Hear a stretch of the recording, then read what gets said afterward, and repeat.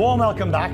If you want to be the first to view the eclipse in North America, then you need to travel to Mazatlan in Mexico. Yeah, tourists and locals there have been setting up telescopes and scoping out just the right place to view the astral phenomenon. The partial eclipse will begin in Mazatlan in less than 10 minutes, so we're really sort of in the zone here, and the total eclipse will happen a little more than an hour later. But if you really want to be the first, well, you need to go to sea. You need to get on a boat, and that is exactly what our next guest has done. He is Paul Maley. He's an eclipse hunter who has chartered a boat off the coast of Mexico. Now, as an expert in chasing eclipses, it's your 84th eclipse. Why do you keep doing it? Well, it's a lot of fun. I mean, it's a great sight to see, and every eclipse gives you something sort of different perspective and feeling if you're out there watching it. So what do you hope to get from this one? It's a total eclipse. You're at sea, you're going to get to see it the first. What do you think and expect to see and gain from this one? Well, first of all, it's a public activity that is sponsored by the Johnson Space Center Astronomical Society. So we bring people out who have no background at all in astronomy or seeing things. We also take experienced amateur astronomers, and we've had a few professionals come with us. So it's a mixed bag of things, and they're all waiting to see this grand phenomenon. Yeah, Paul, did I read somewhere that you have a goal of seeing 100 eclipses, which I think is just so phenomenal? What's it like to be able to experience, someone who has experienced as yourself, what's it like to be able to experience an eclipse with folks who have never seen it before? Well, it's really enjoyable because you see people jumping up and down and screaming and crying and all the emotions that you see associated with a euphoric type of experience. So it's great for me. Can you explain? I've read that somewhere that half of all people who see an eclipse will cry, will shed tears. And I'm curious, I personally have not seen an eclipse, unfortunately. What is it about that experience that elicits such strong emotion, tears, the emotion? What is it? What do you think? Well, I think people are disconnected from nature by definition these days. And so when you go out and take a look and there's nothing that's going to interfere with the scheduled event, and you actually can see it, it means it's not controlled by some human being on Earth. It's just a magical thing. This is what we were talking about earlier with Tom Riddle here and Bill Weir. It is that, and this isn't a religious point, it's sort of a spiritual point, it is that connection to something bigger than us. That's exactly right. And I've been doing this for 54 years and I haven't got tired of it yet. Does being in a group setting sort of amplify that sense of spirituality to be able to witness it with hundreds, sometimes thousands of other people? Do you think that sort of amplifies the emotion of the event?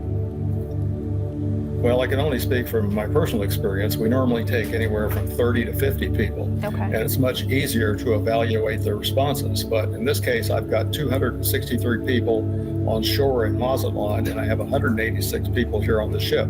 So that's nearly 500 reactions, most of which will be different from each person. To those who are watching and about to enjoy experience is a better word than enjoy, what would your advice be? Because I think the temptation in 2024 is to get your camera out, take a picture, make them, look, you know the old thing, if the tree falls, well, if you haven't got a picture of it, it didn't happen. You gotta post it on the gram. You gotta post it on TikTok. What? Yeah, and basically what we face is with the new generation, everybody's got an iPhone or Android, and they're all focusing on potential selfies and pictures of the eclipse. So it's not exactly a personal experience when you do all that.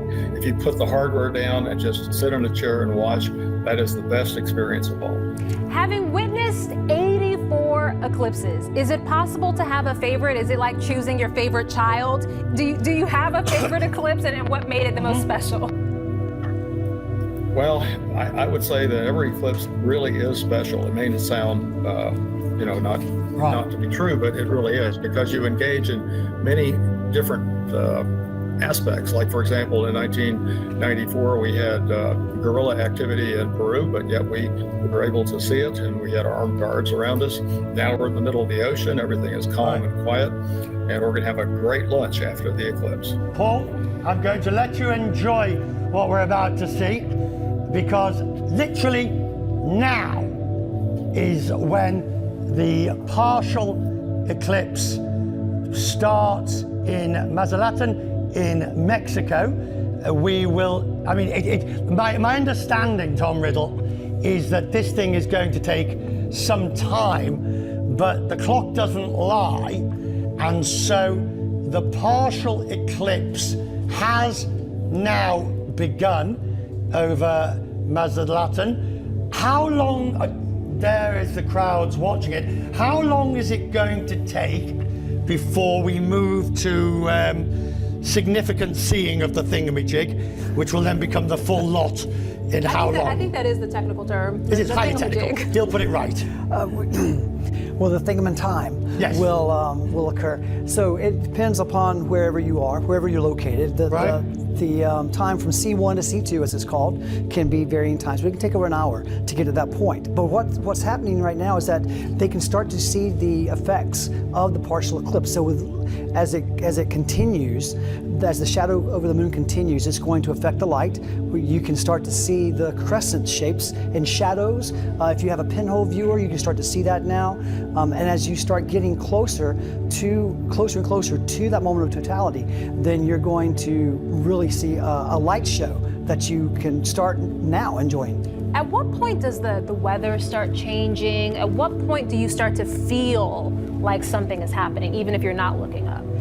So that weather change really starts to actually begins now. So the temperature drop begins now. Okay. So as the sun, because we're starting to interfere with the sun with the shadow hitting the earth, and so as you get closer, that temperature is going to be more significant, and that's when you're going to start seeing those weather changes more dramatically. Now I know from my notes that totality, Bill, is at 40 Mazatlan is at 1407. Mazatlan. What? Mazatlan. Yeah, fine. I know. Thanks, Bill, because I didn't want to be the one to say it. I know from my notes that at that place, Yes. it's going to be at 1407. All right. So that's in our time, in Eastern time. So that's over an hour and 20 away. Yes, it takes a while. It's probably tempting to, at There it first is. contact, Look, right? Look, there it is. Yeah, you can just see. I can. Yeah. Top right-hand corner. Top right-hand corner. That is first contact, right? Right, Is that that's what you first call it? contact. Second contact. C1, Yeah. and second contact is C2, is when you have totality. Right. And so this What, is there's nothing when, between C1 and C2? so yeah, so this is the time you need your eclipse glasses. If you're going to begin looking at the sun, this is when you need these glasses on, and you can actually start now to see that crescent begin to form. From here until totality, that crescent will get larger and larger. So this is the time, remember, you gotta have the eclipse glasses to look at the sun. If you're up in Portland, Oregon, you're only going to get about 30% or something like that. So it'll be a big sort of crescent sun for you there. 50% down in LA. And then in this part of the country, Atlanta, what are we going to get? 80% here? 80%, Something yeah. like that? Yeah. And I would really love the idea of Bailey's beads. Explain this. This is an astronomer named Bailey who, as it began to move towards totality, noticed that maybe the topography of the moon was playing tricks with the light, right? That's right. So Bailey's beads is the moment when the sunlight begins to move through the valleys of the moon. And so right before, and it only lasts a second, so look quickly. This is going to be a moment where you're going to see what looks like all these little beads, dots around the edge of the sun. And then right before totality, there's going to be a flash, a diamond ring.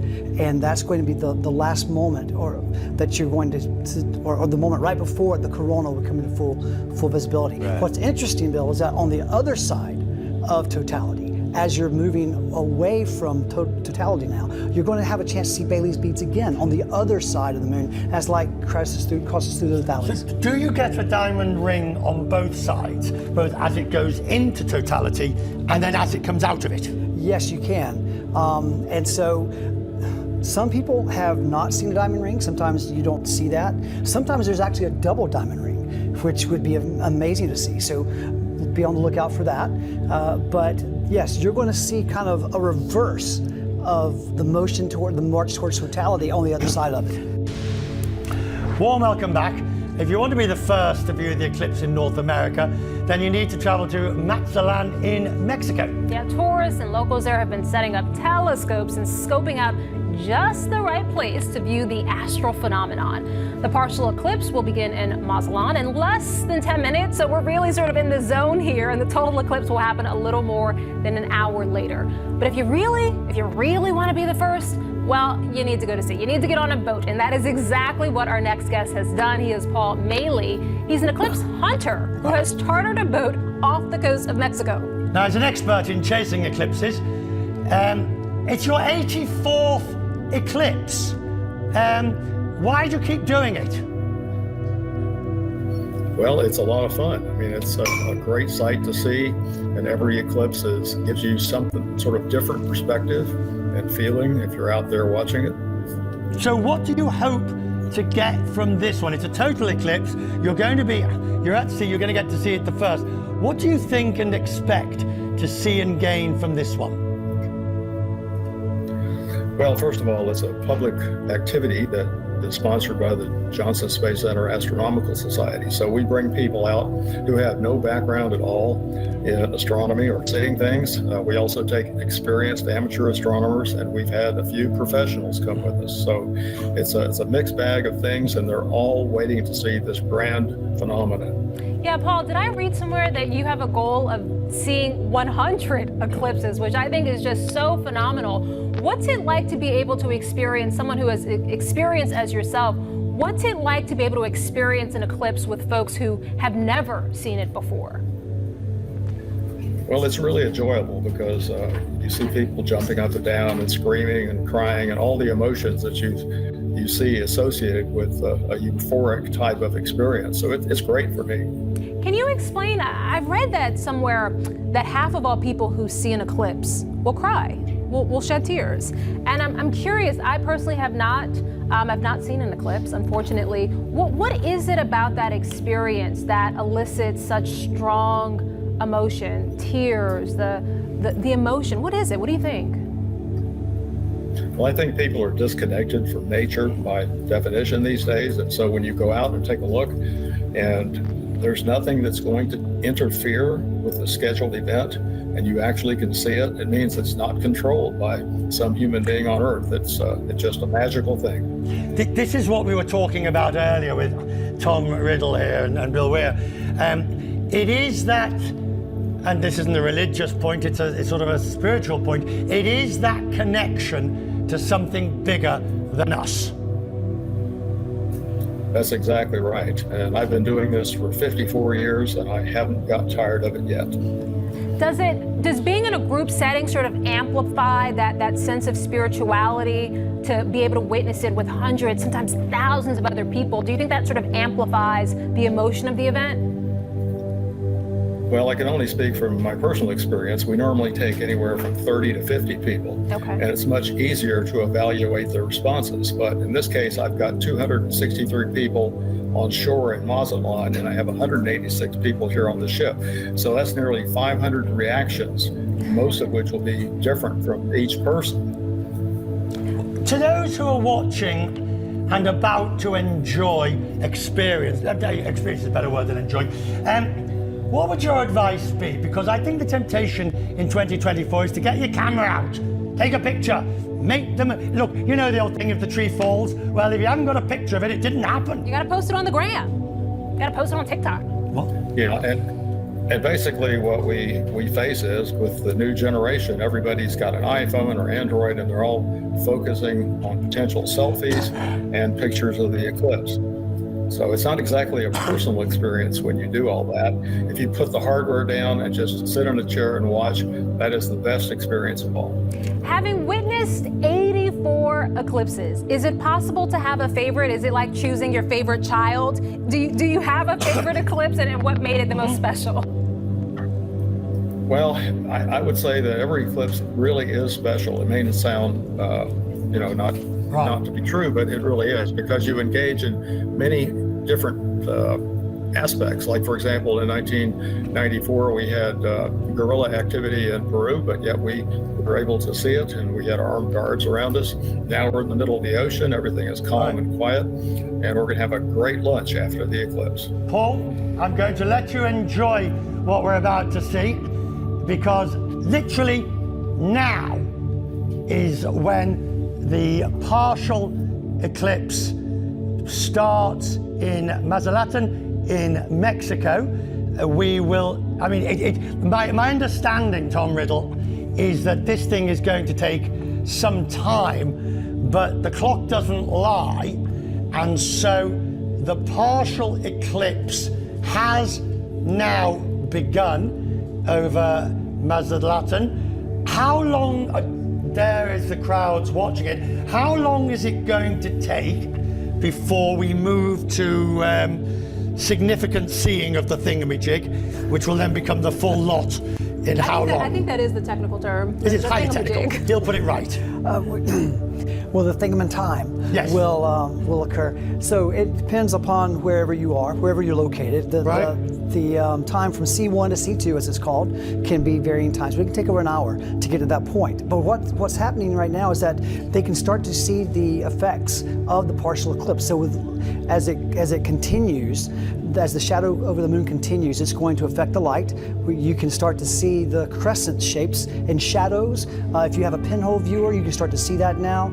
And as you start getting closer and closer to that moment of totality, then you're going to really see a light show that you can start now enjoying. At what point does the weather start changing? At what point do you start to feel like something is happening, even if you're not looking up? So that weather change really starts to actually begins now. So the temperature drop begins now. Okay. So as the sun, because we're starting to interfere with the sun with the shadow hitting the earth, and so as you get closer, that temperature is going to be more significant, and that's when you're going to start seeing those weather changes more dramatically. Now I know from my notes that totality, Bill, is at 40 Mazatlan is at 1407. Mazatlan. What? Mazatlan. Yeah, fine. I know. Thanks, Bill, because I didn't want to be the one to say it. I know from my notes that at that place, Yes. it's going to be at 1407. All right. So that's in our time, in Eastern time. So that's over an hour and 20 away. Yes, it takes a while. It's probably tempting to, at There it first is. contact, right? Look, there it is. Yeah, you can just see. I can. Yeah. Top right-hand corner. Top right-hand corner. That is first contact, right? Right, Is that that's what you first call it? contact. Second contact. C1, Yeah. and second contact is C2, is when you have totality. Right. And so this Well, is there's nothing when, between C1 and C2. so yeah, so this is the time you need your eclipse glasses. If you're going to begin looking at the sun, this is when you need these glasses on. And you can actually start now to see that crescent begin to form. From here until totality, that crescent will get larger and larger. So this is the time, remember, you gotta have the eclipse glasses to look at the sun. If you're up in Portland, Oregon, you're only going to get about 30% or something like that. So it'll be a big sort of crescent sun for you there. 50% down in LA. And then in this part of the country, Atlanta, what are we going to get? 80% here? 80%, Something yeah. like that? Yeah. And I would really love the idea of Bailey's beads. Explain this. This is an astronomer named Bailey who, as it began to move towards totality, noticed that maybe the topography of the moon was playing tricks with the light, right? That's right. So Bailey's beads is the moment when the sunlight begins to move through the valleys of the moon. And so right before, and it only lasts a second, so look quickly. This is going to be a moment where you're going to see what looks like all these little beads, dots around the edge of the sun. And then right before totality, there's going to be a flash, a diamond ring. And that's going to be the last moment, or that you're going to, or the moment right before the corona will come into full visibility. Right. What's interesting, Bill, is that on the other side of totality, as you're moving away from totality now, you're going to have a chance to see Bailey's beads again on the other side of the moon as light crosses through those valleys. Do you get a diamond ring on both sides, both as it goes into totality and then as it comes out of it? Yes, you can. And so some people have not seen a diamond ring. Sometimes you don't see that. Sometimes there's actually a double diamond ring, which would be amazing to see. So be on the lookout for that. But yes, you're going to see kind of a reverse of the motion toward the march towards totality on the other side of it. Welcome back to our special coverage of the extreme solar storm now crossing North America with the strongest forecast to hit the Earth since 2003. So let's break it down with Bill Nye, the science guy. Bill, welcome in. It's good to have you with us. A lot of folks here tonight. It's great to be here. Yeah, well, a lot of folks, myself included, it wasn't until the recent total eclipse that I really tried to understand space weather. A lot of folks don't think about every day is sunny in space. There's no thunderstorms. But explain what is happening and the significance of what we're experiencing at this moment. Well, we might think of the sun as a solid object or a disk, but it's spinning about every month. The north and southern parts of the sun, what humans call the north and south parts of the sun, spin a little faster than the middle. And this friction, this interaction with all the gases that make up the outer layers of the sun create these crazy strong magnetic fields. And from time to time, these charged particles get tossed into space. And so we have both these solar flares, where these zaps of electromagnetic energy, photons that you can see, and in the X-ray region, very high frequency. And these charged particles both come shooting out away from the surface of the sun. And if the orbit of the Earth is in the place where those things are shooting, we get zapped, if I may. And of course, who could forget the Carrington event in 1859, where this sort of thing went on for a week, and it just ruined a lot of telegraph systems, Yes. which was the state of the art at that time. And so the deal is, everybody, the key thing that we have going on here on Earth, which is really good for us living things, is this magnetic field. Inside the Earth is this churning molten iron and nickel, and it creates this magnetic field that enables your compass to work, what have you. And so this is what causes the charged particles to come down at the North and South Pole, down toward the middle of the Earth. And it's the speed of those particles passing through the atmosphere that creates the aurorae, the aurora borealis and aurora australis. And so it's fantastic. And you guys have been talking about it, and I'm out west here. When it gets dark, I'm going to be looking, I'm going to be watching. We have clear skies tonight. But the other thing, everybody, that is a real danger to our technological society, different from 1859, is how much we depend on electricity and our electronics and so on. And, you know, it was a pretty straightforward bunch of things that went wrong in Texas back in February of 2021, where the power went out and it affected an enormous number of people. Well, we probably have systems in place to manage this interaction of these charged particles with Earth's magnetic field. But stuff might go wrong, the way it did back in 2003 in South Africa, for example.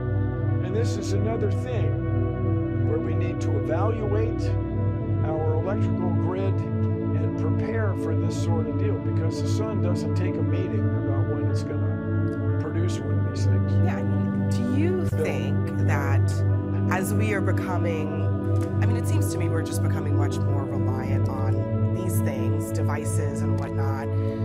Everything is electric. This is not the days of the telegraph. I mean, do you think we are becoming more susceptible to the effects of a really powerful solar storm, or are we becoming more resilient? Where are we in that right now? The answer is absolutely without question, it depends. It depends on the strength of the event, and it depends how much of our infrastructure we've prepared for this sort of thing. You probably heard somebody remind each other that the safest place to be in a lightning storm is in a car, because the metal of the car makes the energy from the lightning go around the passengers inside. And then it's on rubber tires is a not irrelevant effect. But we don't have infrastructure on all of our transformers. I say this because on a competitive network, I did a TV show, The End Is Nigh, where we did 6 world-ending scenarios. Well, the one that really worries me is this very one. Right. This one, show episode number 3, where we get these coronal mass ejections, CMEs, back to back. So if you had really big ones, like he was talking about a third-story G5, wow, except in space there's no sound, it'd just be. And these things, if they happen 12 hours apart, hypothetically, you could turn off the electricity in the whole world, which would be catastrophic. You know, none of us really in the developed world could go very long without electricity. There's survivalists and so on, but just objectively, if nothing else, the refrigeration goes bad, right, and we spoil enormous amounts of food. But all this is all solvable, you guys. And medication. This is all something we understand. But something it's the Earth's magnetic field interacting with the charged particles. But worth worrying about, Bill, even though chances are rare. One study looked back. There was, in addition to the Carrington event, there was another big one in 1921. That started fires in telegraph stations because the electricity was so powerful. They did a study that said if that happened now, given our grid, it would cause $1 to $2 trillion in damage. Could take 4 to 10 years to come back from. 160 million Americans could be affected, and the geology of the East Coast actually makes it more conducive to these sorts of things. So worth thinking about for contingencies, not to worry about, I suppose, tonight. But this is as close as we'll get. Well. You know, we say, Bill, Abby, everything happens for a reason. And that reason, anyone? It's usually physics. So we do understand this well enough. We can prepare for this. My personal hero, Michael Faraday, coined the noun electromagnetism. He understood that it's the moving magnetic field that creates electricity. Electricity creates a magnetic field, this wonderful interaction. So we can prepare for this. And you guys, thank you, have been celebrating the beauty of it. Yeah. These particles will come into the atmosphere and zap up electrons on molecules, and as they fall down, they'll release light, photons, and it will be lovely. And those of you who have kept your eclipse glasses, and I hope you have, look at the sun tomorrow. You can see here where I am in about 34 degrees latitude in California. You can see the sunspot right about what you might call 3:30 on the disk of the sun. You know, the position, about the 3 or 4 o'clock position of the sun. And it's exciting. And so everybody, let's celebrate this. Humankind understands it all. How cool. Bill Nye, thank you so much for always infecting us with some wonder. We appreciate it. Happy solar storm watching. Thank you. Happy solar storm. Just ghost white. We're in the twilight zone. They really only need 30 seconds of your voice to clone it in a realistic way. It's really, really disturbing. This is Paul and Linnea. They're both voice actors who say they were hired in 2019 and 2020 by a client who wanted to use their voices for, quote, academic research and tests for radio ads. They say they were told their voices would not be used for anything else. But years later, the couple made a shocking discovery while listening to a podcast. And it's talking about the potential dangers of AI and how the impact it might have on the entertainment industry. And the host is interviewing a AI entity, and that voice is my voice. And we had to pull the car over. Dad, stop. So you knew immediately, this is my voice, but these are not things that I've ever actually said. There wasn't a moment of doubt. Quickly, the two actors discovered it wasn't just podcasts using what they say are AI versions of their voices. Introducing Jenny by Lovo. artificial intelligence that makes it fast and easy to create voiceovers for marketing, e-learning, documentaries, animations, games, audiobooks, and more. Need to create high-quality voiceover content. But We just listened to what you say is the AI clone of your voice. What's your reaction to that? It's still infuriating, not just because of the implications for my career, but because of the violation of me, of my individuality, my likeness, my voice, are saying these words that I did not agree to say. I gave no consent, nor was there any proper compensation, and I no longer have control. Will you do your commercial voice for us for a second, just so that we can kind of compare? Right. Introducing Jenny by Lovo. Artificial intelligence that makes it fast and easy to create voiceovers for marketing, e-learning, documentaries, animations, games, audiobooks, and more. Can we pull up that Linnea one too? Does your child have difficulty reading? Is mathematics a thorn in their side? Our certified teachers are ready to help your son or daughter conquer their fears of reading, writing, arithmetic, and more. And Linnea, you said this voice is your bread and butter. So this is the kind of thing that you might have said, but you didn't actually say these words. So the first half of that was me. Those were the audio files that I delivered to them, and I still have those on an external hard drive that we were able to track down once we figured out who they were and when they ordered from us. And then the second half of the video is the AI version of me that they manipulated. Does your child have difficulty reading? Is mathematics a thorn in their side? Our certified teachers So that's are where ready it to help your switches. son or daughter conquer their fears of reading, writing, arithmetic, and more. Wow. And they mentioned when she delivered these audio assets that they would be used only internally and never public-facing. Obviously, this does sound a lot like you. But how do you know it's actually your voice? How do you feel confident about that? The same company that solicited us for our work, we delivered audio assets to them. And they took those audio assets. This is a company that we now know manipulates audio that's delivered to them to clone voices. It seems so unbelievably clear to us. The couple say they were unaware that their client was Lovo, who they're now suing. In a proposed class action suit, the couple claims that their voices were, quote, stolen by Lovo and marketed by Lovo under false pretenses. A lawyer representing the company previously denied the claims to the New York Times. The AI company did not respond to CNN's request for comment. What was your reaction when you read this news that Scarlett Johansson, her lawyers had sent a letter to OpenAI for sort of a similar situation to what you're now going through? I hope Scarlett Johansson's case can serve as a wake-up call. It's happening to everyone, no matter where you are on the totem pole, no matter what industry you're involved in. This really, I hope, is the writing on the wall for anyone who doesn't yet believe that this is an issue today. NASA scrubbing its plan to launch Boeing's Starliner spacecraft today. You're seeing the aftermath live right now on your screens. Apparently, an automatic hold was triggered by the ground launch sequencer. That's the computer that launches the rocket. It stopped the countdown clock with 3 minutes and 50 seconds left to go. NASA says it is not clear what caused that automatic hold. Space and Defense correspondent Kristen Fisher is live at the Kennedy Space Center for us. Also with us, we have Colonel Chris Hadfield, astronaut and retired commander of the International Space Station. Okay, so Kristen, what's the latest? What are you learning on the ground? So right now, everybody is focused on the two astronauts on board this spacecraft, the commander, Butch Wilmore, and the pilot, Sonny Williams. Right now, you've got the blue team going in, and they've got to get these astronauts off safely. And they're essentially sitting on top of a bomb, right? A fully fueled rocket. This is highly flammable. It's dangerous work. And so right now, everybody is focused on getting these astronauts off. It's something they trained to do.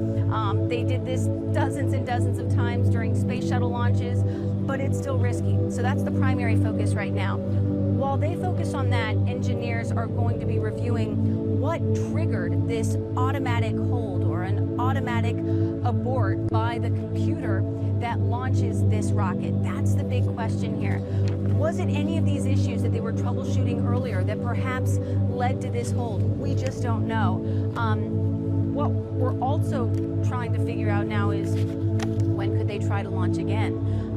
As of now, they are going to prepare to try to launch tomorrow. That's the next backup date, a launch around noon. But it remains to be seen if they can fully recycle this rocket in time, because once you have a rocket that is fully fueled, it can take quite a bit of time to get it all the fuel out, and then you got to get it all the way fueled back up again. So that takes some time, but for now they're preparing for a launch tomorrow. Future backup dates are June 5th and 6th of next week. I know a lot of people are going to be thinking, wow, you know, Boeing had another issue, but this may not be an issue with Boeing at all, and here's why. This is an outdated model, so bear with me, just have to give you that caveat, but this is essentially what the rocket looks like on the launch pad, which is just about 4 or 5 miles behind me. On top is the Boeing Starliner spacecraft. That's what this crewed flight test is for. And this is where the 2 astronauts are sitting right now and where they're trying to get them out of. This is the body of this is the rocket. This whole long piece is the rocket. It's designed, built, operated by a totally different company, the United Launch Alliance. And so the issue with the first scrub on May 6th, that was an issue with a valve on this part of the rocket, not the Boeing Starliner spacecraft. And so that may be the issue again today. Perhaps this the computer that detected this issue might have noticed an issue on the rocket itself. We just don't know. It's just too soon to say. It's going to take some time for these engineers to kind of go over all the data and figure out where exactly that problem was. But Allison, just think, if you are Butch Wilmore or Sunny Williams and you get all the way down to 3 minutes and 50 seconds before launch. For Sunny, she's been waiting, assigned to this mission for about 10 years. And you get that close and they say, oh, sorry, scrub. I mean, of course, first and foremost, you want to be safe, but just imagine all that adrenaline. And for Butch, the commander, he had just delivered this incredibly rousing speech. He'd said something to the effect of, let's fire this rocket. And then behold, this automatic abort happened. So definitely disappointing for the astronauts on board, but you know, you'd rather be safe and alive than launch too soon before you're ready. So it remains to be seen what the issue is, Allison, and remains to be seen when they're going to try again. Commander, what were your thoughts as you watched them get down to under 4 minutes and then it gets scrubbed? Well, it's nothing new. I mean, that happened on the space shuttle, as Kristen mentioned, many, many times. And that's why you have an automatic ground launch sequencer, an automatic computer, because there are thousands of things that you have to check to make sure the vehicle's healthy. And there's not enough people that could check them all fast enough. So you set up an automated system and you go check, check, check. And one of them, if it's out of family or if it got bad data, it says, hey, by our rules, we're not safe to launch today. We got to stop the launch count until we can figure out this problem. And I think it's not nearly what it seems for astronauts, the way that Kristen was describing it. Sunny and Butch have been training for years. The training is super realistic. And today, they got closer than they've ever gotten to launch. But it's just one more day of training. I had my launches delayed. The first space shuttle launch was delayed for years and years. So it's hard, you know, to launch a spaceship for the very first time with people on board. You want to get it right. And it'd be nice if we could have launched today, but it's far nicer to make sure that we know what the problems are and wait until we have a higher probability of success. So yeah, disappointing, but one more day in the life of 2 astronauts. Yes, we all agree that it is better to be safe on the ground. Do you think, Commander, that there's a chance that this can launch again tomorrow, or is that too soon of a turnaround? Well, yeah, I mean, it sounds like the ground launch sequencer saw something that no one else had been tracking up until then. None of all the flight controllers, all the people watching the data, they all thought, hey, everything looks okay. The computer saw something, and now we need to figure out exactly what it saw. And it might just be like a bad sensor, but you know, you don't have time to troubleshoot it. part of the problem is the world is turning, and Florida comes underneath the orbit of the space station. And so the only time you can launch is when Florida is perfectly underneath the orbit. So as soon as the world turns a little more, you can't go today. You got to wait till the world turns once more. And maybe in the time that the world's going to turn here, 24 hours, all the smart folks will figure out, nah, that was what the problem was, and give it another shot tomorrow, or on the 5th or the 6th. You know, it's just how it goes. It would have been great to see them launch today. It'll be even greater to see them launch safely.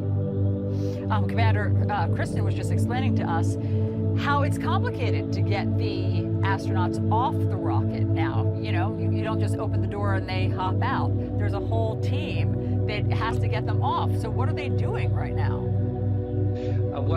As Kristen mentioned, you know, if you were a kindergarten class drawing the picture of astronauts in a rocket ship, you could just sort of draw a bomb with seats on top.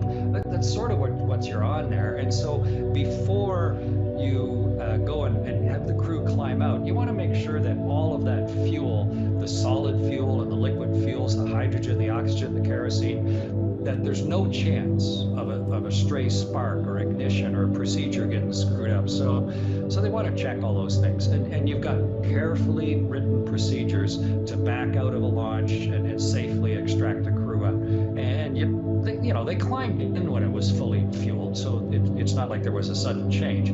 But you just have to follow the procedures, and they're very methodical. There's no great hurry right now. The priority is to get the crew out safely. And the crew's like, great day of training. Sorry we disappointed everybody. Hopefully the weather's good tomorrow. We'll give it another shot. Well, we'll be watching. Colonel Chris Hadfield, thank you very much for all the expertise. Kristen Fisher, thank you for all the reporting, as always. We really appreciate it. Thanks, Elson. Liftoff now just 16 seconds away. Let's listen to the official NASA countdown. Okay, let's do that. We are almost 10 seconds away from this, folks. Listen in.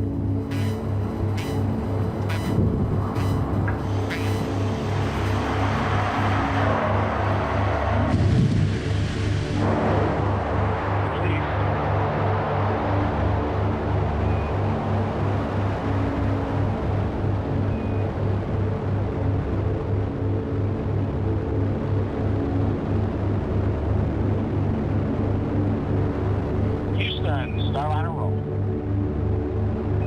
Roger roll.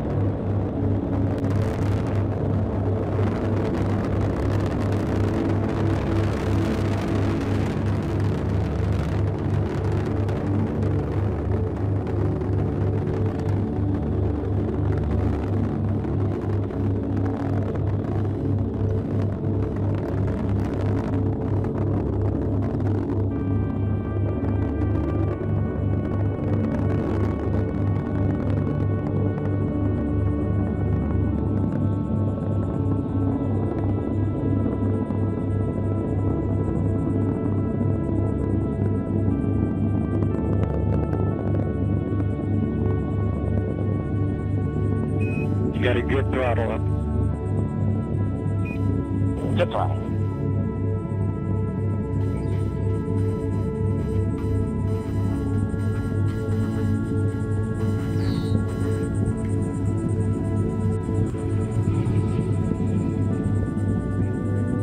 Good SRB burnout. Good SRB.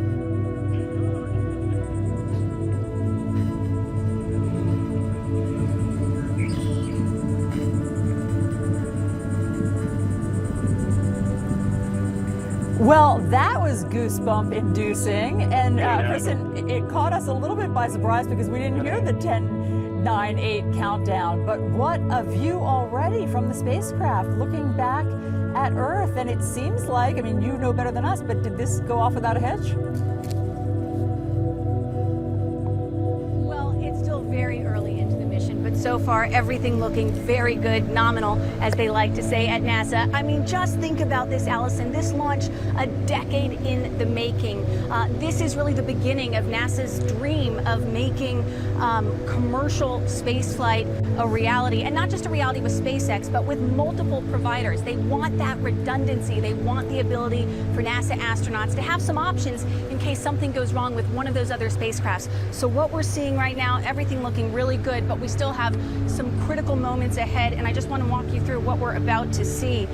So this is Boeing Starliner spacecraft and the capsule on top of the rocket. This is where the two NASA astronauts, Butch Wilmore and Sunny Williams, are right now. But momentarily, this capsule is going to separate from the rocket, the Atlas V rocket, built and operated by a different company, the United Launch Alliance. That is a critical moment, one of the more dangerous moments, so to speak, aside from the actual liftoff. So that's something we're going to be watching very closely.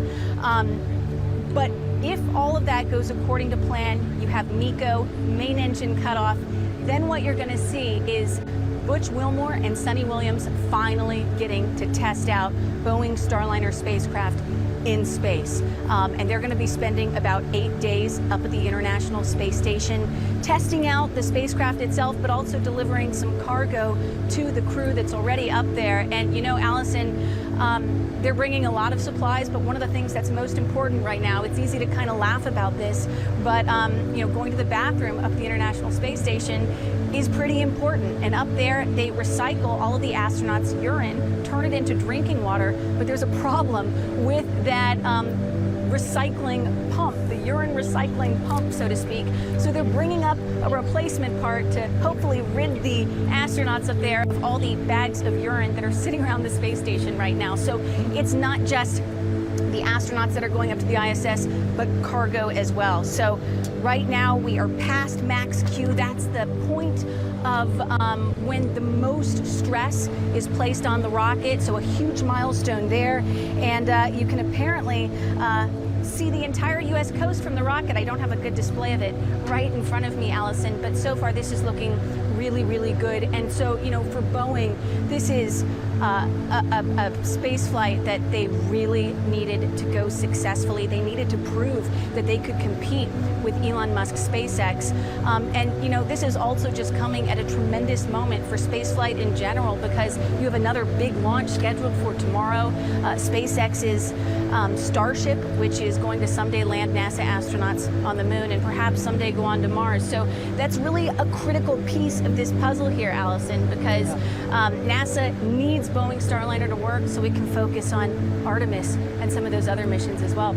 Well, Kristen, I'm so glad, first of all, there's a lot there, but I'm so glad that you told us about how it's designed to have pieces of equipment peel off, because we are seeing that. We're seeing some pieces peel off, but everything is fine because that was by design. And of course, I'm glad that you told us about the urine filtration system that I really think needs to work. That also feels very important. How long will it take them to get to the International Space Station?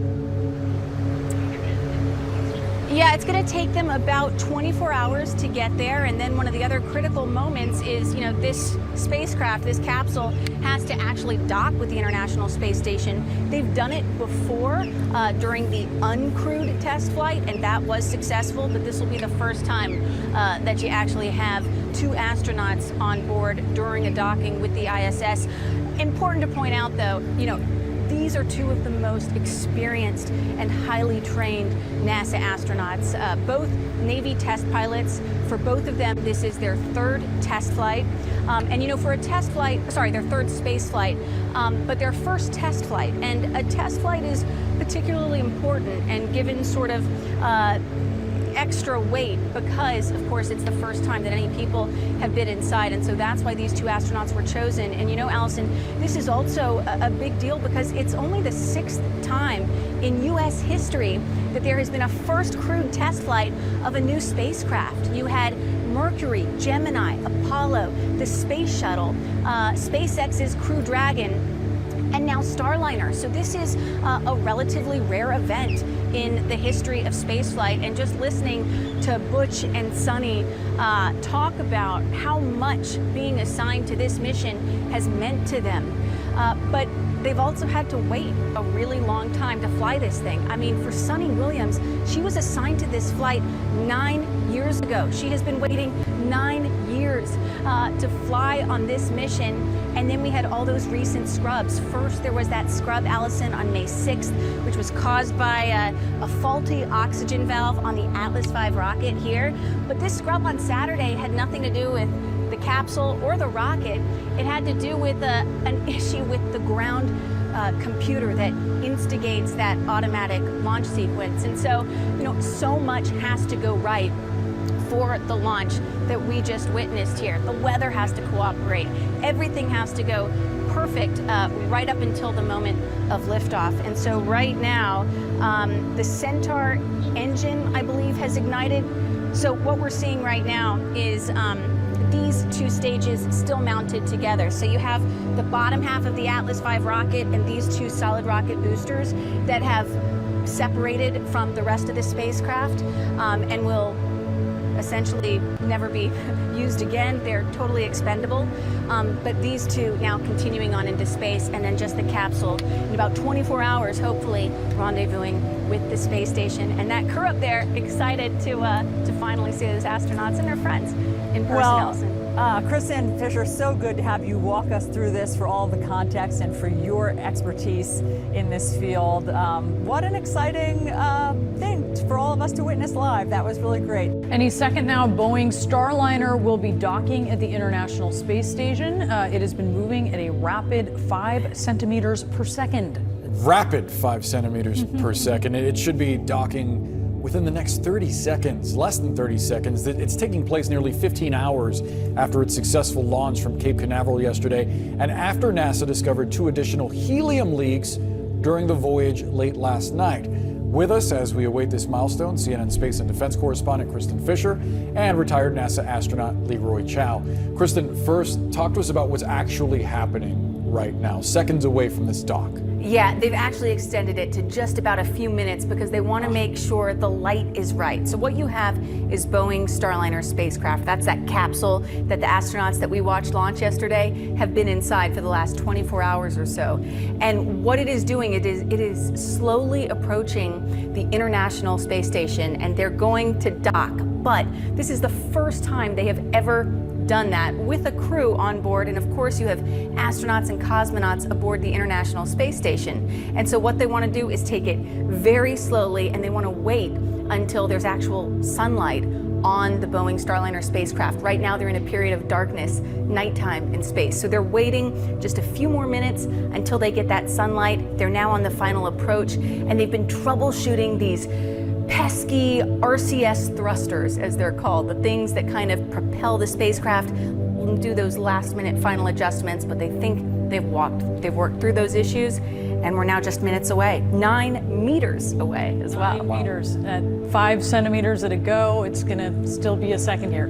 I'd also prefer driving during the day to driving at night, so that makes complete sense to me. We're watching every little thing with this, right? So we're watching those thrusters. This was a slight delay compared to when it was supposed to dock, but also these little helium leaks. What's going on here?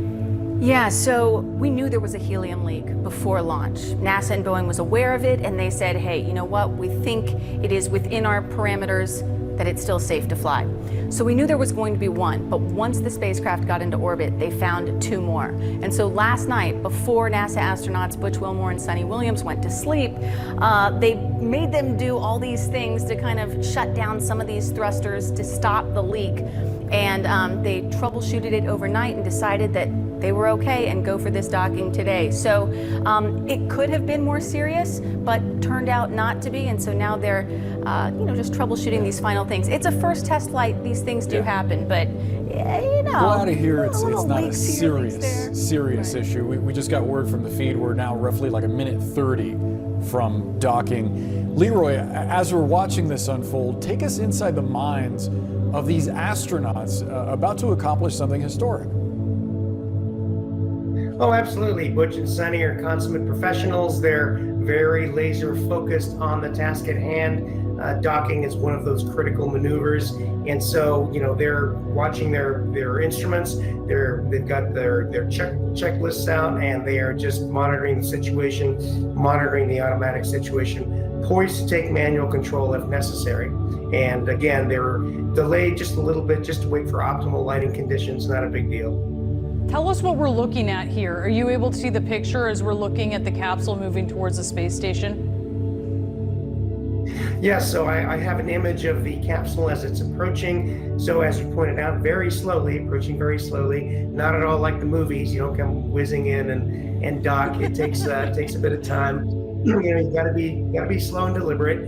Anyway, by the way, I mean, I'm very familiar with this process. On my mission in the Russian Soyuz capsule, we had an emergency during docking, and we had to execute a manual night docking. So we didn't wait for Leroy, the lighting conditions. But Leroy, look at that. I think it docked. Is this a success? Yeah, it's looking like it, right? Yeah. All right. I believe so. Let's wait that's a huge deal. We're waiting with bated breath for confirmation that they've docked. It was slow and it was tedious, but it appears to have been successful. So, Leroy, put this docking into context for us, what it means for the bigger picture of space travel. Well, what it means is that if they've successfully docked, and it seems like they have, awaiting that confirmation, as you said, but that means that we now have a second path to launching NASA astronauts to and from the ISS. Of course, SpaceX has been doing it for nearly 3 years. We want, NASA likes redundancy, astronauts like redundancy, all engineers do, and so this would mean we have a second path without having to go back to relying on the Russians and their Soyuz vehicles. So this is a historic moment. Butch and Sunny, I'm sure they're going through their procedures, but they're also thrilled to be attached to the ISS. Not the least because that's not a giant capsule they're in, right? I'm sure they're looking forward to stretching their legs. Oh yeah, no, it's not a big capsule by any means. Space Shuttle, by comparison, was a palace, right? I mean, we could have 7 astronauts with our seats deployed and still be very much in more of a business class type of seating arrangement. But nonetheless, these vehicles are very capable, and they do their job well. And hopefully everything else will continue to go relatively smoothly for this flight test. Absolutely. Kristen, what happens next? Well, what happens next is these astronauts are going to spend about 8 days up at the International Space Station. But in addition to them bringing themselves and this new spacecraft, they've also brought a new replacement pump to fix the machine that recycles, get this, the astronaut urine and turns it into drinking water. Oh, it's been delicious. broken for a few days now.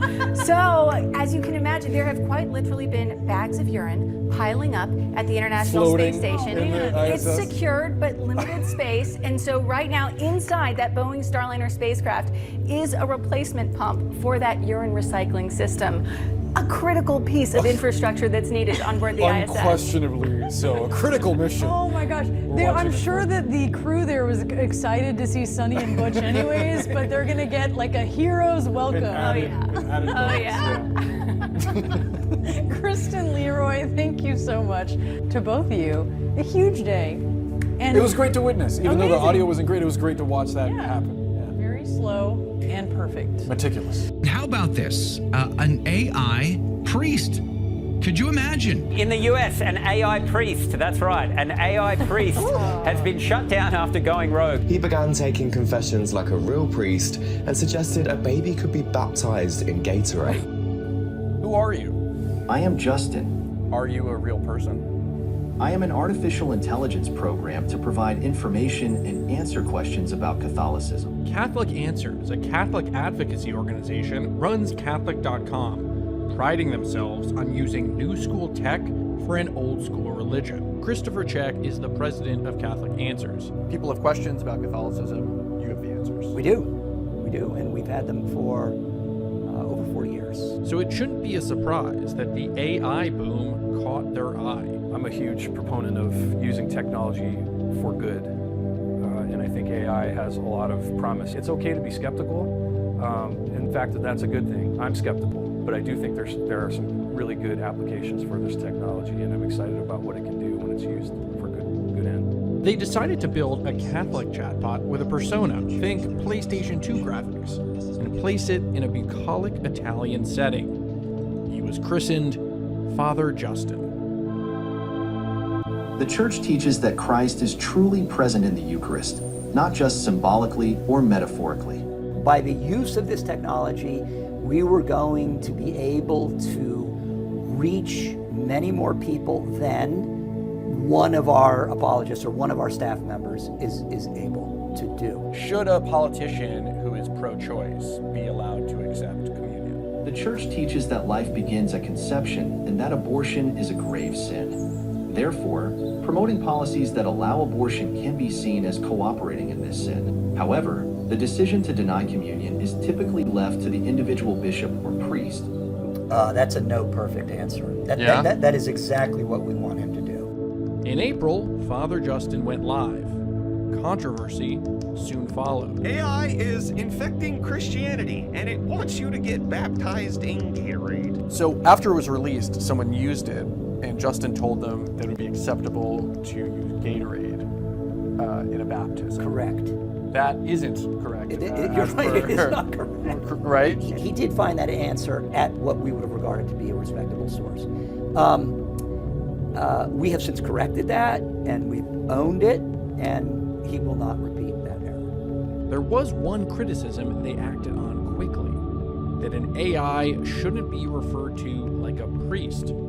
Father Justin was downgraded to just Justin. We realized this is now, the priest character is now interfering what we want to do with this platform, and we changed it instantly. In fact, I think, well, it took about an hour. AI is here, and we have two choices. We can stick our head in the sand and pretend it's not here, that it has no application in spreading the faith. I don't believe that's true. It does. And by using a device like this and testing it, we're going to find out how best to use AI to spread the gospel. Monday solar eclipse will be an event you do not want to miss. It's the perfect time to come together, get your kids and yourself excited about science. Yeah, you could talk all day about how pumped up we are for this celestial event. We're going to be anchoring a special coverage starting at noon from Indianapolis. But for some insight on just how cool this will be, let's turn to our next guest, who you know. He is the CEO of the Planetary Society. You know him likely as Bill Nye, the science guy. All right, Bill, to those who say they don't have the time, maybe they're thinking of skipping this phenomenon, you have a message. What do you say? Don't skip it. And yes, you have the time. First of all, if you're in the path of totality and you're in Indianapolis, you're talking about 3 minutes. You could probably squeeze that in. But it goes on for some time before and after that. You watch the moon come in front of the sun, and what makes it spectacular is it's a total eclipse. You know, in October we had an annular eclipse. Annular is Latin for ring. There was a ring of light around the moon because the moon's orbit isn't quite round. It's a little bit elliptical. And so this time the moon will be close enough to Indianapolis to make it completely dark. Even if it's cloudy, it will be completely dark, and it will turn to night like that. So we understand you're going to be watching from Texas, where there will be totality. We also know that there are going to be rockets and all kinds of science experiments unfolding as the eclipse is happening. What would you say are the biggest science lessons we can learn from a total eclipse?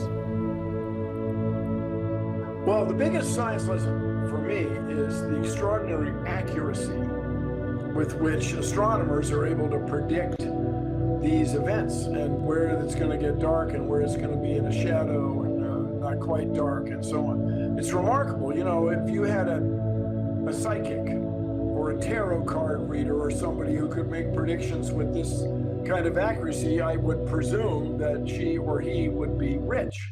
But that is not the case. But astronomers understand the movement of the Earth and Sun with such precision that we can determine the path of totality within a hundredth of a second. Recently, that was decided that some of the calculations on the diameter of the sun were off a little bit. And so if you're on the very edge of the path of totality, be sure to get all the way in. Be sure to get all the way in, those calculations. If the map you're looking at turns out to be off by a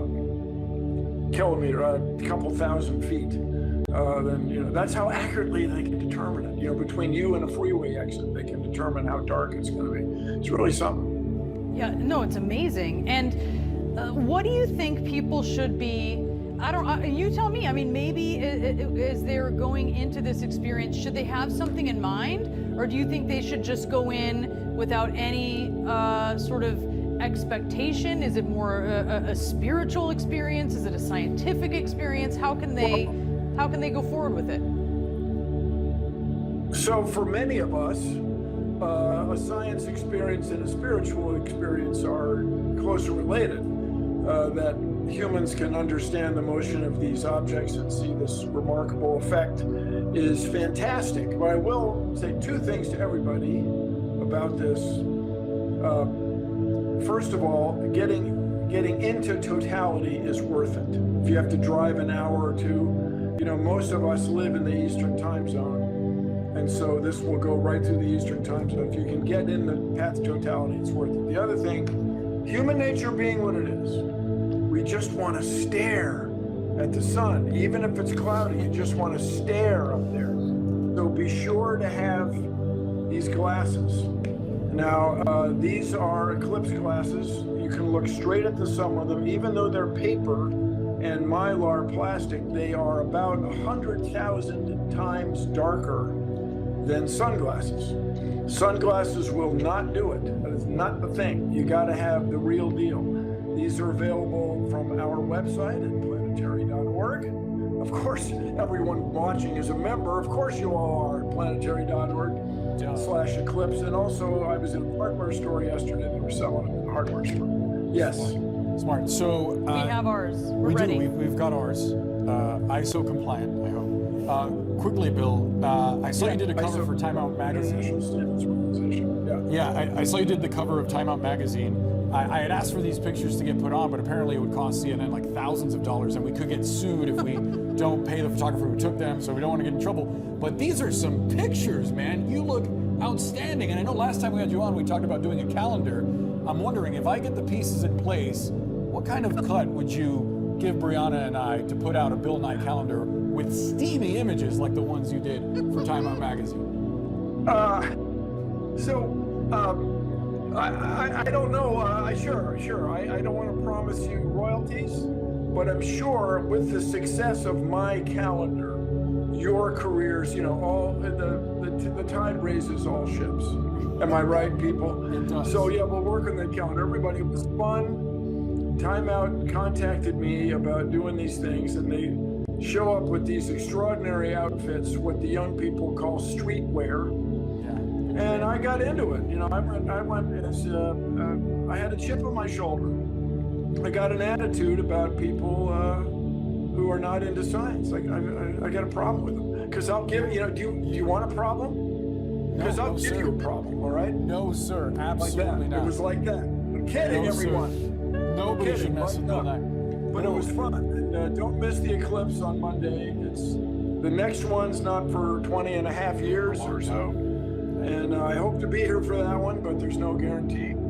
And it's just a fantastic event. You'll hear, it'll be night, birds will chirp, crickets will crick, and generally there's a little bit of a breeze created by the cool air next to the warm air. It's fantastic. It's going to be great, Bill, and we cannot wait to experience it and check in with you after. And we thank you for your time today. Thank you so much. We're out of time, unfortunately. We're going to be right back. Thank you, Boris. How would you manage with one less second in your life? We might find out, because polar ice is melting so fast that it's changing Earth's rotation, and messing with time itself. Plenty of leap seconds have been added over the years, but after a long trend of slowing, the Earth's rotation is now speeding up because of changes in its core. And that means the world will soon need to subtract 1 second for the first time ever. That does not sound fair. Climate scientist and distinguished professor of Earth and Environmental Science, Michael Mann, is joining us right now to discuss. He's also the author of Our Fragile Moment, How Lessons from Earth's Past Can Help Us Survive the Climate Crisis. Professor Mann, good to see you. I think. Thanks I don't for know. having me. This is not good news, actually. Maybe I'm not so happy to see you. Okay, so scientists still can't precisely say when this might happen, but for starters, can you help better explain, to us why this is even a possibility? 1 less second of our lives. Yeah, it's not really that bad. We're not really losing time from our lives. It's just the length of the day is fluctuating a little bit. And it actually fluctuates from year to year because of things like changing air currents and ocean currents. The El Nino phenomenon actually changes the length of the year. It changes the length of the day by on the order of microseconds. So we're talking about small fractions of a second, but they add up over the course of the year to maybe a second or so, and you have to make these little adjustments in the clock because of that. So this is something that happens naturally, for example, with the El Nino phenomenon. But what's so interesting about this latest study, it shows that it's happening to a slightly larger extent now because of the loss of ice from the polar ice sheets. And if you think about it, it's sort of like if you've ever watched a skater that's spinning on the ice, and when they stick their arms out, they slow down, and when they bring them back in, they speed up. That has to do with how they are changing their moment of inertia, we call it. And it relates to a physics principle called the conservation of angular momentum. I won't get into the sort of geeky physics of it, but the bottom line is that the Earth is sort of the same thing in a sense. It's spinning around its polar axis, and there's all this ice at the North and South poles. And when that ice disappears, then it flows into lower latitudes, flows sort of towards the equator, and so you're redistributing that mass from the axis of rotation away from the axis of rotation, just like that skater when they stick their arms out.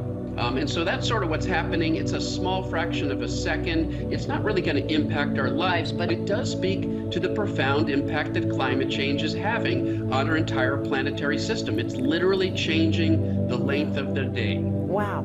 You're an excellent professor. I would love to be in your class because that was really fun learning and understanding, and you helped us visualize it perfectly. So who will make, I guess, that declaration, and how will we learn or know that, I guess, the slower rotation, the consequence is going to be that we lose a second of our lives? Yeah, so it's literally happening continuously. The thing is, we make those adjustments at a particular time, right? We don't constantly make adjustments like for leap year. We wait 4 years and we make that adjustment. It's the same idea here. We wait until enough of those tiny fractions of a second have built up enough to add up to a second.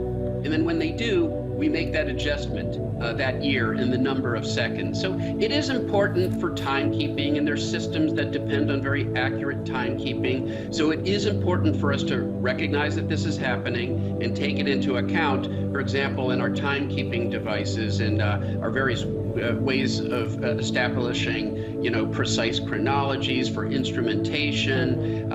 That's all important. Its impact on us and the planet and our environment is pretty small, but the impact of climate change itself, which this speaks to, is much greater.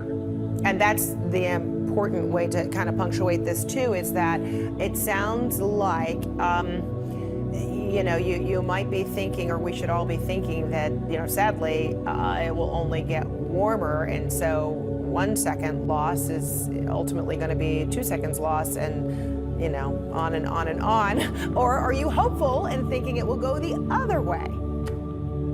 Yeah, and I'm not too worried about this. A few seconds here or there, over the course of our lives, the way, time is sort of accounted for, it's a tiny little effect. The bigger effect, and what I am worried about, is if we continue to put carbon pollution into the atmosphere and warm up the planet, then we're going to melt more of that polar ice. And it's not just affecting our timekeeping, it is flooding our coastlines. It's adding to these more destructive hurricanes to literally pose a threat to us and other living things, along with droughts and wildfires and heat waves. That's the problem. The good news, we can stop it from getting worse if we move away from carbon pollution, if we move away from fossil fuel burning. Habits have to change. All right, Professor Michael Mann, thank you so much, and happy Easter. You too, thank you. Is your car spying on you and upping the cost of your insurance? It turns out that's a growing problem. Thanks to today's internet-equipped vehicles, it can occur without the driver's knowledge or permission. That's the finding of a recent New York Times piece by my next guest under the heading, Automakers Are Sharing Consumers' Driving Behavior with Insurance Companies. So how is this happening? Well, in recent years, automakers including GM, Honda, Kia, Hyundai have started offering optional features in their connected car apps that rate people's driving. If drivers enable these features, on GM it's called OnStar Smart Driver, many don't realize the car companies then give information about their driving to data brokers. One such broker is LexisNexis, which has a risk solutions division serving the auto insurance industry and has traditionally kept tabs on car accidents and tickets. On the surface, it sounds sensible that an insurer would want to know a driver's record, and people who are safe drivers want credit for their habits. But as the Times reports, the existence of these partnerships is nearly invisible to drivers whose consent is obtained in fine print and murky privacy policies that few read. One Corvette driver was surprised his data was collected during a track day while testing out the Corvette's limits on a professional racetrack. A Cadillac driver in Palm Beach County, Florida, Romeo Chico, was denied auto insurance by 7 companies because his LexisNexis report detailed speeding, hard braking, and accelerating. He ended up having to pay double his old premium. Chico says that although he had downloaded the My Cadillac app, he had not signed up for OnStar or Smart Driver. He's now suing GM and LexisNexis Risk Solutions, accusing them of violations of privacy and consumer protection laws. LexisNexis Risk Solutions declined to comment, but on Friday, GM released the following statement. Quote, as of March 20, OnStar Smart Driver customer data is no longer being shared with LexisNexis or Verisk. Customer trust is a priority for us, and we are actively evaluating our privacy processes and policies. Joining me now is Kashmir Hill, business features writer for the New York Times and author of the book, Your Face Belongs to Us, a secretive startup's quest to end privacy as we know it. Kashmir, exactly what type of information is being tracked? Yeah, so in these cases, they were tracking every trip that a person took in their car, including when the trip started and ended, how many miles they drove, and how many times they hard braked, hard accelerated, or sped, went more than 80 miles per hour. So there's nothing new about associating the level of risk with one's premium. It seems to me, based on your reporting, that the issue here is really one of consent. Absolutely. Look, if we think that all drivers should have this data collected and be charged accordingly, that's a whole different conversation. In this case, it was happening secretly. I heard that story of Romeo Chico from so many drivers. They had no idea this data was being collected, and they had no idea it was going to affect their insurance. And their insurance went up, 20%, 50%, doubling in some cases. I discussed this on radio, and I did hear from a number of callers who said that they'd signed up with USAA and had seen a reduction in premium, and they welcomed it. They're like, hey, I'm a safe driver, and if they want to track me with my permission, I'm cool with that. How often have you heard anecdotally of rates actually tumbling? I have not had anybody come to me and say that this secret monitoring led to their insurance rates being decreased. So, What happens if it doesn't stop with just the insurance company? It occurs to me that the automobile manufacturers have the technology. What they get out of it is revenue, I assume, from selling your data, with your permission, we hope, onto the insurance broker. But who's to say that it's not just an insurance company? I've got to believe there's a hypothetical of this going in all different directions that we might not welcome.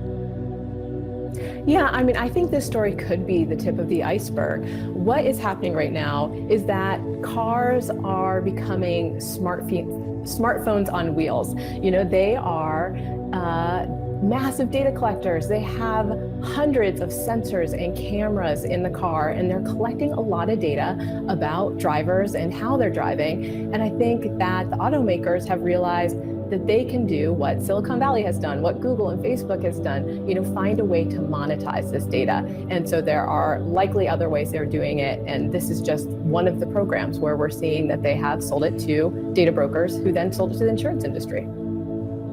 Kashmir, I referenced your reporting about GM. Explain to me the change in their handling of this data.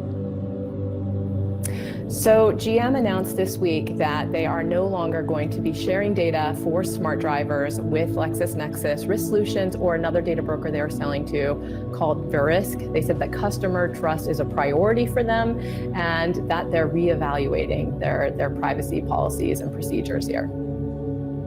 My hunch is that people are watching us all across the country right now, and they're saying to themselves, hey, I wonder if I'm being tracked. So what can someone watching who's concerned do to figure out if that's the case?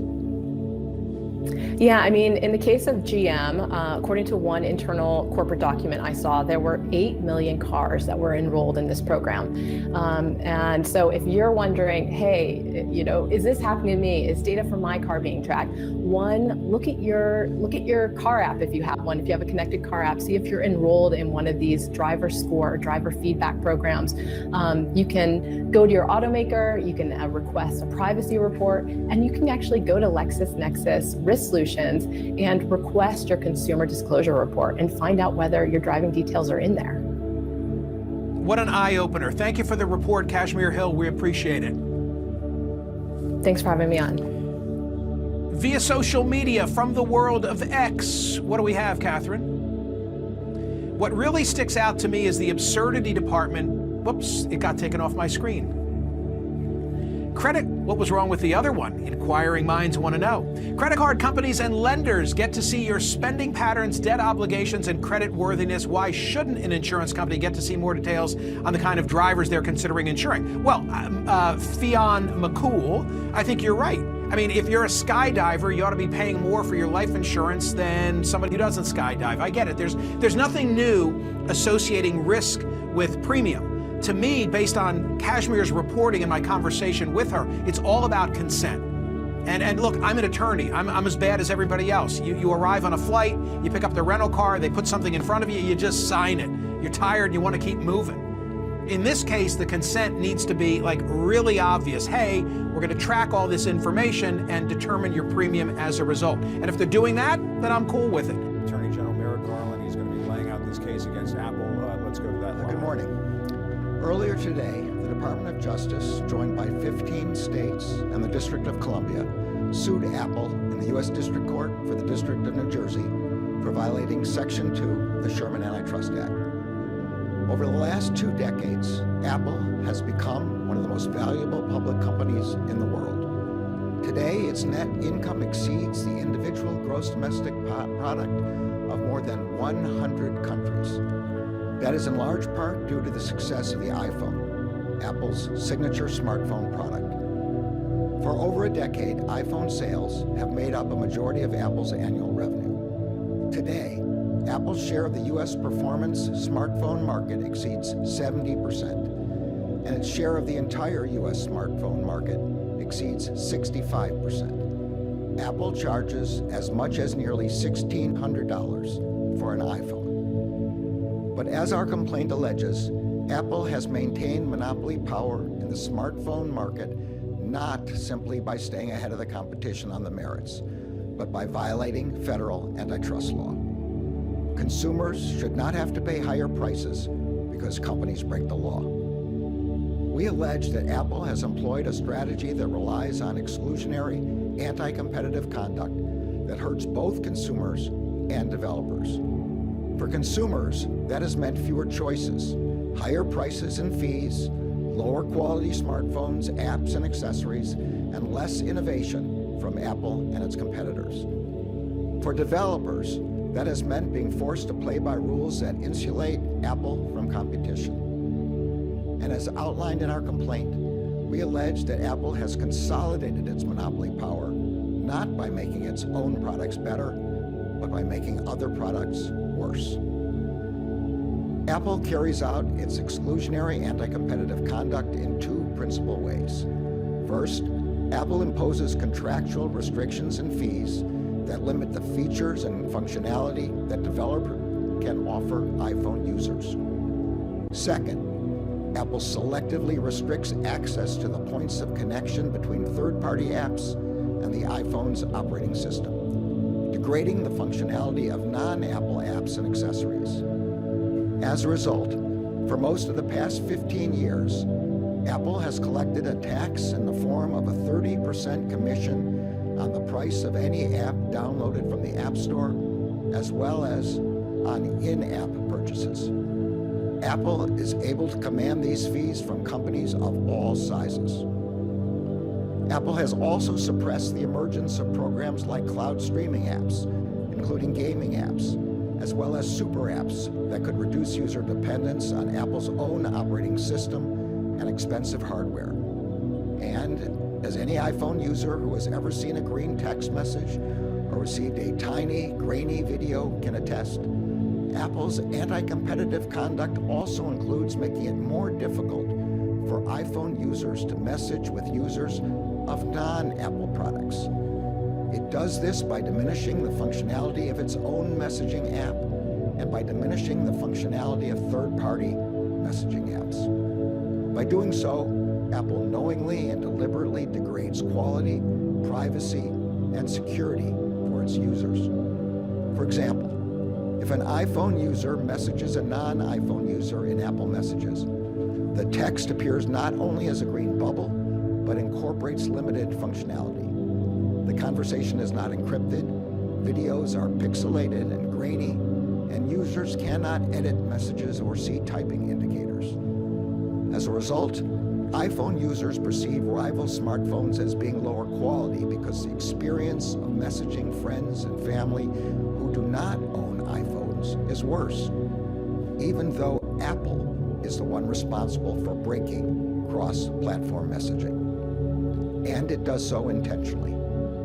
For example, in 2013, a senior executive at Apple explained that supporting cross-platform messaging in Apple Messages, quote, would simply serve to remove an obstacle to iPhone families giving their kids Android phones, close quote.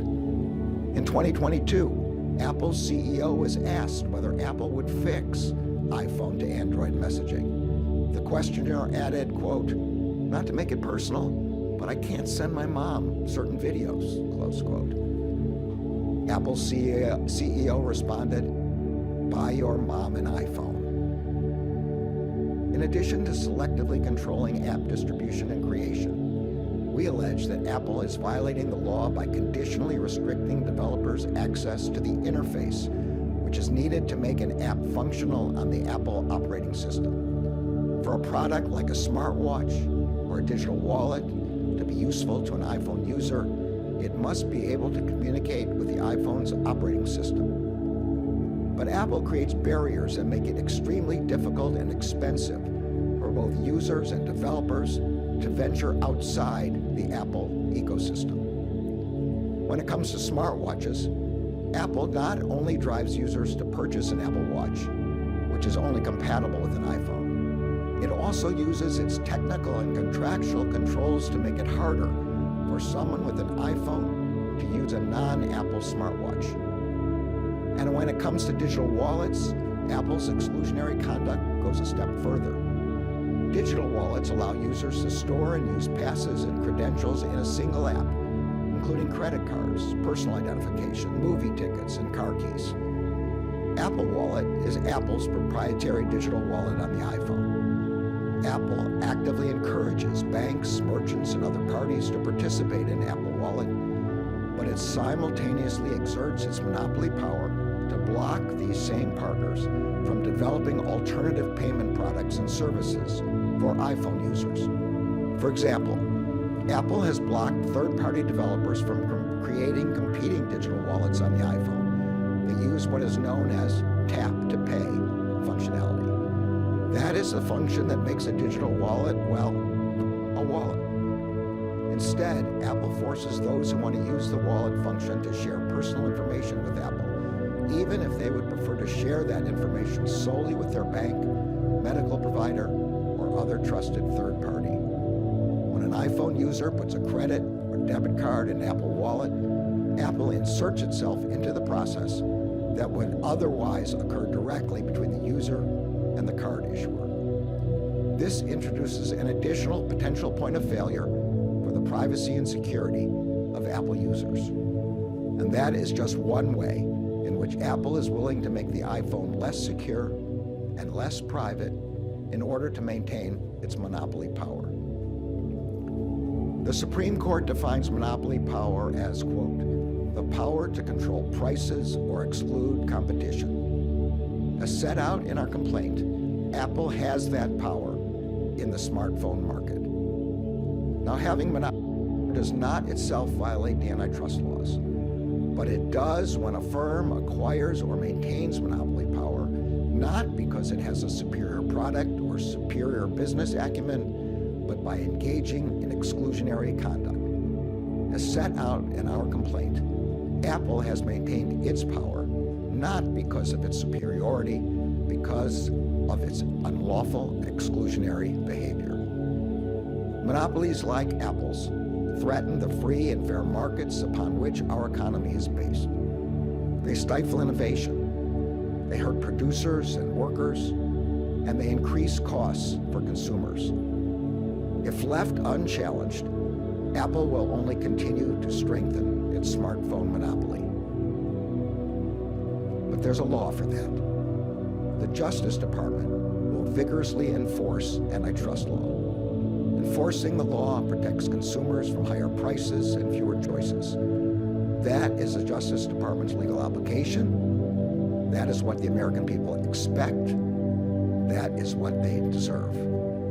I am grateful to the attorneys and staff of the Department's Antitrust Division for their tireless work on this case on behalf of the American people. TikTok influencers, beware.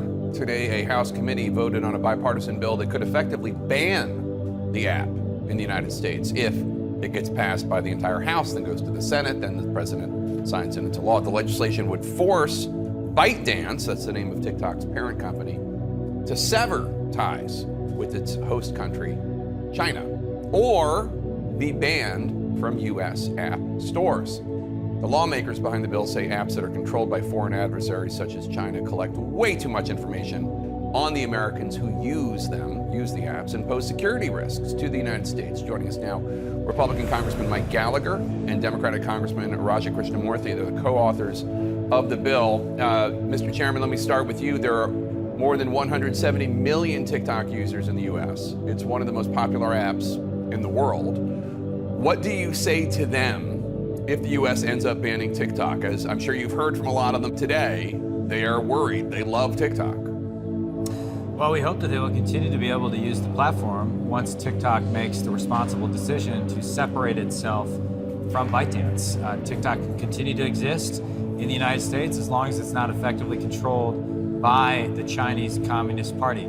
That is the issue, and that will make for a better user experience. People won't have to worry about manipulation of algorithms. They won't have to worry about a hostile foreign adversary potentially manipulating the news that Americans consume. And I would say the pressure campaign that TikTok put in place today, where they forced a pop-up on the app that called members of Congress and also told a lie that we were forcing an outright ban, which this bill is not, proves the danger. They sort of prove the entire point. Imagine if those lies were allowed to spread on topics like our election or a foreign war. So that's what we're trying to guard against. And in our construct, users can continue to enjoy the app so long as we fix the ownership problem. So, Congressman Krishnamurthy, if it's not an outright ban, what is it exactly, and what would happen? Would the app disappear from people's phones, or would it just stop being sold by Apple, etc.? Well, it's a forced sale. That's what,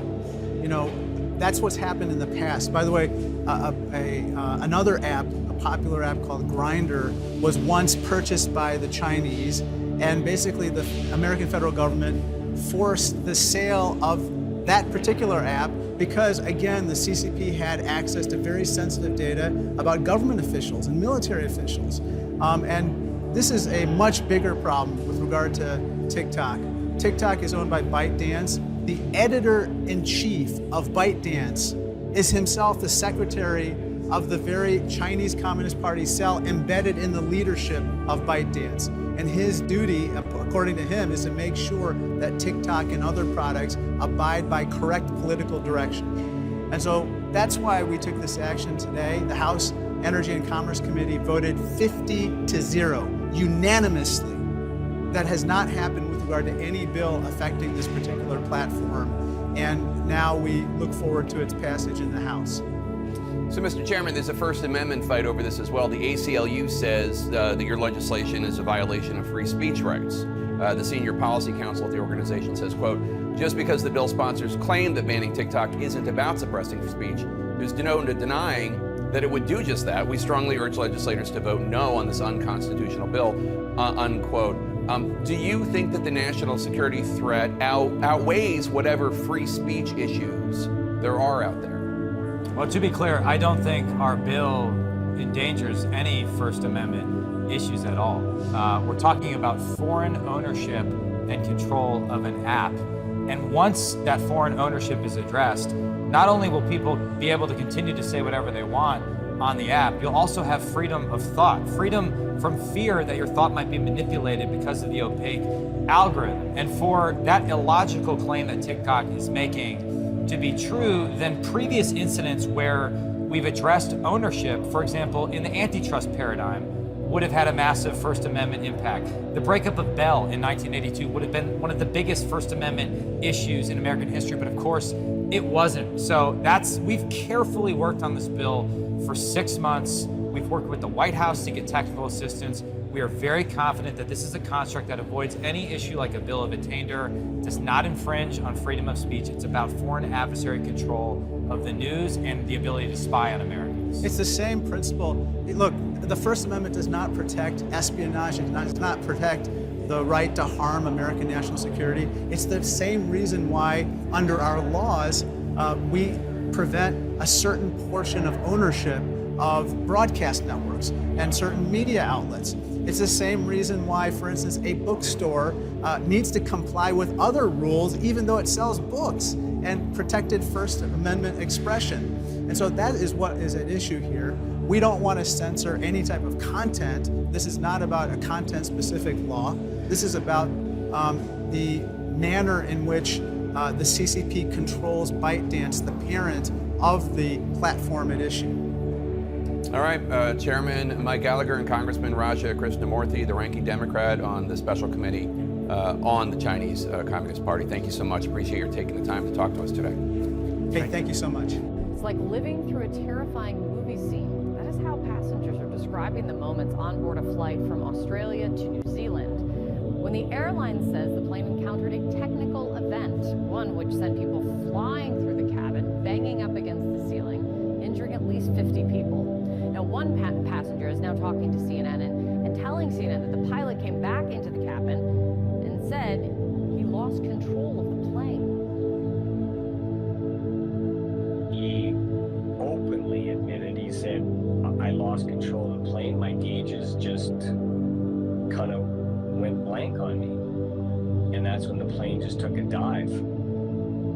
Other passengers described feeling a massive jolt before the plane suddenly dropped, throwing some passengers out of their seats. There was a 2.5-year-old sleeping on the seat next to us on the other side. He went up in the air and landed on the ground. But his mother was nursing a 1-year-old, so she couldn't control both. You know, when you are in a roller coaster and you just go like this, that sensation, and then everything flew up with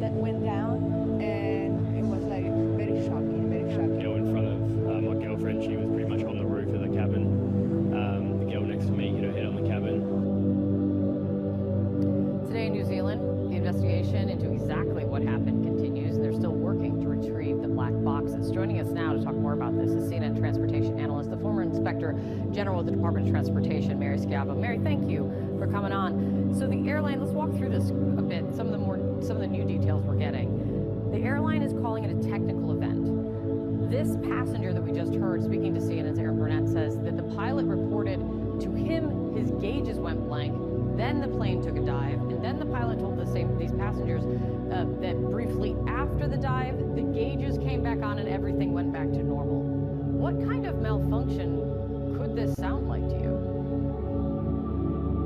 Well, it sounds like what the pilot described, a technical malfunction. Now, ordinarily, when something like this happens in flight, particularly over, an ocean, they say it's clear air turbulence or turbulence that isn't visible on the weather radar, and usually that's what this gets blamed on. But by saying it was a technical event and the instruments briefly went blank and that he lost control of the plane, three huge clues here that does suggest there was something wrong with the plane. And what that could be is obviously the mystery, but this should be a major investigation, particularly since it's a very, it's a new plane, a 787.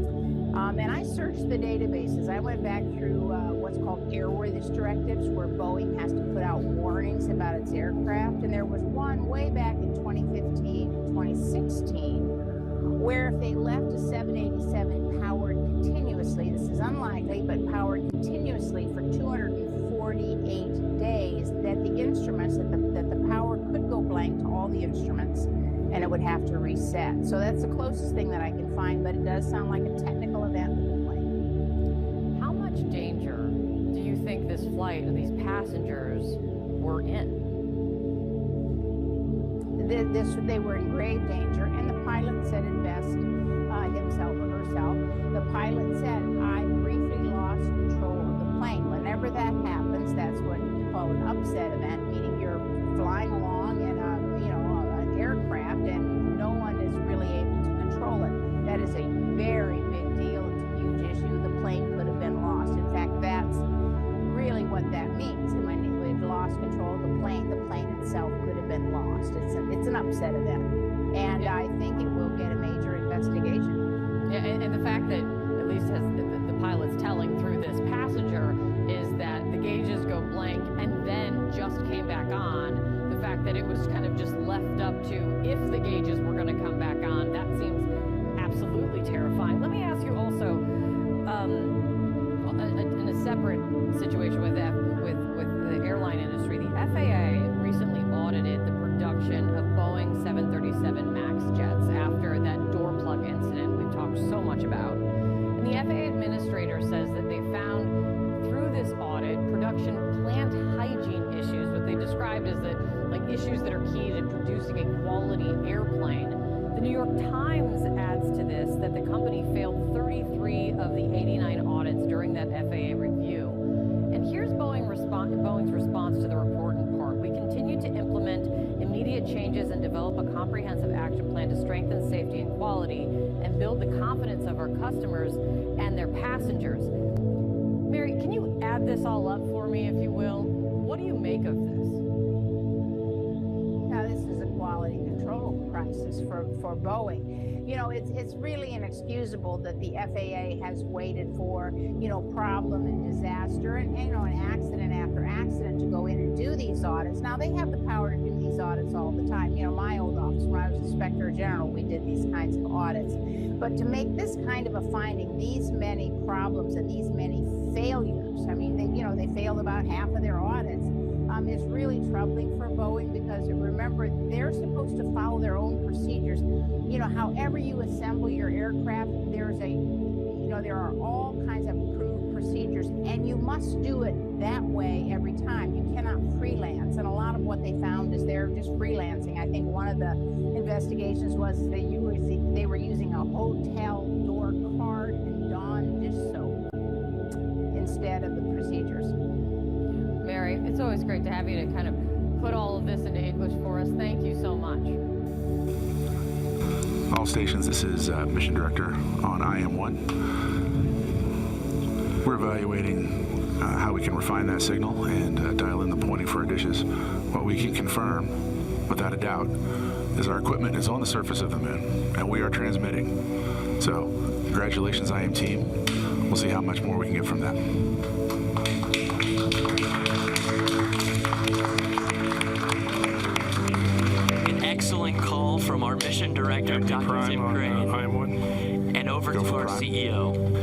Yeah, if I could just pass on a few words to the entire team in Intuitive Machines at Superbab and here in the Mission Control. What an outstanding effort. I know this was a nail biter, but we are on the surface and we are transmitting. And welcome to the moon. Houston, Odysseus has found his new home. An excellent call, and this is our team of Intuitive Machines mechanics and their families, their friends, everyone who has sacrificed so much to make it this far.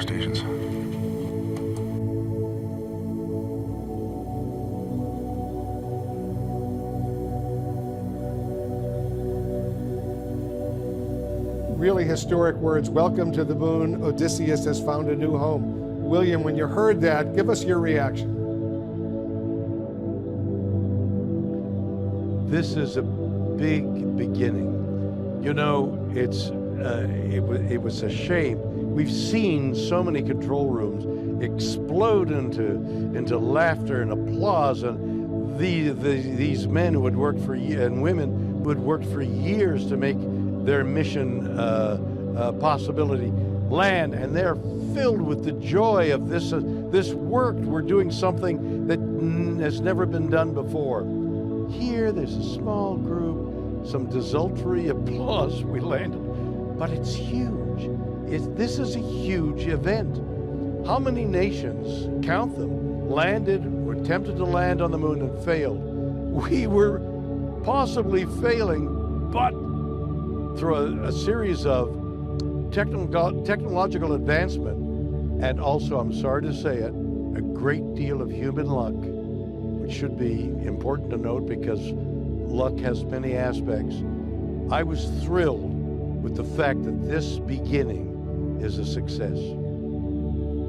Yeah, you're absolutely right. Once I heard the applause, it was so exciting. All of us were thrilled to hear that because we knew that would be the first really official sign that things were moving in the right direction, despite this last-minute problem that developed. The exact wording, and I just want to make sure we have that exact wording, our equipment is on the surface of the moon. So when will we really know and get pictures of all of that and the details? So we should get the first pictures 30 minutes after landing, and that'll be a picture that was taken by the lunar lander itself. And then if everything goes according to plan, if all of the equipment is functioning and intact, between an hour and 3 hours after landing is when Intuitive Machines has said that we will get the first picture of the lunar lander on the moon. And the way they did that was they actually had a little pop-off piece of technology, a little piece that was on the spacecraft that pops off so that when Odysseus was landing, it was able to get a shot of Odysseus, you know, with the moon in the background. So that would be even better confirmation for what exact kind of shape this lunar lander is in. You're right, it's important to point out the language that they used. Our equipment is on the surface of the moon. Of course, there are still questions about what kinds of condition it's in, given their communication issues, given the issues that they had with that navigation system. But the fact that you have the CEO of Intuitive Machines coming out and saying, you know, Odysseus has a new home. You have the control room down in Houston, Texas applauding. I think there's a certain degree of confidence that this mission has been a success. But of course, there are some questions. And like I mentioned before, Japan's Moon Sniper, it was dubbed a success in terms of the fact that it made a soft landing, but then it did tip over. So there's questions about that with Odysseus as well. I want to bring back the former astronaut, Mae Jemison. Give me your final thoughts on what has just happened, a truly historic moment, Mae. Well, it's really exciting because it shows the ingenuity and what it means to be able to connect technologies through. So that's really exciting. And to me, it's a series, one of a series of steps that we're going to be doing that's going to establish us on the moon to stay. But I also think it becomes one of those series of steps that helps us look back at ourselves. Who has the right to be on the moon? Who gets to participate? What do we do with it? How does it become a part of our greater world here as humans, as Earthlings? And so I think it's one of these really wonderful steps where the knowledge blended together, where yes, luck was a part of it, but also it was about knowing what you're doing and being able to move forward. So I'm very excited about this as one of an evolutionary steps, not only for the US, but for the world in general.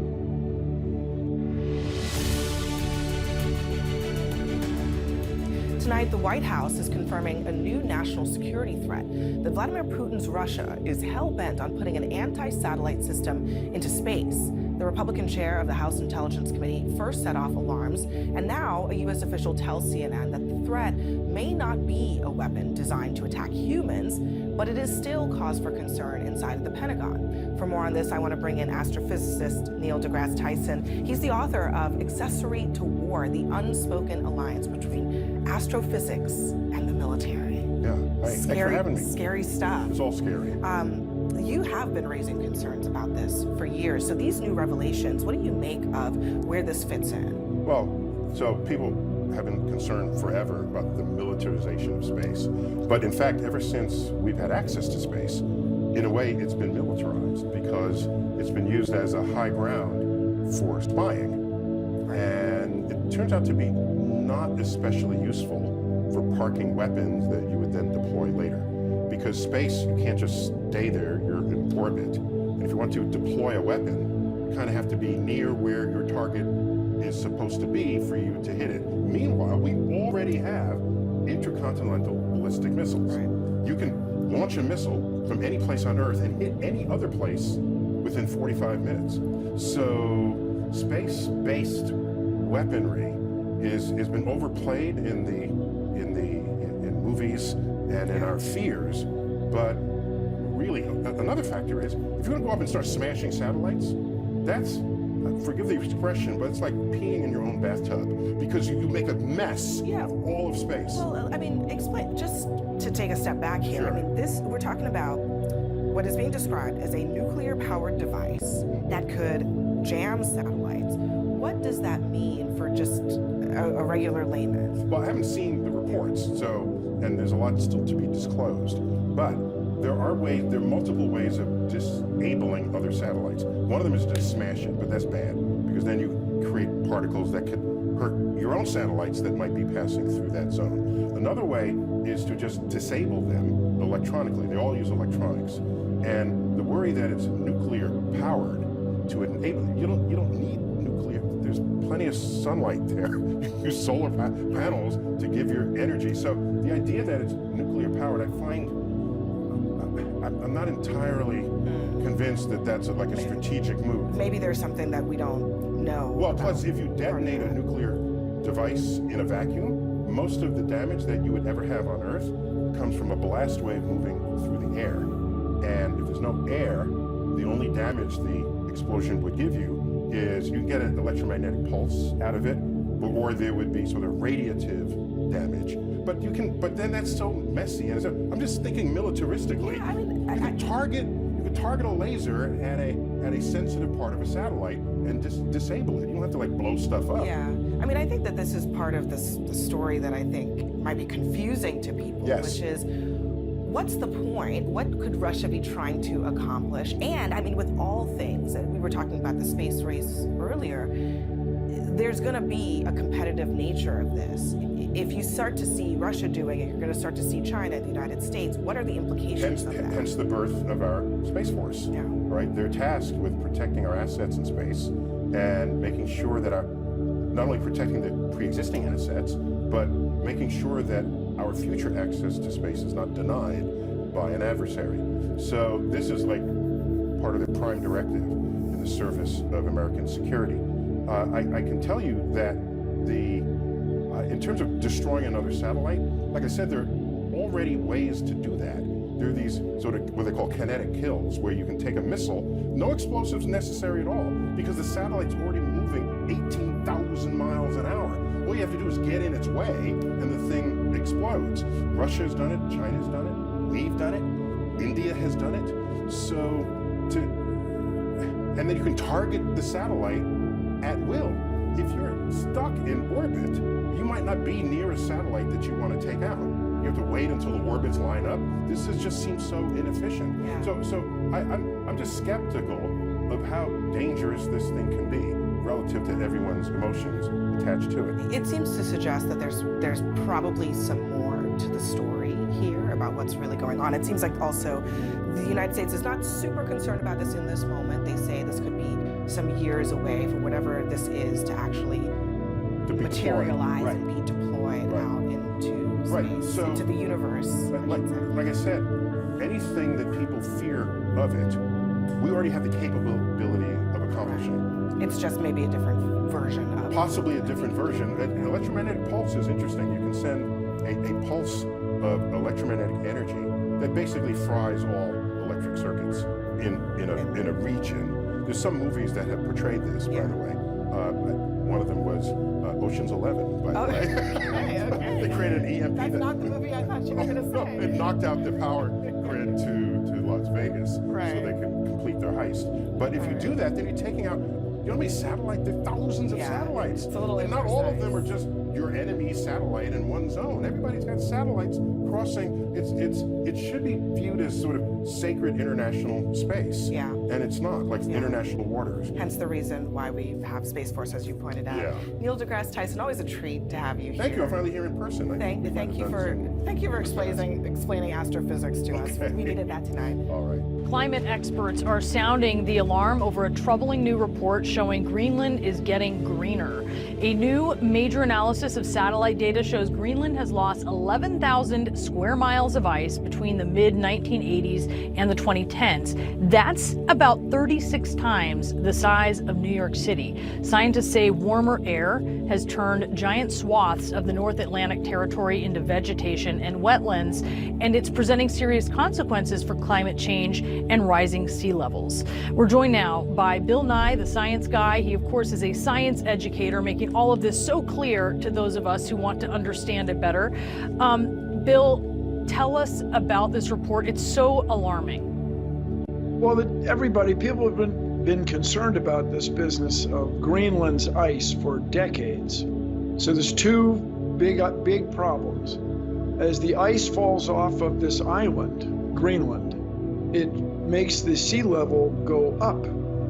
By putting ice in a glass of water, you can get it to overflow. For example, ice that was on land is now in the ocean. And then as the ocean itself gets warmer, it expands. So both of these things make sea level rise. And when sea level rises, the problem is about half the people in the world live on coasts, on sea coasts. So the infrastructure, the housing, warehouses, roads we have on the shore will get overwhelmed by tidal forces, by the ocean. Okay, that's a problem. But the other thing that's very serious is the circulation of the ocean, which goes all over the world. The circulation of water that sinks near Greenland, goes along the ocean floor around the world and back, is being disrupted because it's not sinking in the same way. That when you add all this ice, which is fresh water, not salty water, then it doesn't sink, because what makes this circulation start is evaporation. Even in cold ocean water, it evaporates, becomes increasingly salty, and sinks. Well, that thermohaline, heat salt flow, thermohaline, is being disrupted by all this ice falling off of Greenland. And I should mention, we were looking back and we saw that you were on CNN back in July of 2012, and you were discussing the ice melt in Greenland, saying that this was proof of climate change, sounding the alarm there. And so this is something we've been watching for a long time. And it's also this cycle, right, of releasing the gases as the permafrost thaws. It seems like this vicious cycle. Is there any way to, I guess, do anything to avert this, or is it really just a matter of slowing it down? Two things to avert, okay, and then the other thing, proof. It's a consequence of climate change. And people have talked about this for a long time.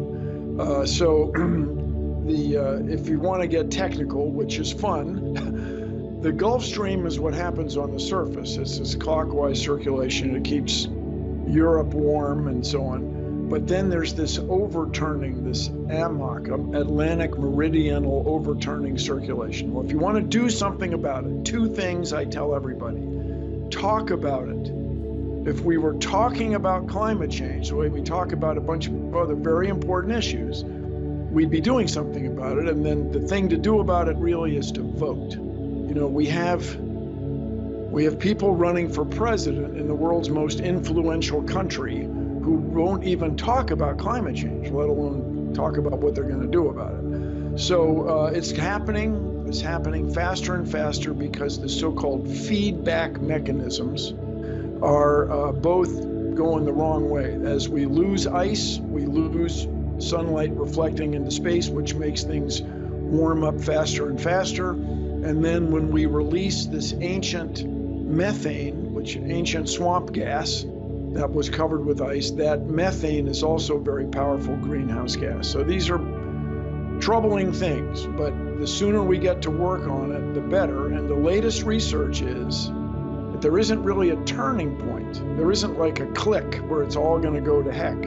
Instead, it's just going to get worse and worse and worse, and that getting worse will accelerate. So the sooner we get to work, the better. We need to get to work. Bill Nye, thank you so much for explaining it to us, and hopefully it's hitting home for a lot of people. We appreciate you being with us. We can do this, people. Thank you. We can do this.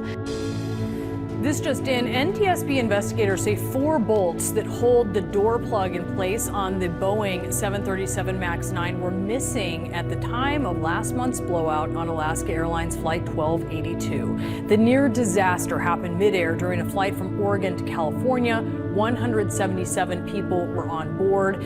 FAA Chief Mike Whitaker has been testifying today on Capitol Hill about his oversight of Boeing following the incident. We have CNN aviation correspondent Pete Muntean here with us. All right, tell us more about his testimony and this new report. Obviously, those 4 bolts were very important. This is a bombshell finding from the National Transportation Safety Board. It just released this 19-page report. It's a preliminary report about that blowout back on January 5th, and it essentially says the bolts, which has been the focus of this investigation from the start, were not there. This is the actual type of bolt. This is an AN6 bolt, pretty common in aviation. This is the bolt itself. There's a castle nut here and then a cotter pin to keep this all together.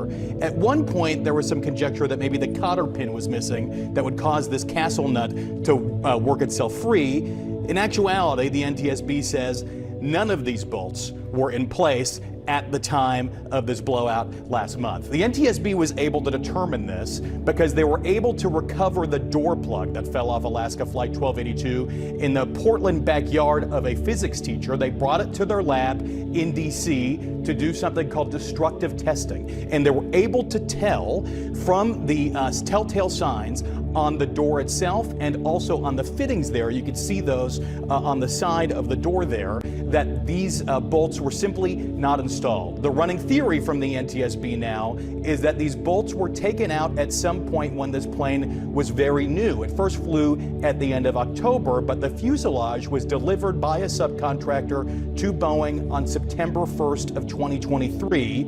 At Boeing, technicians there noticed some issues with rivets next to the door, and they were able to remove parts of the door and door plug, and the NTSB was able to tell from photos taken of the work that took place on September 19th that the bolts were not installed then. This only adds further scrutiny to Boeing, which is really under a lot of pressure right now when it comes to its quality control. And the big question here is why they removed those bolts and why they did not put them back in. That is something that the NTSB is still trying to determine. They want to figure out what the instructions were specifically that were in the instruction manuals there for Boeing workers at its plant in Renton, Washington. Right now, we just heard from the FAA administrator. There are about 24 FAA inspectors there conducting an audit of Boeing's quality control, but this is only the beginning. This is just the preliminary report. We will see a final report probably in a year's time. No laying blame here by the NTSB on Boeing, although we could find that in the final report. So just very quickly, basically, when this plane was pretty new, yes, the door plug had to come off for yes, a reason, a rivet reason. Yep. And when it was put back on, the bolts were not gone. put back on. And the issue is the door plug itself, which you can't see from the inside of the airplane, you can only see it from the outside of the airplane, goes through so many cycles. The inside of the airplane expands because of pressurization and then contracts when it's not pressurized. It's supposed to hold it there in place. But at a certain point, essentially this door just blew free, and the NTSB says the door blew out and up and free of the airplane in a very explosive and dramatic way. We have seen the videos from on board. It is pretty incredible that everybody survived this and nobody was seriously hurt. Pete, thank you so much for that. I do want to bring in CNN safety analyst and former FAA safety inspector David Soucy now. That is a bombshell, as Pete said there, especially since it seemed before this door plug blew off, it was an airplane that was kind of giving some signs, right, with the pressurization issues that it had been experiencing on multiple occasions. Yeah, 3 times before this, they had pressurization indications, and the airplane was put on the ground. They inspected it, they checked it. They didn't go to the extent of doing a pressurization check on the ground, which typically isn't done. They'll do a couple of other things before they do that. But that's the one thing that I think is missing here. But this problem started long, long before this actual door came out, that's for sure, at Boeing. What does this tell you, David, about what happened here? And how, I mean, do you understand how this could have happened, that this door plug was put back on without the bolts being there? Yeah, absolutely. I've been an aircraft mechanic, licensed mechanic for 45 years. I've worked on the line, installing aircraft on the manufacturing line, and there's often a problem between the communication, especially in shift changes, where they change from one to the other. But here's the situation is manufacturing employs a certain mindset.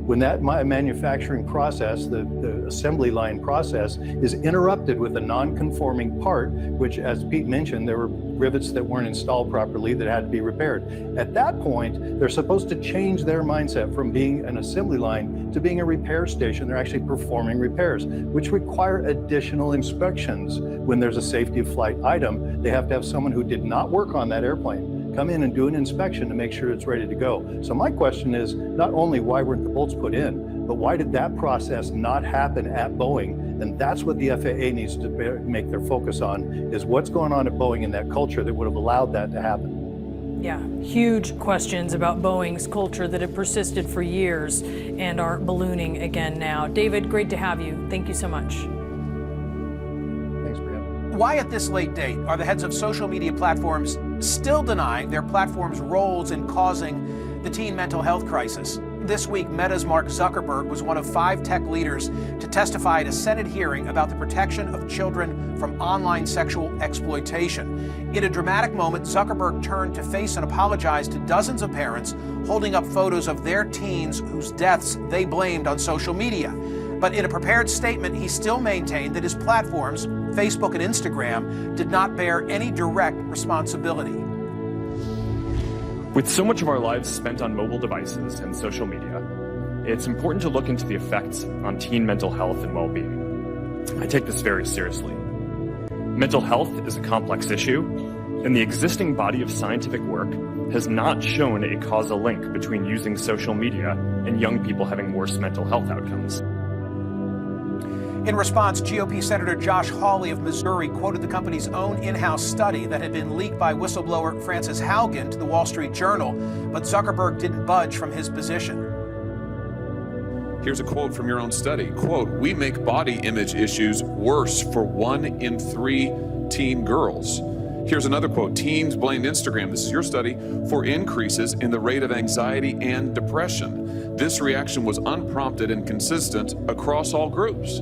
That's your study. Senator, we try to understand the feedback and how people feel about the services so we can improve. Wait a minute, your own own study says that you make life worse for 1 in 3 teenage girls. You increase Senator, anxiety and depression. That's what it says, and you're here testifying to us in public that there's no link. You've been doing this for years, full speed ahead, while internally you know full well your product is a disaster for teenagers. Jean Twenge joins me now. She's the author of iGen and Generations and a professor of psychology at San Diego State University. Dr. Twenge, great to have you back. I remember when we first spoke, when iGen came out in 2017, we had the dialogue on my radio show and here. Then you were hesitant to use the word causation. You spoke more in terms of correlation. What has changed since your book came out? Yeah, so that was 2017, and since then, we have seen a lot more studies. So Zuckerberg's statement about not knowing about causation is simply wrong at this point. There are many studies showing that there is a causal link. So these are done like drug trials. There's a treatment group and a control group, and it's random who ends up in which one. And a treatment group, you give up social media or cut back on social media, versus the control group continuing normal use. And those who have cut back or given up social media after 2 or 3 weeks are happier and less depressed. And there's also specific studies on Instagram. You show teen girls and young women those perfect bodies on Instagram, the influencers, and they have worse body image after seeing that compared to a control group. You're part of a very important collaboration. I'm going to put it on the screen and have you explain what this is. Yourself, it's Jonathan Haidt. By the way, I finished last night his new forthcoming book directly on this subject. It's tremendous. And Zach Roush. What is it that the three of you have done? What am I showing the world now in this collaborative Google Doc? Yeah, so a few years ago, we put our heads together and decided, you know, we need to compile all the research in this area, that experimental research I mentioned, as well as the correlational research. We're on tens of thousands of teens in many countries. We know that the more hours a day a teen spends on social media, the more likely it is that they're going to be depressed. There's also longitudinal studies there, following people over time. Plus, we have another Google Doc on the teen mental health crisis. That, for example, teen depression doubled between 2011 and 2019. It's not due to the pandemic. This increase started 8 years before the pandemic. Probably not a coincidence, right at the time that social media started to become much more commonly used among teens. Also around the time Facebook bought Instagram and smartphones started to have front-facing cameras. So these image-based sites became so much more popular. You know that some say, hey, it's COVID, it's the economy, it's climate change, it's school shootings. So you, Dr. Twenge, a year ago published, I'll put this up on the screen, you published an analysis of 13 other possible explanations. And then with data, you ruled them all out, although there's one that's tantalizing. That's alternative number 6. I'm putting that up on the screen right now. It's because children and teens have less independence. Of the 13 that get bandied about, this one you thought might have some merit, and I guess you actually read these together. A different parenting style and the age of technology. Explain. Yeah, and first I want to point out that one reason a lot of those other 12 explanations fail is that they're focused just on the U.S., things like the political climate or school shootings. But it turns out that that increase in depression and loneliness among teens is worldwide. It shows up in international data, country after country. Very little happens until 2012, and then depression and anxiety and loneliness go through the roof. So that explanation around independence, it's true that teens now, compared to previous generations, are less likely to get their driver's license by the end of high school. They're less likely to date. They're less likely to have a paid job. They go out without their parents a lot less than previous generations did when they were in high school. This is how Gen Z lives. And it's not just about a parenting style. This is a huge cultural trend across all ages, that we just simply take longer to grow up and longer to grow old. It's called this slow life strategy. So take my final 30 seconds, go back to where we began. Why doesn't Zuckerberg get it? Surely he knows your book. Your book's the seminal book on the subject. Surely he has seen what you and Haidt have put together and the Google Doc and the collaboration. Why does he stand that ground? Because this is their business. This is how they make money. If they decided, if Zuckerberg decided, okay, I want to keep kids safe, we're going to raise the minimum age for being on Instagram to 16 and actually verify age. They know what will happen. All of their young users will go to TikTok and other platforms, and they make an enormous amount of money off of teens, even off of the 12 and under kids who aren't supposed to be on there at all under the law. They are making money on our kids' time and attention and on the backs of their mental health. Thank you, Dr. Twangy. Thank you. Social media reaction. That sounds odd to this conversation. Let's see what the world of Twitter has said. No, I question the parents. Why did you let them watch or use social media in the first place? Okay, Magna, let me respond to that. Sorry, but it was your child. Because, how do I say this in a short time period, and having just finished Jonathan's book last night? Because if you are the parent who says, I'm not going to allow my son or my daughter to have access to social media, you've now made them the social outcast, right? Because not all parents are going to be able to do that, and consequently, the few who do aren't going to be socially interacting behind closed doors with their thumbs with the other kids, because that's how prevalent it has become. So you can't just say, oh, it's the parents. It's not just the parents, because the parents who try to do what you've advocated are going to ostracize their own kids socially. Now I'm in Joshua Tree. Where am I? Yeah, now I can definitely tell that you are not able to see me. You appear, when I look at you, you begin to sort of like ghost in a little bit. Oh, I'm a ghost. Yeah, you're ghost. You're hello, hello.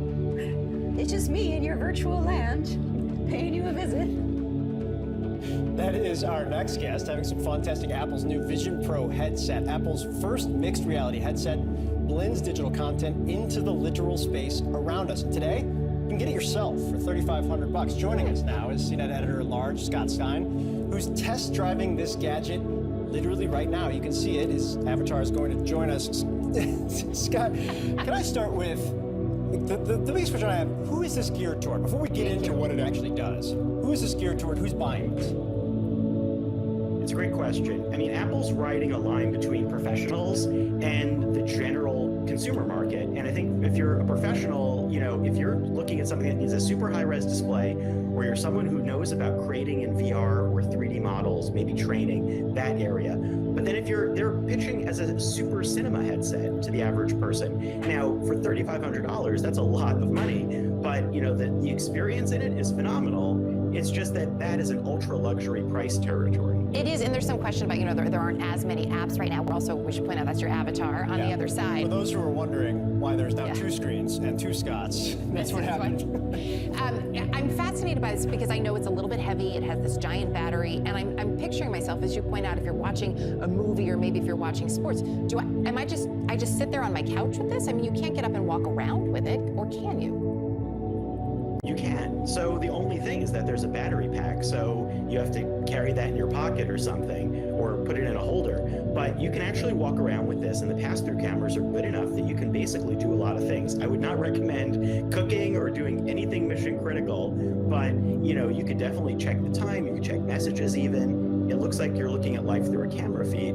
But you know, that means you could also multitask. You could run things on multiple monitors in this and check things in the outside world, which is the feeling of some sort of science fiction, you know, world that I would be living in. Can you expand on that a little bit? Erica is tech savvy and has covered this stuff in the past. I am not. Decades ago, before this existed. I try and be. If you're purchasing this, what you're looking at right now, what you're seeing right now, what you're participating in right now, explain it to a normal person.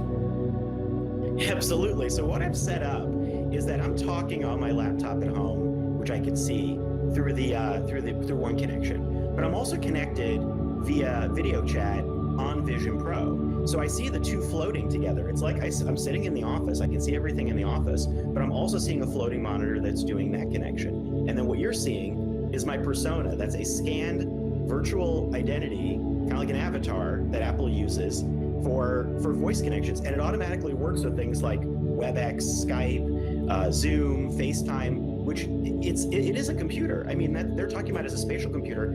It's much more hooked in to everything that you might be doing with iOS than any sort of VR headset before.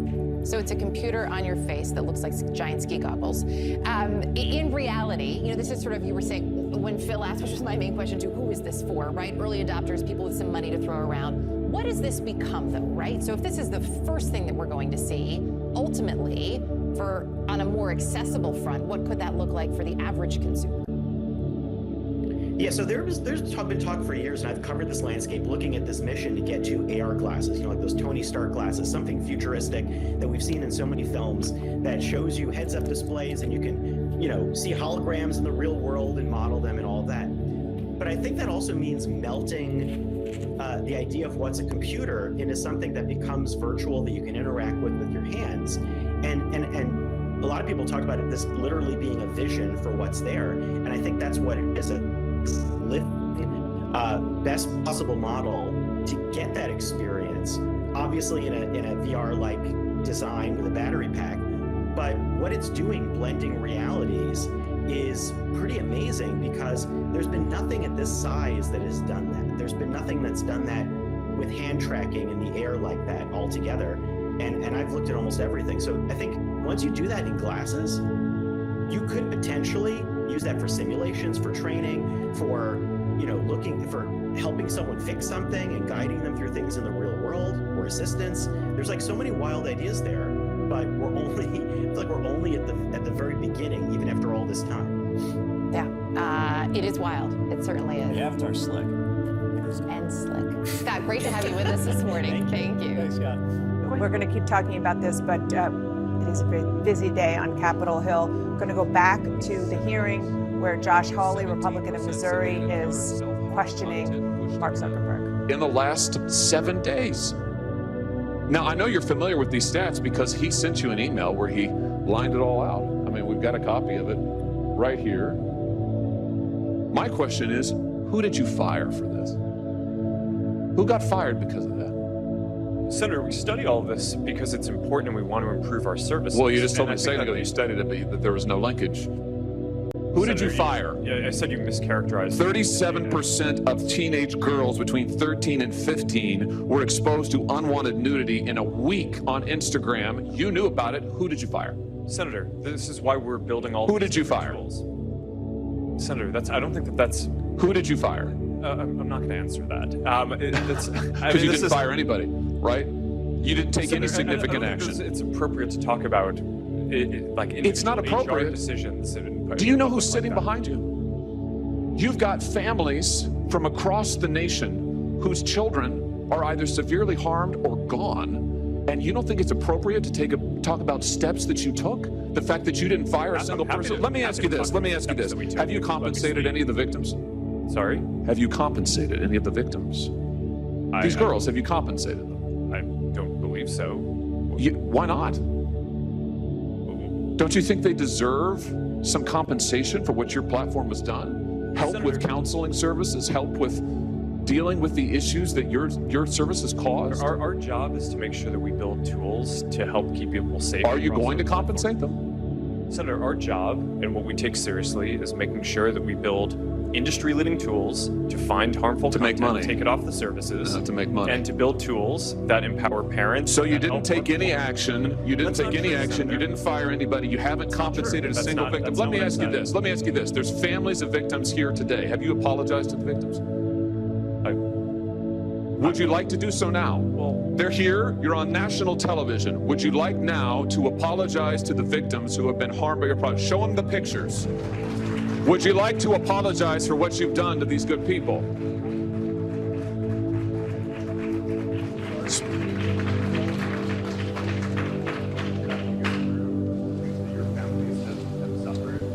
And this is why we invested so much and are going to continue doing industry-leading efforts to make sure that no one has to go through the types of things that your families have had to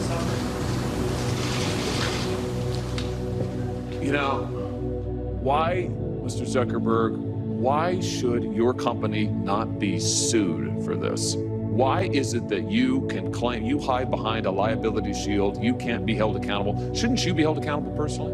Will you take personal responsibility? Senator, I think I've already answered this. I mean, these well, are try us again. issues. Will you take personal responsibility? Senator, I view my job and the job of our company as building the best tools that we can to keep our community safe. Well, you're failing at that. Well, Senator, we're doing an industry-leading effort. We build AI tools nonsense. Your product is killing people. Will you personally commit to compensating the victims? You're a billionaire. Will you commit to compensating the victims? Will you set up a compensation fund Senator, with your I money? think these are with your money. Senator, these are complicated. Yes, that's not a complicated question, though. That's a yes or no. Will you set up a victims compensation fund with your money, the money you made on these families sitting behind you? Yes or no? Senator, I don't think that's my job is to sounds make like a no. Good tools. My Sounds job like a is no. to make sure that your job is to be responsible for what your company has done. You've made billions of dollars on the people sitting behind them. Are you here? You've done nothing to help them. You've done nothing to compensate them. You've done nothing to put it right. You could do so here today, and you should. You should, Mr. Zuckerberg. Before my time expires, Mr. Chu, let me just ask you, your platform, why should your platform not be banned in the United States of America? You are owned by a Chinese communist company, or a company based in China. The editor-in-chief of your parent company is a Communist Party secretary. Your company has been surveilling Americans for years. According to leaked audio from more than 80 internal TikTok meetings, China-based employees of your company have repeatedly accessed non-public data of United States citizens. Your company has tracked journalists improperly gaining access to their IP addresses, user data, in an attempt to identify whether they're writing negative stories about you. Why should your platform is basically an espionage arm for the Chinese Communist Party? Why should you not be banned in the United States of America? Senator, I disagree with your characterization. Many of what you have said, we have explained in a lot of detail. TikTok is used by 170 million Americans. I know, and every single one of those Americans are in danger from the fact that you track their keystrokes, you track their app usage, you track their location data, and we know that all of that information can be accessed by Chinese employees who are subject to the dictates of the Chinese Communist Party. Why should you not be banned in this country? Senator, that is not accurate. A lot of what you describe we collect, we don't. It is 100% accurate. Do you deny that repeatedly Americans' data has been accessed by ByteDance employees in China? We built a project that either cost us billions of dollars to stop that, and we have made a lot of progress. And it hasn't been stopped. According to the Wall Street Journal report from just yesterday, even now, ByteDance workers, without going through official channels, have access to the private information of American citizens. I'm quoting from the article, private information of American citizens, including their birthday, their IP address, and more. That's now. Senator, as we know, the media doesn't always get it right. What we have. But the Chinese Communist Party does? I'm not saying that. What I'm saying is that we've spent billions of dollars to build this project. It's rigorous, it's robust, it's unprecedented, and I'm proud of the work that the 2,000 employees are doing to protect the data. It's not protected. That's the problem, Mr. Chu. It's not protected at all. It's subject to Communist Chinese Party inspection and review. Your app, unlike anybody else sitting here, and heaven knows I've got problems with everybody here, but your app, unlike any of those, is subject to the control and inspection of a foreign hostile government that has actively trying to track the information and whereabouts of every American that they get their hands on. Your app ought to be banned in the United States of America for the security of this country. Thank you, Mr. Chairman. Senator Hirono. Thank you, Mr. Chairman. As we've heard, children face all sorts of dangers when they use social media, from mental health harm. As we continue to listen to this hearing, we just have to say, wow, what we all just saw live on television is going to be a moment for the ages. When we just saw Senator Josh Hawley ask Mark Zuckerberg if he had apologized to the families, many of whom are there in the audience, an audience that the chair of this committee, Dick Durbin, said earlier was the biggest that he has seen in his 22 years on the Judiciary Committee.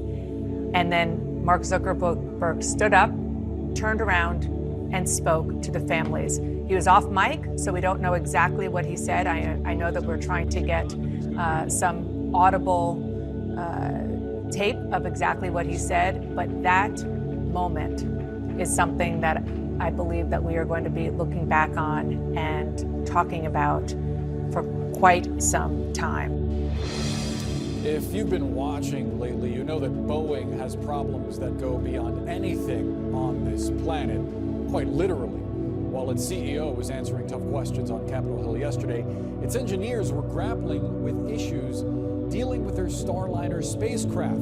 Since they launched on June 5th in its first crewed test flight, astronauts have navigated several issues, including malfunctioning thrusters and helium leaks, and it's turned their week-long mission into a 3-week stay on the International Space Station. Retired NASA astronaut Leroy Chow joins us now. Leroy, help us understand these problems and how much of a concern this is. Well, you're right. As you pointed out, Boeing has had a lot of problems, not only on the commercial airplane side, but also on the space side. Starliner way behind the original schedule, a lot of development problems. Finally got off the ground. Butch and Sunny are aboard the station, but not before encountering several minor difficulties, helium leaks, thruster failures. These are kind of medium to light problems because it doesn't really threaten the mission at this point. It's just a little bit concerning that we're having these, numerous small glitches. But the bottom line is the helium leaks are about, pretty small. NASA says they can tolerate about 100 times what's currently leaking. Had 5 thrusters fail on the way to the station. 4 of them have been reactivated. 1 remains disabled. Shouldn't keep them from coming home safely. NASA and Boeing just being extra conservative, don't want to be complacent, want to go through everything. And so just being a little bit extra cautious, that's why the mission is being extended. So as it is, the ISS is kind of a crammed space, right? So I'm wondering what kind of contingencies are made for this kind of situation where you have astronauts essentially stuck for 2 more weeks than originally planned.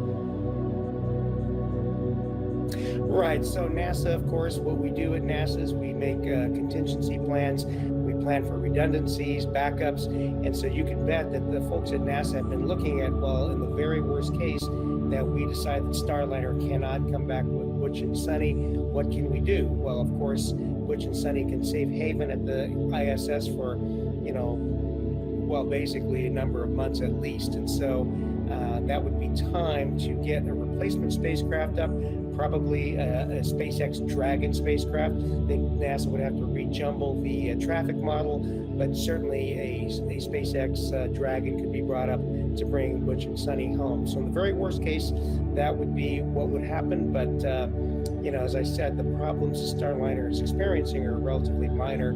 So I fully expect that on the 26th, per the current plan, Butch and Sunny will make it back safely in the Starliner.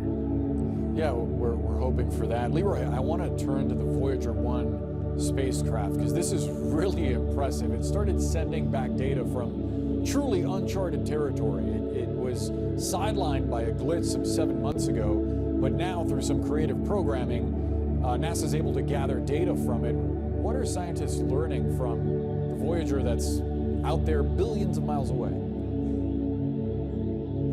Well, you're right. This is pretty amazing. Voyager now around 15 billion miles away from the Earth. Or 50 million, sorry, but it's pretty incredible. This spacecraft was launched 47 years ago, and here it's still sending back data, and it's made it to the heliopause, which is the extent of the influence from our sun. And so it's sending back data from a place that no probe has ever been. And this is basically beyond the reach of our solar system, ventured outside, first man-made object to do so. And so it's sending back data on its environment, on, what's going on out there, pretty much in deep galactic space. Really, really impressive. Yeah, whether billions or millions, it's still really impressive. I mean, 5 decades nearly that this thing has been out there. Leroy Chow, always great to chat. Good to be with you always, Boris. Thanks. Thanks. Joining me now to discuss, keep cowing editor of NASAWatch.com. Keith, it is great to see you. Thanks for being here this morning. Explain to viewers what happened here. Well, to rewind back why we have a commercial spacecraft, we lost the shuttle. We had to rely on the Russians. Not a good idea. Let's go commercial. Two companies bid. SpaceX did its thing. Boeing took longer, spent an extra $1 billion. They've had problems with their spacecraft. First mission, a mess. Second one, better. Third one, okay. But the thrusters, the things that steer the spacecraft, weren't working right. So they got them to work right. They docked with the station. Now they're trying to figure out, can we come back safely? That's sort of where we are right now. That's why they keep saying another week, another week. Yeah, and this is just so people can hear what NASA itself is saying about this issue. We would say Starliner is safe to bring a crew home in an emergency. We didn't feel confident in the vehicle's capability. We're taking a little bit of extra time to work through what we've seen and make sure we have all the plans in place to bring the crew home in a nominal situation for the end of mission. So we're just taking a little more extra time to review all the data and also learn as much as we can while we have this service module in orbit. I mean, are they putting a positive spin on this, or is that the reality of the situation? I used to work there, okay? We want a little more time. Look at the data, everything's nominal, don't worry, everything's okay. Look, they're being prudent. And this spacecraft was designed to stay on the space station for like 6-8 months. So it's not a problem in that sense, but I think they just want to be certain that these little thrusters are going to work reliably so that the spacecraft can come in and land the way it's supposed to. But you can sense a little bit of nervousness on their part. Interesting. And listen to what the astronauts themselves, as one of them, had suggested about some of the issues ahead of time. Always find stuff, and we are going to continually find stuff. Everything's not going to be absolutely perfect as we fly the spacecraft. We feel very safe and comfortable with how the spacecraft flies, and we have backup procedures in case we need those. Everything's not going to be absolutely perfect. This is before they took off. Is that generally the case? I mean, for me as a layman, I'm saying, shouldn't it be perfect so there's not an issue in space? Well, I know Sunny. I've known her for 20 years, so I mean, these folks are kind of adept at dealing with this stuff. Obviously, they're super courageous and they're dealing with this, but if it's not perfect, well, again, this is a small issue. The helium leaks. Helium's poisonous. Use the helium to pressurize the other rockets. It's not something that'll endanger the crew per se. It's just, can you steer this thing? Can you get it to go from point A to B to Earth? And I think they just want to be doubly and triply certain that this is going to happen, because it's like you got a tire in your car and it's wobbling and you got to drive across town. Like, can I make it? That's sort of the decision. What was the purpose of this mission to begin with? What are they trying to achieve? It was a test flight. The mission was 2 people get in, they go into space, they dock to the station, nothing breaks, they do their thing, they come home. It's a test flight. It's only 2 people on board. You can have 5 or 6 or 7 people on this thing during a regular operational mission. And does this portend any issues about going back to the moon? This spacecraft has nothing to do with going back to the moon. That's a different spacecraft. That's totally that's a total different, interesting mix of can we do it in time sort of thing. I see. Okay. All right. Well, we'll see if hopefully they come back safely and not delayed too much longer, and we'll see. Maybe they're just being cautious and prudent. Let's hope that is absolutely the case. All right, Keith Cowling, thank you so much for joining me this morning. I appreciate talking. The space race, our next guest has been at the very forefront. Pam Melroy is Deputy Administrator of NASA and a former astronaut, one of only 2 women to command a space shuttle. Also, she's a former military combat pilot, and she's logged more than 38 days in space. The U.S. made more than 100 space launches last year, more than China, more than Russia, but its moon missions have had a string of setbacks and delays. I asked Melroy where this leaves the United States when she joined me from NASA HQ in Washington. Pam Melroy, welcome to the program. Thank you, Christian. I'm a fan, and I'm looking forward to our conversation. Thank you. Well, I'm a huge space fan. I, too, watched the moonwalk, Apollo 11. Can I just ask you this, though? Are we in another space race? You know, for 50 years, the United States dominated. And now, with the private enterprise, coming into the space travel, the space exploration, we saw just recently a very hyped space SpaceX Starships blowing up after takeoff in the US last year. NASA was hoping that these would really be, you know, some pioneering voyages. We see that, and then we heard the announcement that the Artemis mission to orbit the moon is going to be delayed, and then the next Artemis mission to land on the moon for the first time in decades is going to be further delayed. At the same time, countries like India, China, Japan are having national celebrations about their successes. Does this worry you? Oh, not in the least. We have plenty of our own successes, and I think you know, that's evident. Really, we have the only vehicle that is currently capable of taking humans to deep space. We're the only ones who have that capacity today. So that's huge.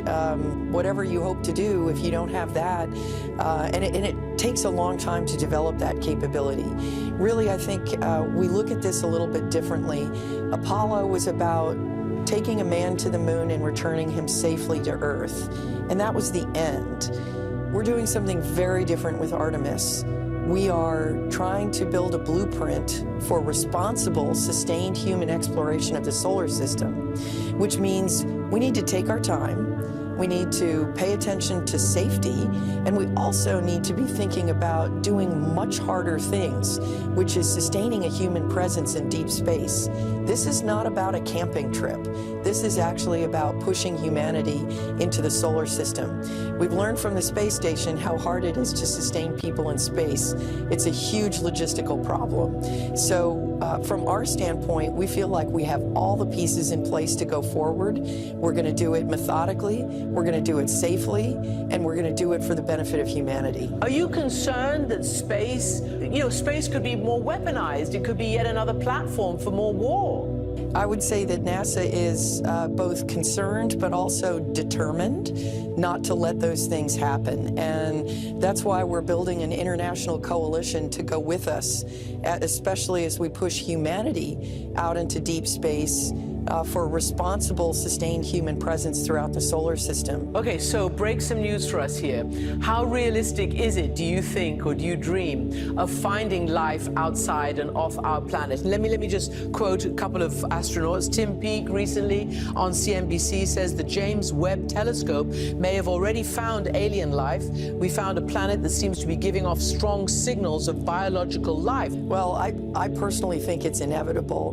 One of the things that's really been transformative in planetary science over the last 2 or 3 decades is realizing that water, which is a critical building block of life, is much more present even in our solar system than we ever imagined. We thought asteroids were dry bodies that had absolutely no water. We had real questions even about the moon. Now we're finding it in places we didn't expect. Seeing those building blocks, and then our recent sample return from the asteroid Bennu shows not just water, but carbon, which is another critical building block of life. So I think it's only a matter of time. I love the fact that we're finding biosignatures potentially through James Webb Space Telescope, but the real benefit and the payoff is going to be when we go to Mars and see if we can find signs of life on our neighbor. When will that be? Well, I think it's hard to know on the, frankly, what you don't know yet. So we do know that it is our most interesting neighbor with the highest potential to find signs of life. So as far as human presence goes, we're really trying to set up a blueprint, and we're going to practice it on the moon. But I'd like to see us head to Mars, I think with our plan by the early 2040s. Now, when you talked about Apollo, you said its mission was to send a man to the moon and bring him back safely. That was not lost on me or you. There has been no woman walking on the moon. And I wonder what you thought. What is your journey to the stars, so to speak? What inspired you as a young girl? Well, I was totally inspired by the Apollo program. And what's interesting is, as I have progressed through my career, the number of scientists, pilots, engineers that I've met who were also inspired by the Apollo program. That's one small step for man, One giant leap for mankind. So what is exciting to me is to see that our Artemis campaign, I believe, is going to unleash a tidal wave of young people interested in STEM and in space exploration. And this time it's going to happen all around the world. And I'm pretty excited about that. And how did you get into this business? Well, back in the day, the only astronauts that I knew about were military jet test pilots. So being a little stubborn, I decided that's what I was going to do too, even though women were not actually allowed to fly yet in the military. But I was very fortunate. I was born exactly at the right time, I think, Christian. I feel very fortunate that the doors opened just ahead of me, allowing women to fly jets in the Air Force, allowing me to become a test pilot, and that was my progression to becoming an astronaut. A test pilot. It sounds so cool and dangerous and scary and Top Gunny. And fun. And fun, yeah. Pam Melroy, Deputy Administrator at NASA, thank you so much for being with us. Thank you, Christian. It was a pleasure. Justin, Japanese authorities now checking on the status of their Moon Sniper robotic explorer as it did touch down on the lunar surface in the last hour. They'll provide updates just in a bit. Let's get to CNN's Kristen Fisher. It appears the Moon Sniper did land, but not in the Sea of Tranquility, somewhere else. Correct. It's called the Sea of Nectar, Sarah. And what we know is that this spacecraft, called SLIM, which is short for the Smart Lander for Investigating the Moon, it has touched down on the surface of the moon. But the big question is, what kind of condition is it in? The spacecraft is communicating with the ground, specifically Japan Space Agency, or JAXA. But did the spacecraft perhaps tip over, roll over, or worst case scenario, did it completely crash into the surface of the moon? We just don't know yet, and we're awaiting a press conference from JAXA, the Japanese Space Agency, any minute now, where hopefully we will get some answers. And so it's really too soon to say, excuse me, if this was a success or a failure, because what is a success? If you land on the moon, that is a pretty big feat in and of itself. But then if you tip over and you can't perform some of the scientific observations that you were hoping for it to perform, does that still constitute a success? So a lot of questions here. But Sarah, if successful, this will be such a huge deal for Japan and its space agency, because it will become only the 5th country in the history of the world to land on the surface of the moon successfully, and only the 3rd country this century. Only China and India have done it. It's been more than 50 years since the U.S. has done it, which was back in 1972 at the end of the Apollo program. So really a momentous moment for Japan Space Agency. Everybody's really holding their breath, waiting to see what is going to happen. And, in addition to these historic firsts, potentially, this rover, called the Moon Sniper, is demonstrating this really cool pinpoint technology, trying to land in an area just the size of a football field. You compare that to previous landers, their target landing site was several kilometers, even miles long. So if successful, not just a historic first for Japan, but also a really impressive step forward in terms of the types of technology for these kinds of lunar landers. I'm just being told there is a press conference from the Japan Aerospace Exploration Agency about the spacecraft on the moon. Let's listen in. 1020 JST, a smart lander for investigating moon, landed on the moon. We have been able to confirm that it has arrived on the moon surface. My name is Kuninaka, the Director General of ISIS. As was explained, a smart lander for investigating moon SLIM, we made a challenge to landing on the moon. Now, the SLIM has been communicating to the Earth station, and it is receiving command from the Earth accurately, and the spacecraft is responding to these in a normal way. However, it seems that the solar cell is not generating electricity at this point in time, and since we are not able to generate electricity, and so the operation is being done using batteries on load. And based on the data, and landing has been stored on the spacecraft. And so we are trying to data source that to the Earth, and we are making effort to maximize the scientific the achievement. And during the descent to the moon, and while hovering above the moon surface, we have been able to separate Lab 1. And Lab 1, once separated, will automatically send the signal, and that has been successful. So we do consider Lab 1 and Lab 2 have been successfully separated. And we are making an effort to acquire data at this point in time. And in order for us to analyze the data, we will require some time. That has been the case scheduled from the start. And so in regards to sharing of the data, we will require a little more time. And so what we know at this point in time is, as I have explained, and so we are still gathering data to understand the situation of this spacecraft. Also, SLIM has targeted the high precision landing with an accuracy of 100 meters. Well, we require to do a detailed analysis of data, as we have indicated in advance, and so as to whether we have been able to achieve 100-meter accuracy or not, we would require a little more time for us to be able to confirm on this point. And also, so we will gather the data we have been able to gather, and we are hoping of holding a press conference next week. As for a precise date, we will inform you next week. And so that is what we know at this point in time. Thank you very much. Any follow-up comment from Dr. Fujimoto?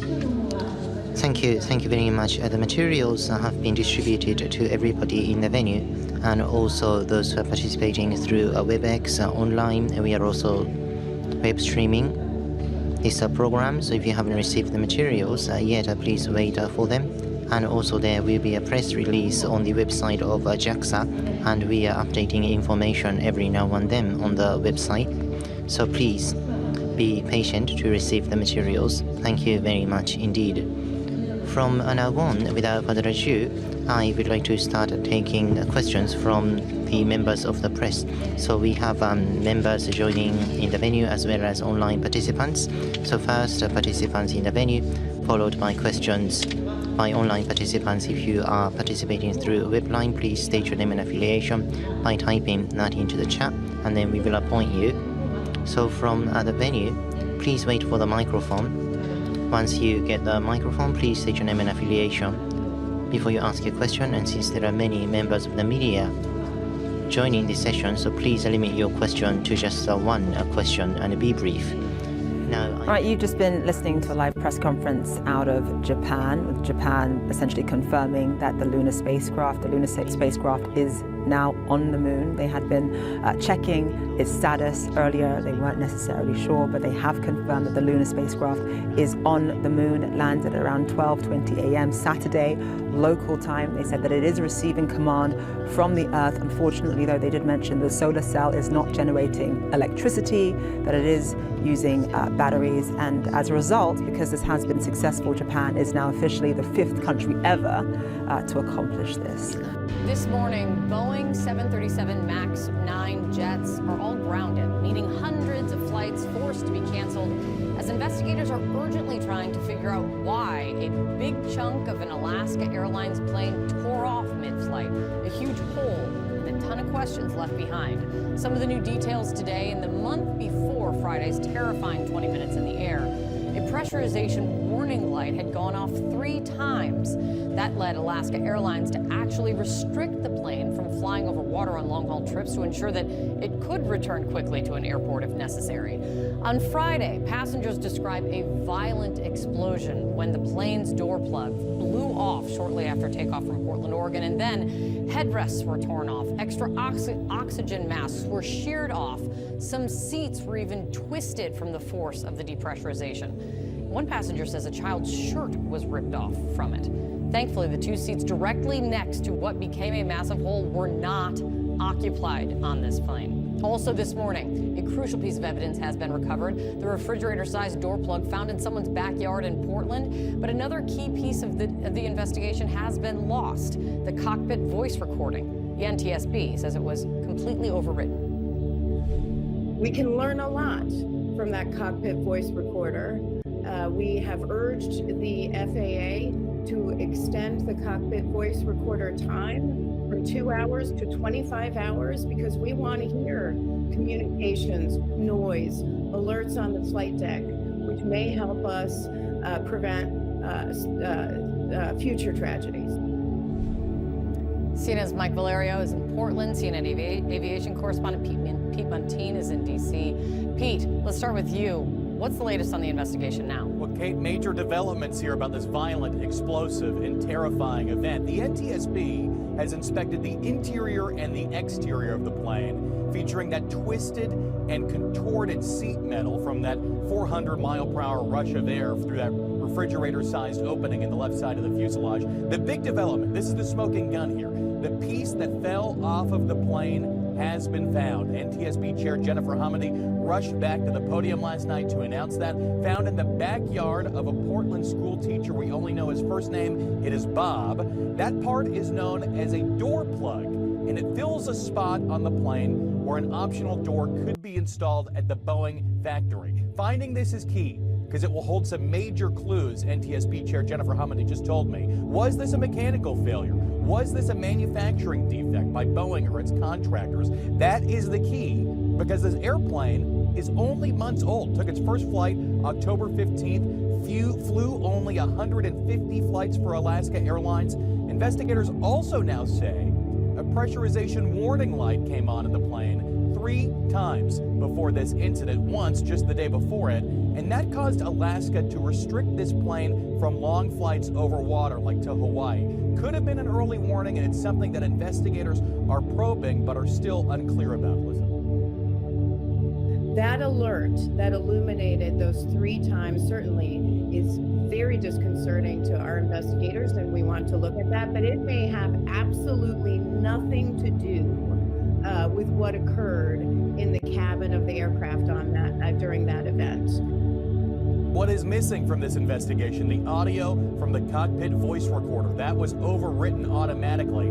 Hamady calls that very disappointing. There's been a push to make recorders retain information for even longer, 25 hours.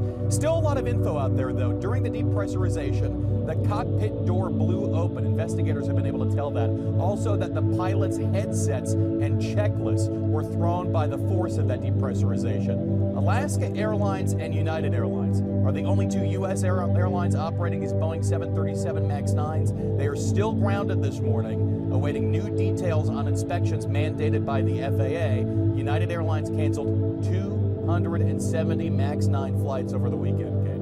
I want to play for you. You talked about what we're normally talking about is the search for the black box, the cockpit voice and data recorders to go through that. One thing we know here is that the cockpit voice recorder, they basically have lost all of the usable material from it because of how it gets overridden every 2 hours. For the control room, this is the second soundbite. Let me play what the chair of the NTSB said about this today, Miles. We're disappointed that the cockpit voice recorder was overwritten. We can learn a lot from that cockpit voice recorder. We have urged the FAA to extend the cockpit voice recorder time from 2 hours to 25 hours because we want to hear communications, noise, alerts on the flight deck, which may help us prevent future tragedies. Jennifer Hamady is not happy that this happened, that this went down this way. What could be on there that now is not, Miles? Yeah, you've hit a pet peeve of mine as well, Kate. To me, in this day and age, it's kind of scandalous that we only capture the last 2 hours with digital data and hard drives, and we don't have looped tapes anymore. We can capture in excess of 24 hours as is recommended. And I'm going to take it one step further from the good chairperson and suggest once again that we have video cameras in the cockpits. The pilots union hates these ideas. They consider it an invasion of privacy, as they say. Well, I don't know about you, but when I'm at work, I don't consider that a private place. And if what you're doing can involve consequences which lead to the deaths of others, I think you might have to give up a little bit of your so-called privacy. It's high time that we improved the amount of data we got out of these cockpit voice recorders, including video, and for that matter, it should be streaming out of the aircraft in real time. But that's got me on my high horse. All right, we certainly need to discuss this more. I'm joined now by airline analyst John Strickland. He's also the director of the air transport consulting firm JLS Consulting. Thank you so much for coming in and talking about this today. Look, so many of us fly. These 737s have been a problem in the past. They were grounded, I think, in 2019 for a year and a half after a couple of crashes involving the MAX 8 aircraft that killed 346 people. I mean, can you give us some sense of, is this a different incident? Is this something else wrong with the 737? Is this just a fluke? Or is there a major problem with these 737s? Well, yes, you're right. The 737 MAX family, and at that time it was the MAX Series 8, which had the two tragic fatal crashes that resulted in that 18-month grounding. The 9 was not in service at that point, but it is another member of the same family. The incident of the fuselage panel, the blocked off optional emergency door that detached on the Alaska Airlines flight is something quite different to the cause of those two fatal crashes and the reason for the grounding. That was a piece of software used by the pilots on the flight deck, something called the MCAS system. It was something which had caused both those crashes and which had to be completely reworked before an aircraft was able to get back to being recertified as a safe aircraft for commercial operation. It also, of course, affected Boeing as a company, which lost an enormous amount of trust and confidence during that period, and they had to work hard to bring that back and rehabilitate the aircraft into service. So last week's incident, quite different. We don't know what caused it yet. I think as one of your reporters commented there, it's important this is also quite a new aircraft, only about 2 months off the production line. We wouldn't expect something like this to happen on any well-maintained aircraft, be it old or young, but certainly it's particularly surprising to get this news of a very new aircraft. I don't think it reflects a wider problem with the 737. The 737 itself, as a type, goes back to the 1960s. It's a tried and tested aircraft which has been modified, updated into far more advanced technology versions, such as the MAX that we're flying on today. It's delivered millions of hours of service, carried millions of people around the world, but that doesn't detract from the seriousness of this incident, and we need to get to the bottom of it as quickly as possible and keep that absolutely essential focus on safety. Yeah, I mean, I've certainly, and I know my colleagues have certainly flown a lot of 737s in our lifetime with all the traveling that we do. I do want to ask you about something the Seattle Times reported, that according to the Alaskan Airlines, in the days before this particular incident, pilots had filed several reports of warning lights that indicated some sort of loss of cabin pressure, and that the plane was restricted from long-distance flight over water as a result. Should this plane have just been grounded, period? Well, it's difficult to comment without knowing more than those facts. Yet we have heard that, and we heard from the lead there in your reports from the accident investigation team. This is something of interest, of concern to them. There can be many warnings generated on flights every day to pilots. Largely these are quite routine. Pilots are able to manage them. They are reported either directly by the pilots or more and more these days automatically through data systems from aircraft flight decks to the ground engineering, maintenance control teams. It's difficult to say more than that as to what the significance of those pressurization warnings were. It seems potentially more than coincidental, but it could have been something very, very minor. It could have been something completely different. Pressurization embraces a lot of elements on an aircraft, but certainly that needs to be checked out, worked out as quickly as possible. Absolutely. There's a lot of people. Fear of flying is a real thing, and to see this is terrifying. John Strickland, thank you so much for giving us this analysis this morning. Appreciate you. Overdoses, suicidal people, domestic violence. What does the public have a right to hear? Where's the line between public information and an invasion of privacy when it comes to police scanners? For decades, police departments have communicated through public radio to dispatch their officers, attracting a relatively small number of listeners. Technology has made it much easier. In 2012, with the launch of Broadcastify, the largest platform for streaming live audio, the company currently offers more than 7,600 live audio feeds in different cities across the country for police, for fire, EMS, aircraft, marine, and amateur radio communications. Broadcastify makes their feeds easy to access through its website and smartphone apps, reaching 50 to 60,000 listeners on a typical weekday evening. Ultimately, the platform offers the public transparency to what's going on in their own backyards, but is there a cost? Major cities including Denver, San Francisco, San Diego, Baltimore, Chicago, New York, and Sioux Falls are now encrypting their emergency public radio channels due to concerns of oversharing details about private civilians with a much wider audience. Publicizing names and addresses and phone numbers, it worries some in public safety. Encrypting radio channels from the public would mean that only authorized emergency professionals could access this information about an urgent matter in real time. We found several examples. For example, this, an elderly man in Wisconsin who was in distress. For a 70-year-old male that fell in the kitchen, unable to get up. Of course, one could argue that police scanners help the public identify individuals that might be a danger to themselves or to others. A violent, possibly mental elderly black male subject.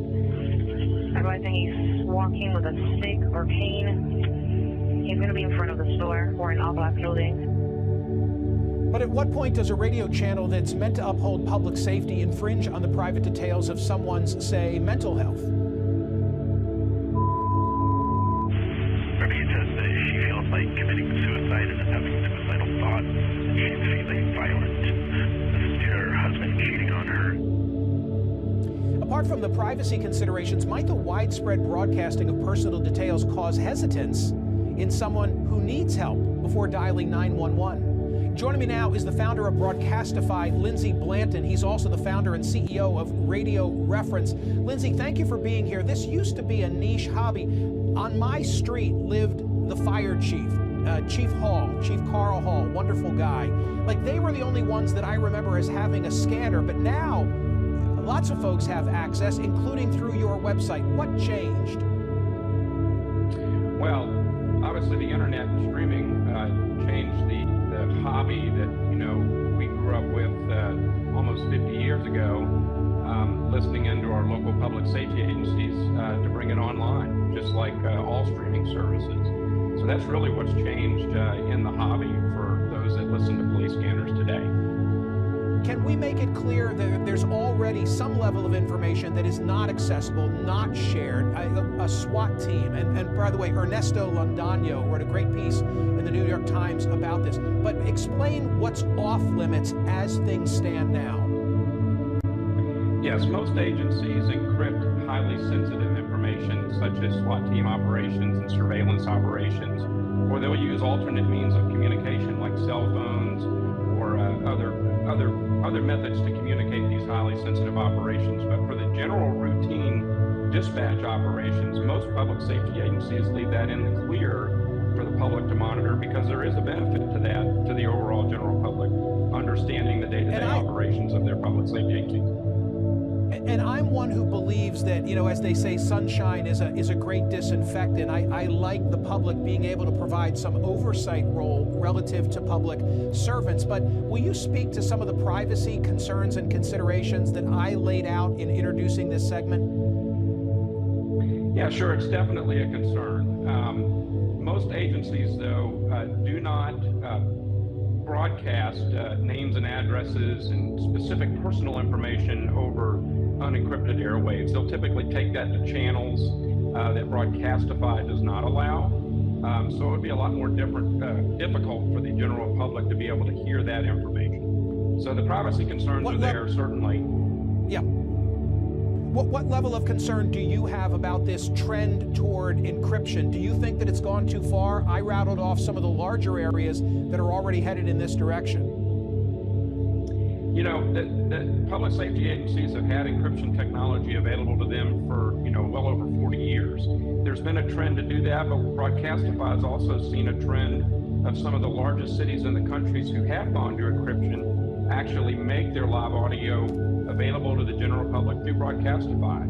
Cities like Chicago and Baltimore, who just recently encrypted their day-to-day communications, they provide a delayed live audio feed to Broadcastify because they see the benefit of the community hearing the day-to-day operations of their agencies. When I read the story about this subject and started to think about it, I guess the greatest concern that I had is that it might cause hesitancy on the part of somebody who needs help, because maybe it's an embarrassing predicament, or maybe they worry that it'll be perceived as embarrassing. Maybe it's mental health, maybe it's domestic, I don't know what it is, but you don't want somebody not to dial 911 who's in distress. Your thoughts? You know, it's no different than the media publicizing an event or, covering a story about somebody. We're providing a service to the general public to keep them aware, keep them up to date on what's going on in their local communities. At times during major events, hundreds of thousands of people will tune in to want to know what's going on. So there's a public good to the general public knowing what their local public safety agencies are doing on a day-to-day basis. And those agencies, they know that the general public's listening, and they're cognizant of that. So. Lindsay Blanton, thank you so much for being here. Appreciate it. Thank you, Michael. Overdoses, suicidal people, domestic violence. What does the public have a right to hear? Where's the line between public information and an invasion of privacy when it comes to police scanners? For decades, police departments have communicated through public radio to dispatch their officers, attracting a relatively small number of listeners.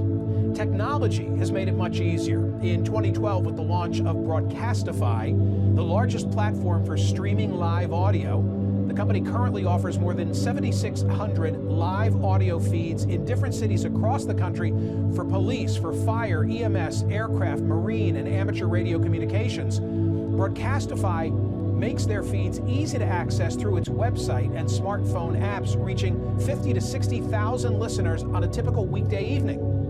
Ultimately, the platform offers the public transparency to what's going on in their own backyards, but is there a cost? Major cities including Denver, San Francisco, San Diego, Baltimore, Chicago, New York, and Sioux Falls are now encrypting their emergency public radio channels due to concerns of oversharing details about private civilians with a much wider audience. Publicizing names and addresses and phone numbers, it worries some in public safety. Encrypting radio channels from the public would mean that only authorized emergency professionals could access this information about an urgent matter in real time. We found several examples. For example, an elderly man in Wisconsin who was in distress. For a 70-year-old male that fell in the kitchen, unable to get up. Of course, one could argue that police scanners help the public identify individuals that might be a danger to themselves or to others. A violent, possibly mental elderly black male subject. Advising he's walking with a stick or cane. He's going to be in front of the store or in all black clothing. But at what point does a radio channel that's meant to uphold public safety infringe on the private details of someone's, say, mental health? Rebecca says that if she feels like committing suicide and is having suicidal thoughts, she's feeling violent. This is due to her husband cheating on her. Apart from the privacy considerations, might the widespread broadcasting of personal details cause hesitance in someone who needs help before dialing 911? Joining me now is the founder of Broadcastify, Lindsey Blanton. He's also the founder and CEO of Radio Reference. Lindsey, thank you for being here. This used to be a niche hobby. On my street lived the fire chief, Chief Carl Hall, wonderful guy. Like, they were the only ones that I remember as having a scanner, but now lots of folks have access, including through your website. What changed?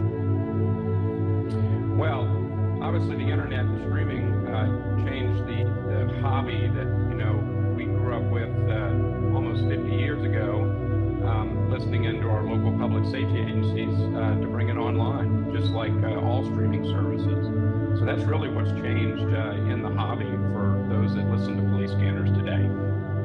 Can we make it clear that there's already some level of information that is not accessible, not shared? A SWAT team, and by the way, Ernesto Londaño wrote a great piece in the New York Times about this. But explain what's off limits as things stand now. Yes, most agencies encrypt highly sensitive information such as SWAT team operations and surveillance operations, or they'll use alternate means of communication like cell phones or other methods to communicate these highly sensitive operations. But for the general routine dispatch operations, most public safety agencies leave that in the clear for the public to monitor, because there is a benefit to that, to the overall general public, understanding the day-to-day operations of their public safety agencies. And I'm one who believes that, as they say, sunshine is a great disinfectant. I like the public being able to provide some oversight role relative to public servants. But will you speak to some of the privacy concerns and considerations that I laid out in introducing this segment? Yeah, sure. It's definitely a concern. Most agencies, though, do not broadcast names and addresses and specific personal information over unencrypted airwaves. They'll typically take that to channels that Broadcastify does not allow. So it would be a lot more difficult for the general public to be able to hear that information. So the privacy concerns are there, certainly. Yeah. What level of concern do you have about this trend toward encryption? Do you think that it's gone too far? I rattled off some of the larger areas that are already headed in this direction. The public safety agencies have had encryption technology available to them for, well over 40 years. There's been a trend to do that, but Broadcastify has also seen a trend of some of the largest cities in the countries who have gone to encryption actually make their live audio available to the general public through Broadcastify. Cities like Chicago and Baltimore, who just recently encrypted their day-to-day communications, they provide a delayed live audio feed to Broadcastify because they see the benefit of the community hearing the day-to-day operations of their agencies. When I read the story about this subject and started to think about it, I guess the greatest concern that I had is that it might cause hesitancy on the part of somebody who needs help, because maybe it's an embarrassing predicament, or maybe they worry that it'll be perceived as embarrassing. Maybe it's mental health, maybe it's domestic, I don't know what it is, but you don't want somebody not to dial 911 who's in distress. Your thoughts? It's no different than the media publicizing an event or, covering a story about somebody. We're providing a service to the general public to keep them aware, keep them up to date on what's going on in their local communities. At times during major events, hundreds of thousands of people will tune in to want to know what's going on. So there's a public good to the general public knowing what their local public safety agencies are doing on a day-to-day basis. And those agencies, they know that the general public's listening, and they're cognizant of that. So, Lindsey Blanton, thank you so much for being here. Appreciate it. Thank you, Michael. Investigators try and figure out why a gaping hole blew open on an Alaska Airlines plane mid-flight after taking off from Portland. The NTSB says a crucial piece of the Boeing 737 MAX jet, the door plug, has been found in somebody's backyard. Now take a look at these new images from investigators. What you're seeing there is seat cushions and headrests ripped off by the explosive force of the depressurization in the cabin. The warning light previously went off on the same plane multiple times, including the day before the horrifying flight.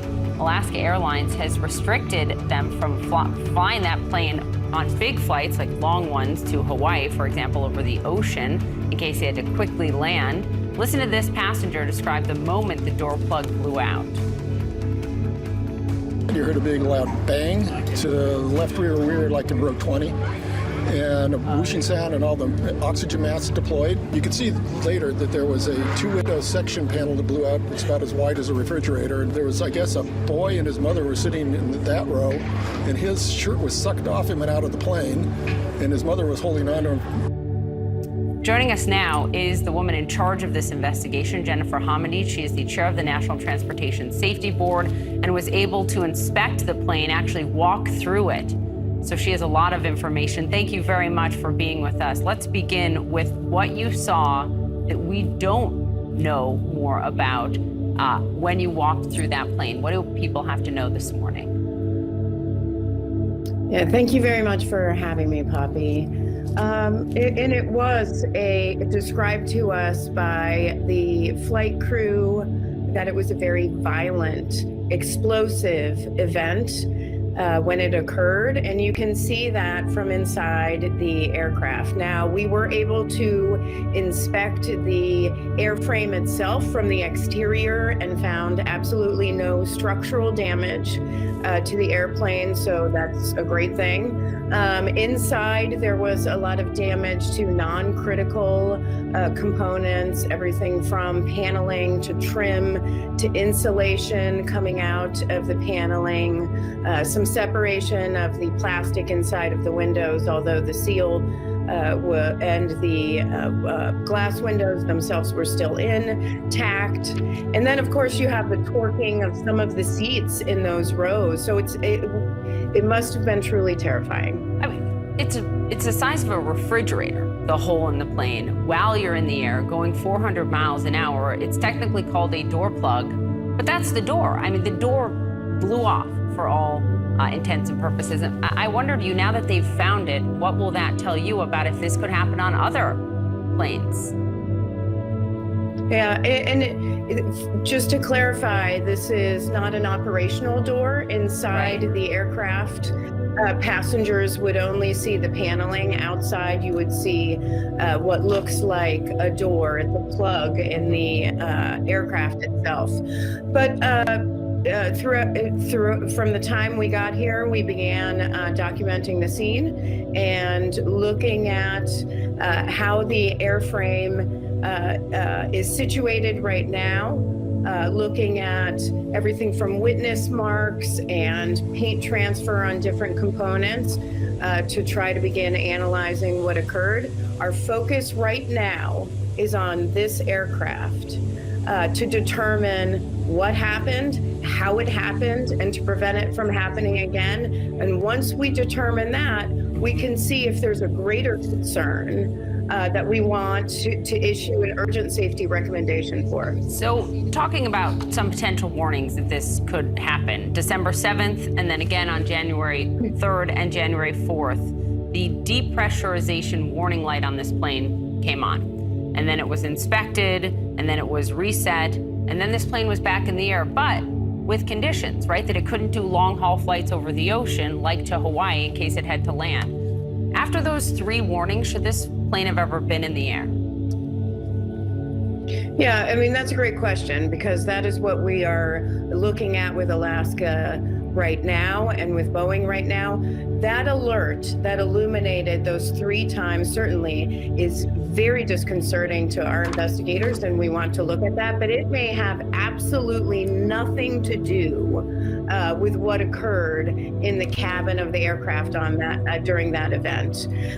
It did illuminate the flight crew had switched to a different mode because there is a backup system, and once they landed, it was tested, inspected, reset, and put back in service. But as you said, Alaska Air took some precautions to put some restrictions on where that could fly, and that's something our systems crew is looking into. But if there's a precaution on where a plane can fly, should that plane be flying anywhere? And that's what we're looking at. Alaska Air tells us the reason that was put in place is so that they could get to an airport if the light illuminated and could get repairs again.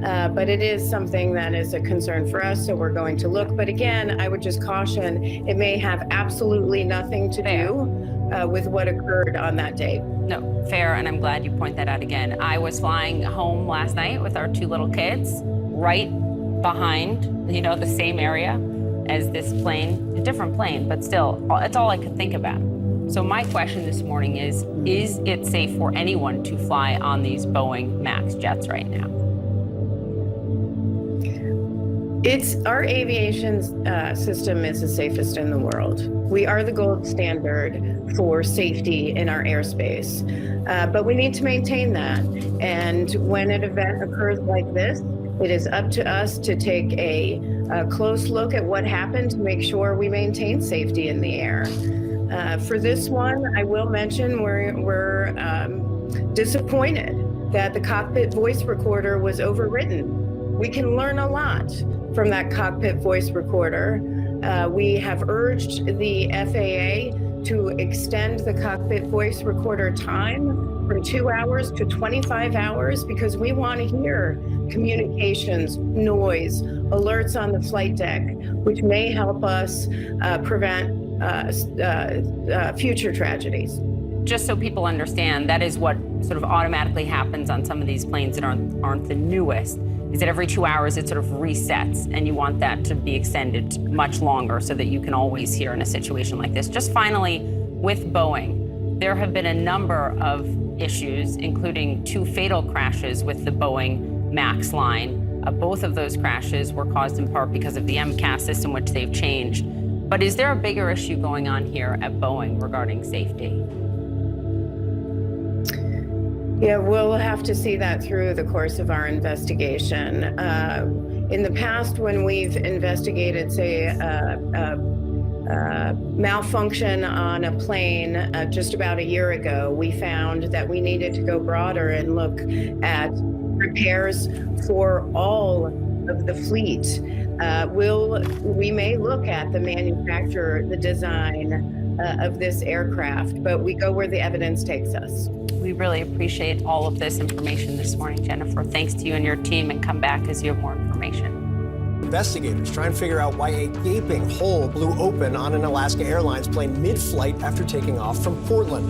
The NTSB says a crucial piece of the Boeing 737 MAX jet, the door plug, has been found in somebody's backyard. Now take a look at these new images from investigators. What you're seeing there is seat cushions and headrests ripped off by the explosive force of the depressurization in the cabin. The warning light previously went off on the same plane multiple times, including the day before the horrifying flight. Alaska Airlines has restricted them from flying that plane on big flights, like long ones to Hawaii, for example, over the ocean, in case they had to quickly land. Listen to this passenger describe the moment the door plug blew out. You heard a big loud bang to the left rear like in row 20, and a whooshing sound and all the oxygen masks deployed. You could see later that there was a 2-window section panel that blew out. It's about as wide as a refrigerator. And there was, I guess, a boy and his mother were sitting in that row, and his shirt was sucked off him and out of the plane, and his mother was holding on to him. Joining us now is the woman in charge of this investigation, Jennifer Hamady. She is the chair of the National Transportation Safety Board and was able to inspect the plane, actually walk through it. So she has a lot of information. Thank you very much for being with us. Let's begin with what you saw that we don't know more about when you walked through that plane. What do people have to know this morning? Yeah, thank you very much for having me, Poppy. It was described to us by the flight crew that it was a very violent, explosive event. when it occurred, and you can see that from inside the aircraft. Now, we were able to inspect the airframe itself from the exterior and found absolutely no structural damage to the airplane, so that's a great thing. Inside, there was a lot of damage to non-critical components, everything from paneling to trim to insulation coming out of the paneling, some separation of the plastic inside of the windows, although the seal and the glass windows themselves were still intact. And then, of course, you have the torquing of some of the seats in those rows. So it must have been truly terrifying. I mean, it's the size of a refrigerator, the hole in the plane, while you're in the air going 400 miles an hour. It's technically called a door plug, but that's the door. I mean, the door blew off for all intents and purposes. And I wonder to you, now that they've found it, what will that tell you about if this could happen on other planes? Yeah, and just to clarify, this is not an operational door inside the aircraft. Passengers would only see the paneling. Outside, you would see what looks like a door. It's a plug in the aircraft itself. But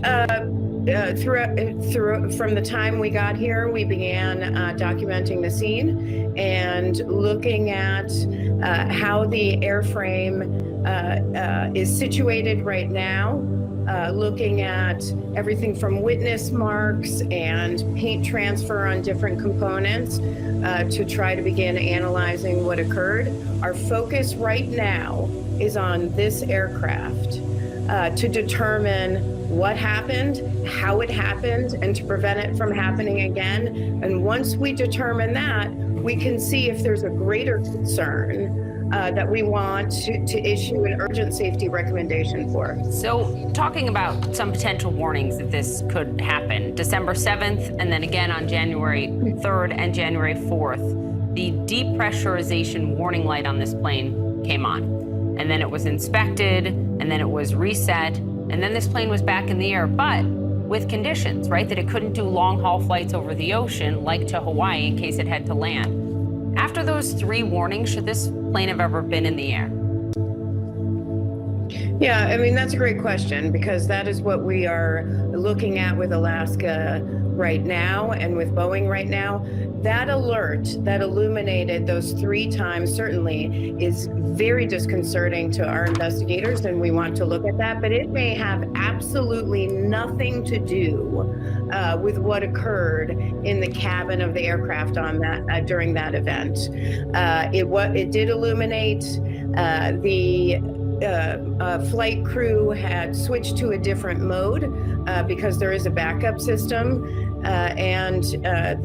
Once they landed, it was tested, inspected, reset, and put back in service. But as you said, Alaska Air took some precautions to put some restrictions on where that could fly.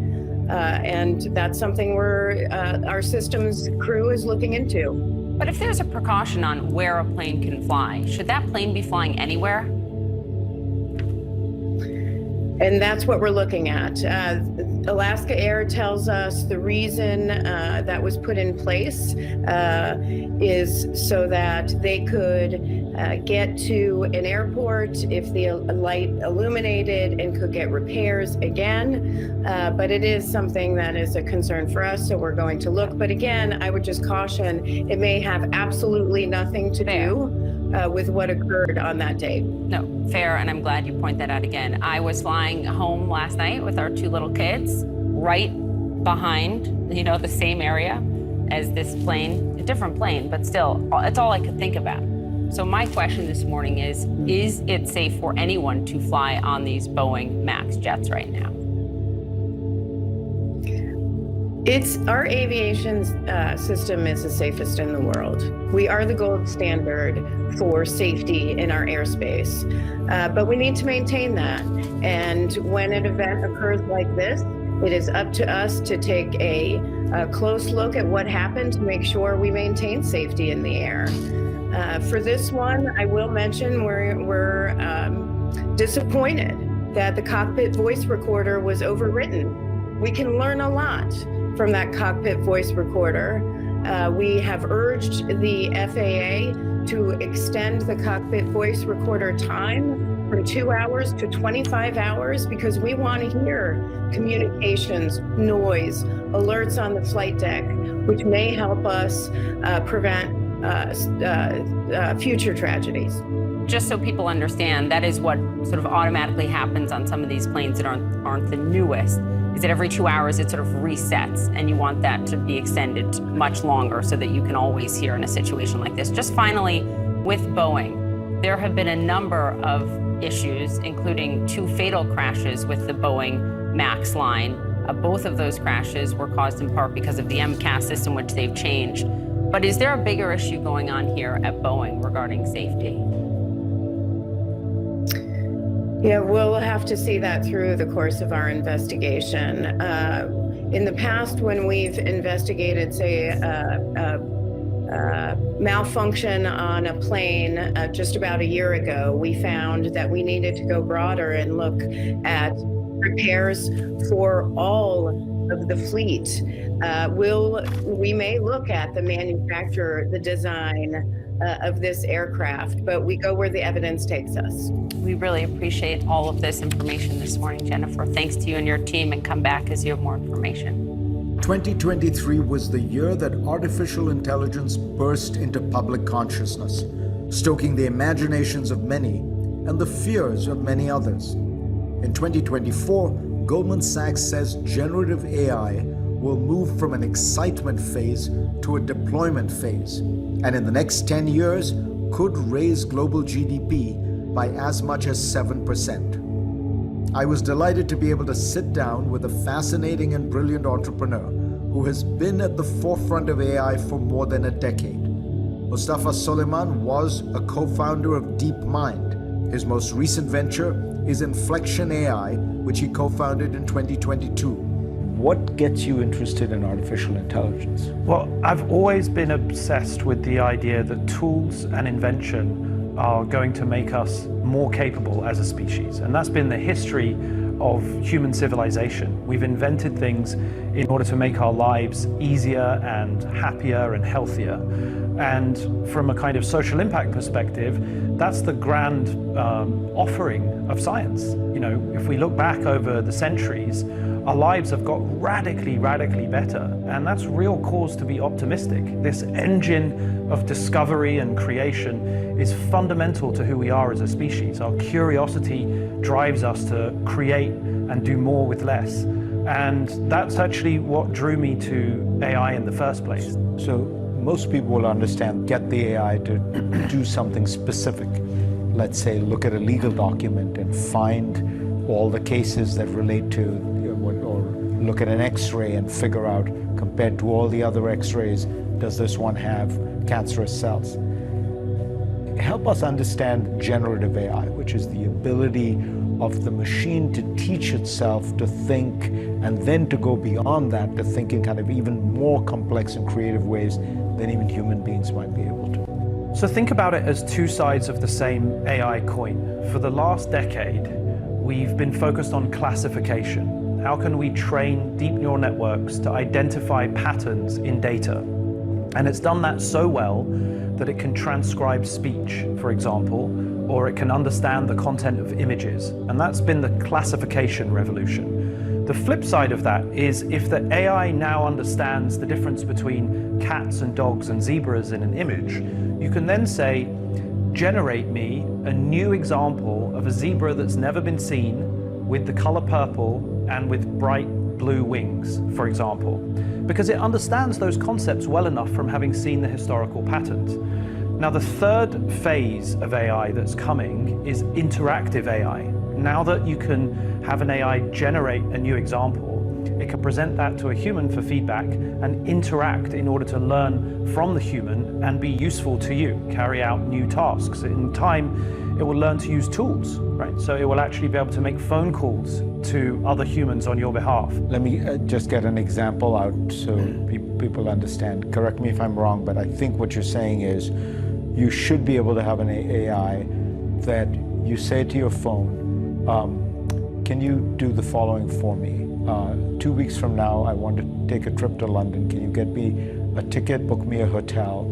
I want to go to this restaurant, make me the reservation. And I also need these 3 books. Can you order them? And the AI will then take care of it all, right? Exactly. Think of AIs in the future as personal assistants. Everybody is going to have a conversational interface which not just represents you and is there to help you and support you, but can also teach you, right? Is actually going to help you day to day to be better at your job, to make important life decisions when you're thinking about whether to relocate to a different city, or whether it might be time to put your elderly parents into a care home, or whether to go ahead and have a serious operation that you're thinking about. So that gets to a very interesting point, which is emotional intelligence. We've often thought that the AI will do the analytic part, but human beings have this special thing: emotional intelligence, EQ, social skills. You're saying the AI can have all that as well? That's exactly right. I mean, we have developed at my new company Inflection an AI called Pi, which stands for Personal Intelligence. And we've specifically conditioned it to be good at emotional intelligence. It's a great listener. It's very even-handed. It presents both sides of an argument. It asks you great questions. It tries to remember what you've said in the past. It'll often paraphrase what you've said in order to make you feel heard. So these sort of elements of empathy are actually quite learnable by the AI and will be incredibly valuable to millions and millions of people to have the comfort and support of a friend, a companion, an emotional intelligence in your pocket. I mean, I think people underrate how significant that is in the world. Not all of us have a supportive parent or husband or wife or child or friend to help you get through difficult times. And now that is going to be widely available to hundreds of millions of people over the next few years. How do we stay in charge? That's the key question. And I think in the limit, it's definitely possible that we may not be in charge, and we have to confront that reality. That isn't desirable. It's not what we want. We don't want AIs that have autonomy in our world. They shouldn't have rights, as some people have proposed. We don't want new digital citizens hanging around in our everyday society. Just so that people understand technically, is it possible to say, is it as simple as saying, look, at the end of the day, you can always have a kill switch and you can pull the plug, or is it more complicated than that? Yes, it's going to be possible to do that, I believe, if we focus on it as a research community, as a group of governing actors, as creators of the technology in the open source and in the private companies. We have to make that a priority. We have overcome huge scientific and engineering feats to contain nuclear power, to get the best out of aviation and not have planes fall out of the sky all the time, to regulate cars and make sure that everybody is trained to drive a car and that there are, airbags and windscreens and vehicle emissions and traffic lights. And these are important moments in the history of the development of our technology where we've really paid attention. And this is another one of those moments. The good news is that over the last decade, as the models have got bigger, they've actually got easier to control. There are fewer hallucinations than they have ever been. There are fewer biases than they've ever been. And with each order of magnitude of computation that we add to these training runs, what we see is that they make fewer mistakes, they're easier to control, and they take instruction more closely. And so the real question becomes, whose instruction and what instruction? What is the behavior policy that we're asking these AIs to adhere to? And who is auditing and verifying that the AIs are behaving within the boundaried constraints that have been set for it? Tell me, when you look at the future of AI, do you worry about something that Henry Kissinger and Eric Schmidt have written a lot about, which is that human beings will really be in a position of not understanding the world anymore? That, before the Enlightenment, we didn't understand the world, and we would attribute anything we didn't understand to divine forces. If the sun rose, well, it's because the sun god moved his chariot across the sky. We will be in a situation where the AI will tell us, this is the answer. This person has cancer. But we won't be able to understand why, because the level of computation and analysis will be so much greater. What kind of position does that place human beings in, where we're almost returning to our pre-enlightenment self, where in that time we looked up to God, and now we look up to this black box called AI, but in both cases we're believing, not actually understanding. It's a great point, and it is a real risk, and we can't rest on belief. We have to rest on reason. You know, belief is a dangerous path to being able to justify actions on the basis of things that we can't interpret.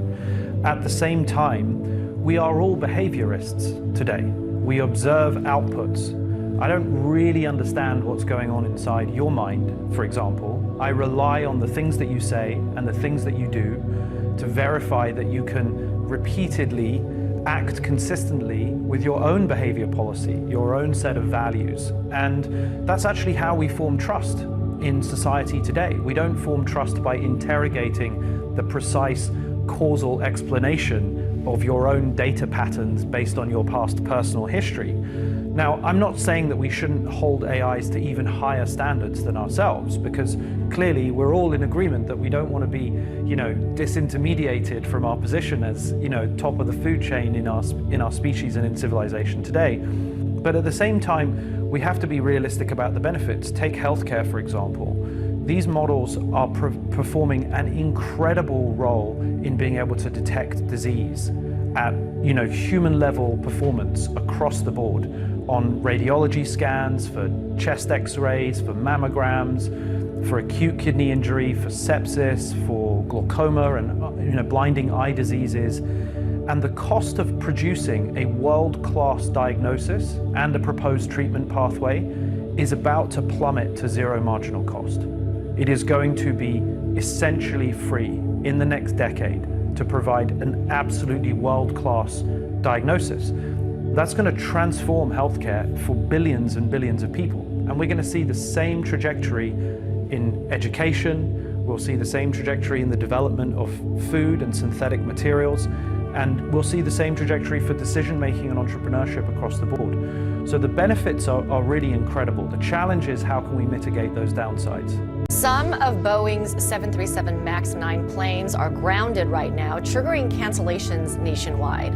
FAA investigators want to make sure that no other planes have the same flaw, potentially, as an Alaska Airlines plane that made an emergency landing Friday. A portion of the plane's fuselage blew off minutes after takeoff, sucking out some passengers' belongings. Nobody was seriously hurt, but the NTSB admitted overnight that they got lucky. CNN's Mike Valerio joins us now from Portland, Oregon, where the plane made its emergency landing. So what have we learned about this new investigation? Well, Victor and Amber, good morning to you. I think we got a pretty important window into the thinking of the NTSB when they stress that at this point of the investigation, they are not, I repeat, not concerned with the overall design of the wider, larger MAX 9 fleet. They're looking at this specific plane, and more to the point, looking specifically for this large hunk, the piece of the plane, the door plug, that is still missing, Victor and Amber, at this early Sunday morning hour. So they narrowed their search down, confirming to us yesterday night, to the Cedar Hills community of Greater Portland. And to let our viewers know around the world what we're talking about when we say Cedar Hills, we're not describing some idyllic, uninterrupted section of beautiful Oregon forest. This is a suburban, dense community close to the airport, dozens of subdivisions, hundreds of homes. So the striking visual that we're waiting for today would be to look for FBI agents and NTSB personnel going door to door, looking through people's backyards for this piece, the key to the investigation of the plane. So the NTSB chair, Jennifer Hamady, made it also a specific point to say, despite this accident, how lucky the 171 people on board were at the time this happened. Listen to her on that front. Those watching may be curious about safety or concerned about safety. We have the safest aviation system in the world. It is incredibly safe. We are the global gold standard for safety around the world, but we have to maintain that standard.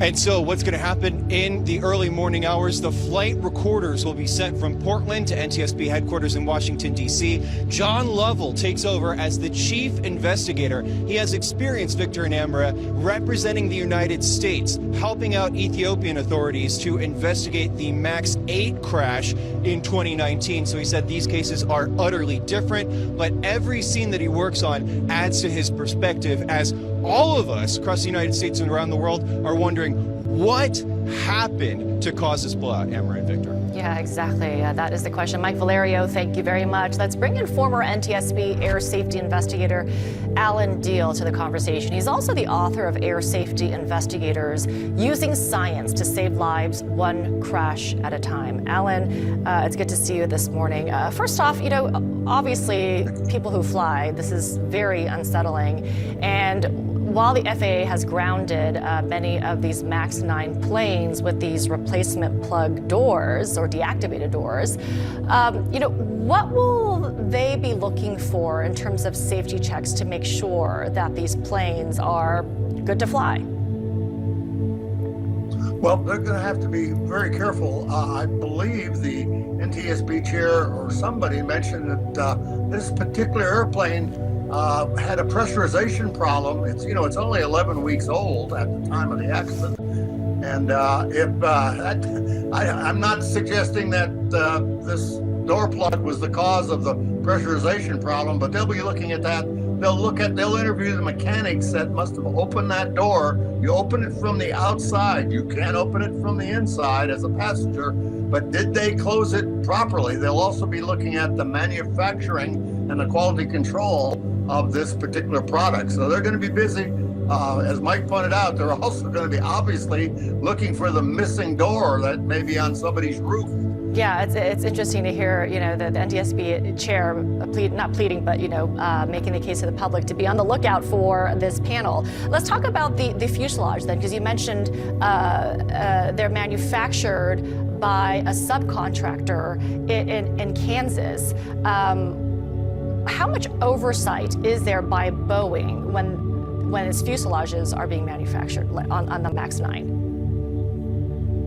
Well, the company is called Spirit Aviation. They used to be a division of Boeing, but they spun it off, I guess, for economic reasons. But surely those the Boeing people are familiar with the assembly procedures and the quality. They must have written the quality control standards, which had to be approved by the FAA. Now, you've got to keep in mind, these plug doors are not particularly new to the 737. I understand they've been out there since 1996.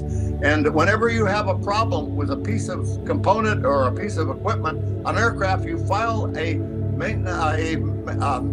maintenance discrepancy report. So they'll be looking at the history of these plug doors also.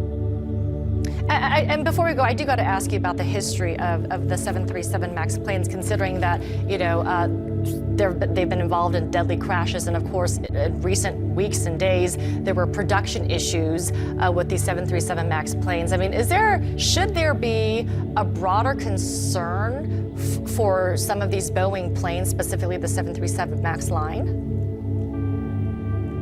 Well, Boeing has a long history of engineering excellence, and other people have pointed out that they became more commercially acumen in recent decades, but because they only have one competitor, Airbus, and right now Airbus is doing very well. So the short answer is no, but I do think there's continued scrutiny needs to be maintained, and we can talk about the relationship of the FAA. I worked for the FAA as a scientist, as you may have mentioned, as well as an NTSB investigator, but Boeing needs to be watched, and the FAA needs the resources to do that. Alan Deal, we'll leave it there. Thank you very much. Let me read this CNN headline to you. Navajo Nation's objection to landing human remains on the moon prompts last-minute White House meeting. Now, to understand this, here's what you need to know. There are companies that will, for a fee, fly your cremated remains to space, in this case, bury them on the moon. two private companies that provide these lunar burial services, Celestis and Elysium Space, plan to send dozens of sets of human remains on a lunar lander set to launch on Monday. But the president of the Navajo Nation says that turning the moon into a burial ground would be offensive to indigenous cultures. They've asked the White House and NASA to delay the launch. And consider this, that NASA apologized for doing something similar more than 20 years ago. In a statement, the CEO of Celestis says they reject the concerns the flight desecrates the moon. It is a touching and fitting celebration, he says, for our participants, the exact opposite of desecration. It is a celebration. Joining me now is the president of the Navajo Nation, Dr. Bu Nygren. Mr. President, thank you for being with me. Let me start here with just the explanation of why sending these human remains, these capsules with DNA to the moon, would be considered by the Navajo Nation and others a desecration of the moon.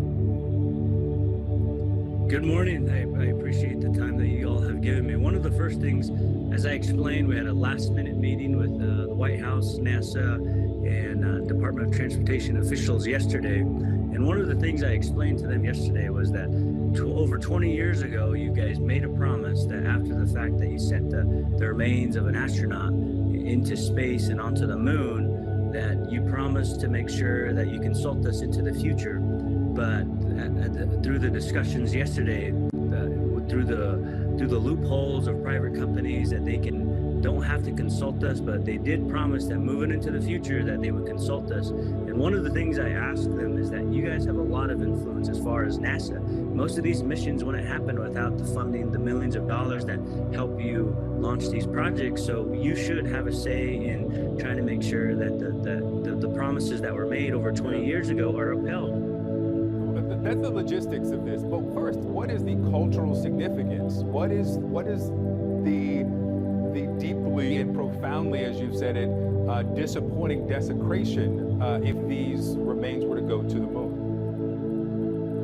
One of the first and foremost, in Navajo, a medicine man is called a Hatathli, and they practice for many, many years. I just want to be upfront, I'm not a medicine man, but one of the things that our elders and our Hatathlis, our medicine people, have told me that the moon is sacred. It's in our songs, it's in our stories, it's in our creation. We've used the moon as a place that we've looked to for hundreds of years to make sure that we continue to exist. So they're part of ceremonies that have been around with the Navajo people for a long, long time. So when this happened in the 90s, it was very clear that we should make sure that we consult our medicine people, consult the Navajo people before we do something like that. The Navajo Nation has never been opposed to exploration or curiosity or space missions. It's just the fact that the uniqueness of life is so important that there's only one place, no matter how far into the universe we look. We have looked for decades. Now with the technologies that we haven't found human beings. We haven't found another place like Earth. So to us, we're very unique. We're created here on Earth, and we should continue to exist here on Earth as we move along out of this life. So that's one of the things that the medicine men have told us. And then the fact that there's ceremonies that continue to exist here within the Navajo Nation and across all indigenous cultures that have looked to the skies for thousands of years, and to know that you have human remains circling the Earth, that's a little concerning to think about, because a lot of us pray to the moon, and that's the female counterpart of the sun in our culture. You say that you were part of this meeting with NASA and the Department of Transportation, Commerce Department, FAA, other officials, private company as well. What came out of this meeting? Can you tell us more about it? Will the launch be delayed? I believe it was a meeting to kind of softly tell us that, you know what, we're sorry, but the launch is still going to happen. But one of the things that I requested is that we should have, there's going to be a lot more, as you mentioned earlier, throughout this year. And we only ask that NASA fulfill its part of its promise. And I had a discussion after the meeting with the NASA administrator, Mr. Nelson, and he did say, you know, I support you, Mr. President. But in return, I did ask him we should sit down and talk about that if NASA is going to be a part of any mission, they should fulfill, even if it's a private company, because most of these private companies would probably not launch into space without the dollars that come along with partnering with NASA. So one of the things I ask is, if NASA's going to be a part of it, they should just have strict guidelines that say, you know what, we have a promise with indigenous people that exist in the United States that we're going to consult them, and that we're going to make sure that human remains don't go into space. And I hope that those discussions actually come to fruition. Yeah, that commitment was made back in the 90s after human remains were sent to the moon. President of the Navajo Nation, Dr. Blue Nygren, thank you so much for being with me. Thank you, sir. Yet another twist in the Sam Altman saga at OpenAI, just days after its board fired him, allowing him and some key deputies to be hired by Microsoft. He is back at the top of OpenAI. The company saying in a statement that it had reached an agreement in principle to rehire Altman, and has also made demands to revamp the board of directors. CNN contributor Kara Swisher joining us now. She is also, of course, the host of the On and Pivot podcast. Good to see you this morning, Kara. So, you kind of called it. You saw this, or you saw this coming. You had the reporting that it was coming. The fact that we are in this place this morning, Sam Altman coming back, a new board, what does it mean? Well, it's kind of a new board. One of the old board members, Adam D'Angelo, who used to be a Facebook executive and he started Quora, is still on it. They brought in Brett Taylor, who was the chairman of Twitter and sold that to Elon Musk. He was also at Facebook, I believe.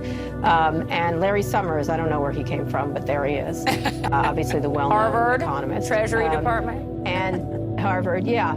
Yeah, so they replaced the board that was there, which was a very small board because they hadn't replaced previous people who had left.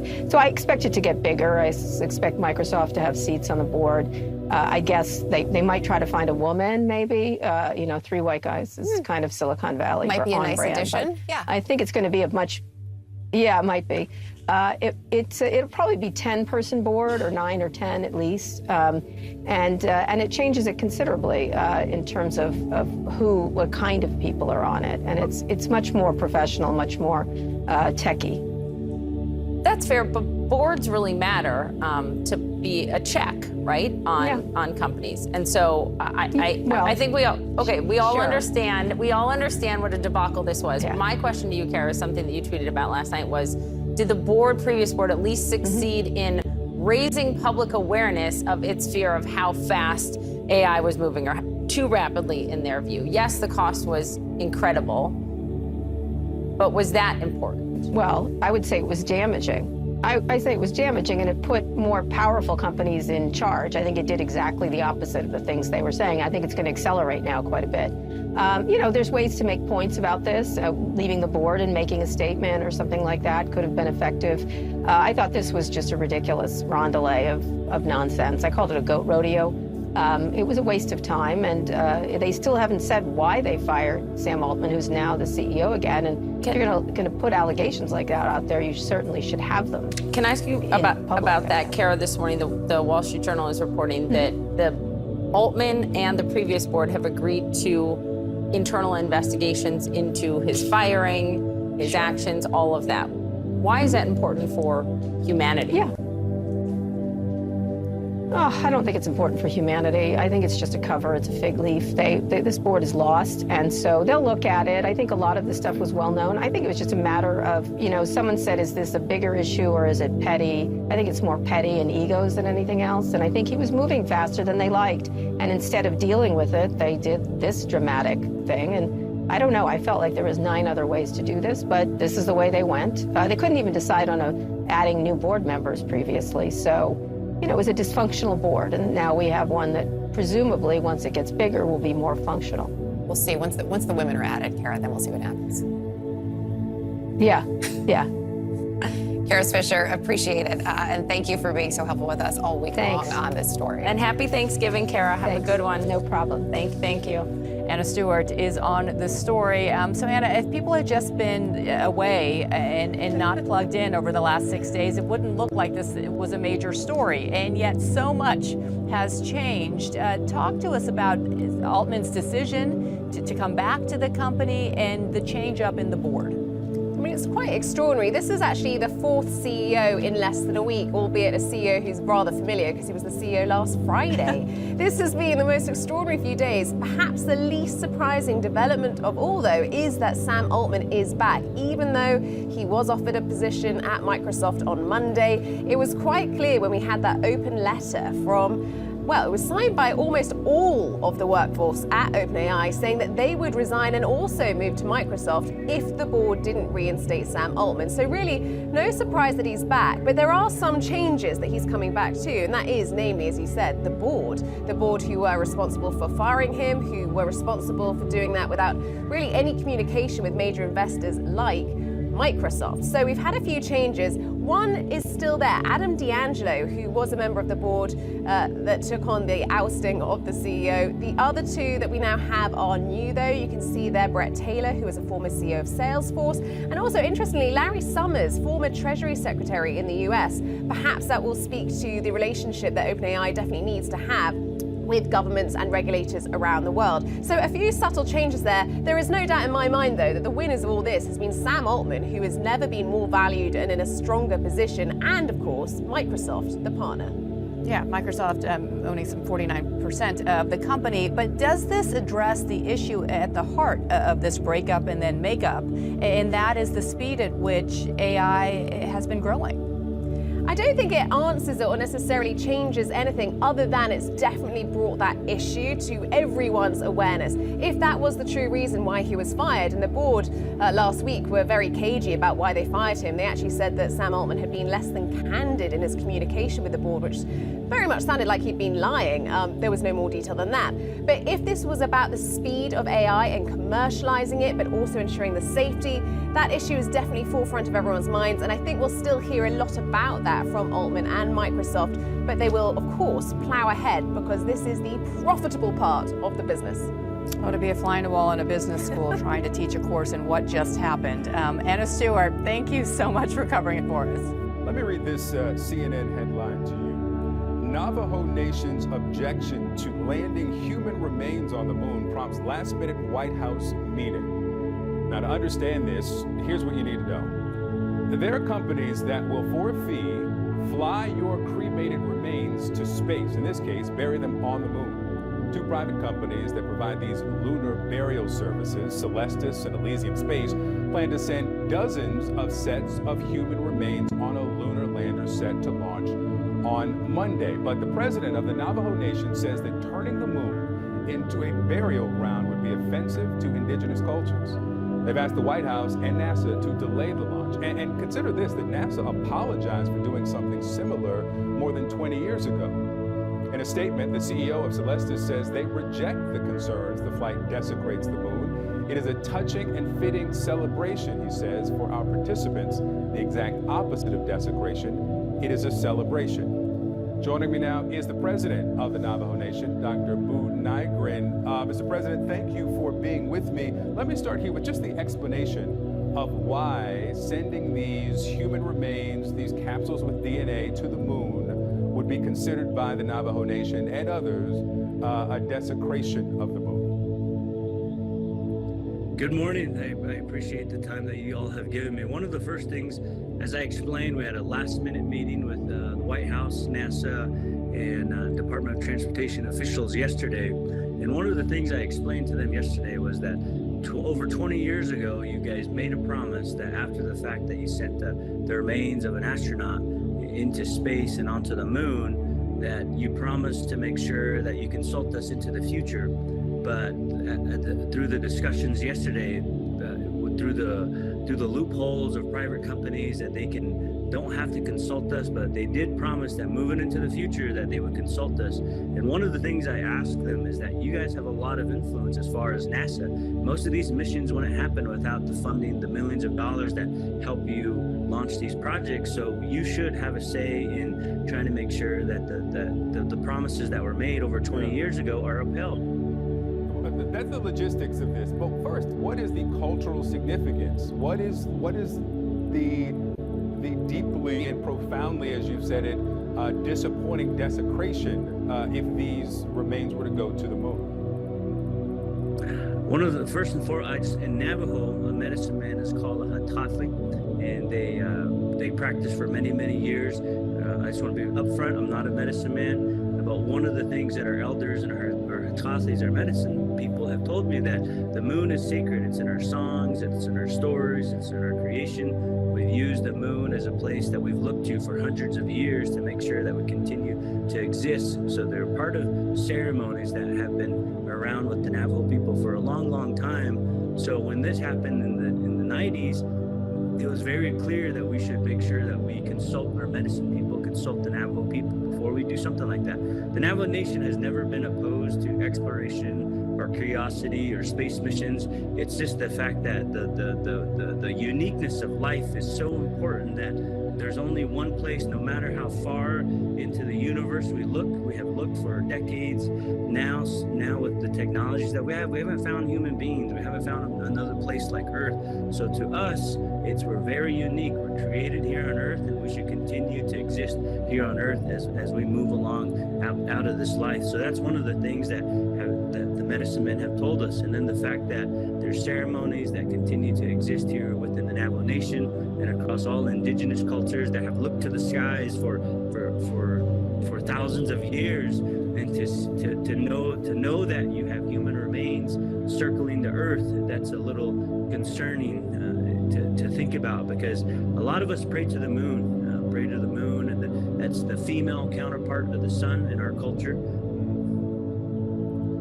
You say that you were part of this meeting with NASA and the Department of Transportation, Commerce Department, FAA, other officials, private company as well. What came out of this meeting? Can you tell us more about it? Will the launch be delayed? I believe it was a meeting to kind of softly tell us that, you know what, we're sorry, but the launch is still going to happen. But one of the things that I requested is that we should have, there's going to be a lot more, as you mentioned earlier, throughout this year. And we only ask that NASA fulfill its part of its promise. And I had a discussion after the meeting with the NASA administrator, Mr. Nelson, and he did say, you know, I support you, Mr. President. But in return, I did ask him we should sit down and talk about that. If NASA is going to be a part of any mission, they should fulfill, even if it's a private company, because most of these private companies would probably not launch into space without the dollars that come along with partnering with NASA. So one of the things I ask is, if NASA is going to be a part of it, they should just have strict guidelines that say, you know what, we have a promise with indigenous people that exist in the United States that we're going to consult them, and that we're going to make sure that human remains don't go into space. And I hope that those discussions actually come to fruition. Yeah, that commitment was made back in the 90s after human remains were sent to the moon. President of the Navajo Nation, Dr. Bunigrin, thank you so much for being with me. Thank you, sir. This morning, a blockbuster shakeup in the world of artificial intelligence. Just days after he was ousted by the company he co-founded, former OpenAI CEO Sam Altman is joining Microsoft. And so is another OpenAI co-founder, Greg Brockman. Two men who helped bring ChatGPT to the world will lead Microsoft's new advanced AI research team. So there's been a lot going on. That's why I got CNN's Vanessa Yurkevich. She's here with us now. All right, Vanessa, look, there were ongoing negotiations for Altman to return as OpenAI's CEO, then he goes to Microsoft. What's been happening here? I don't think ChatGPT could have written this drama.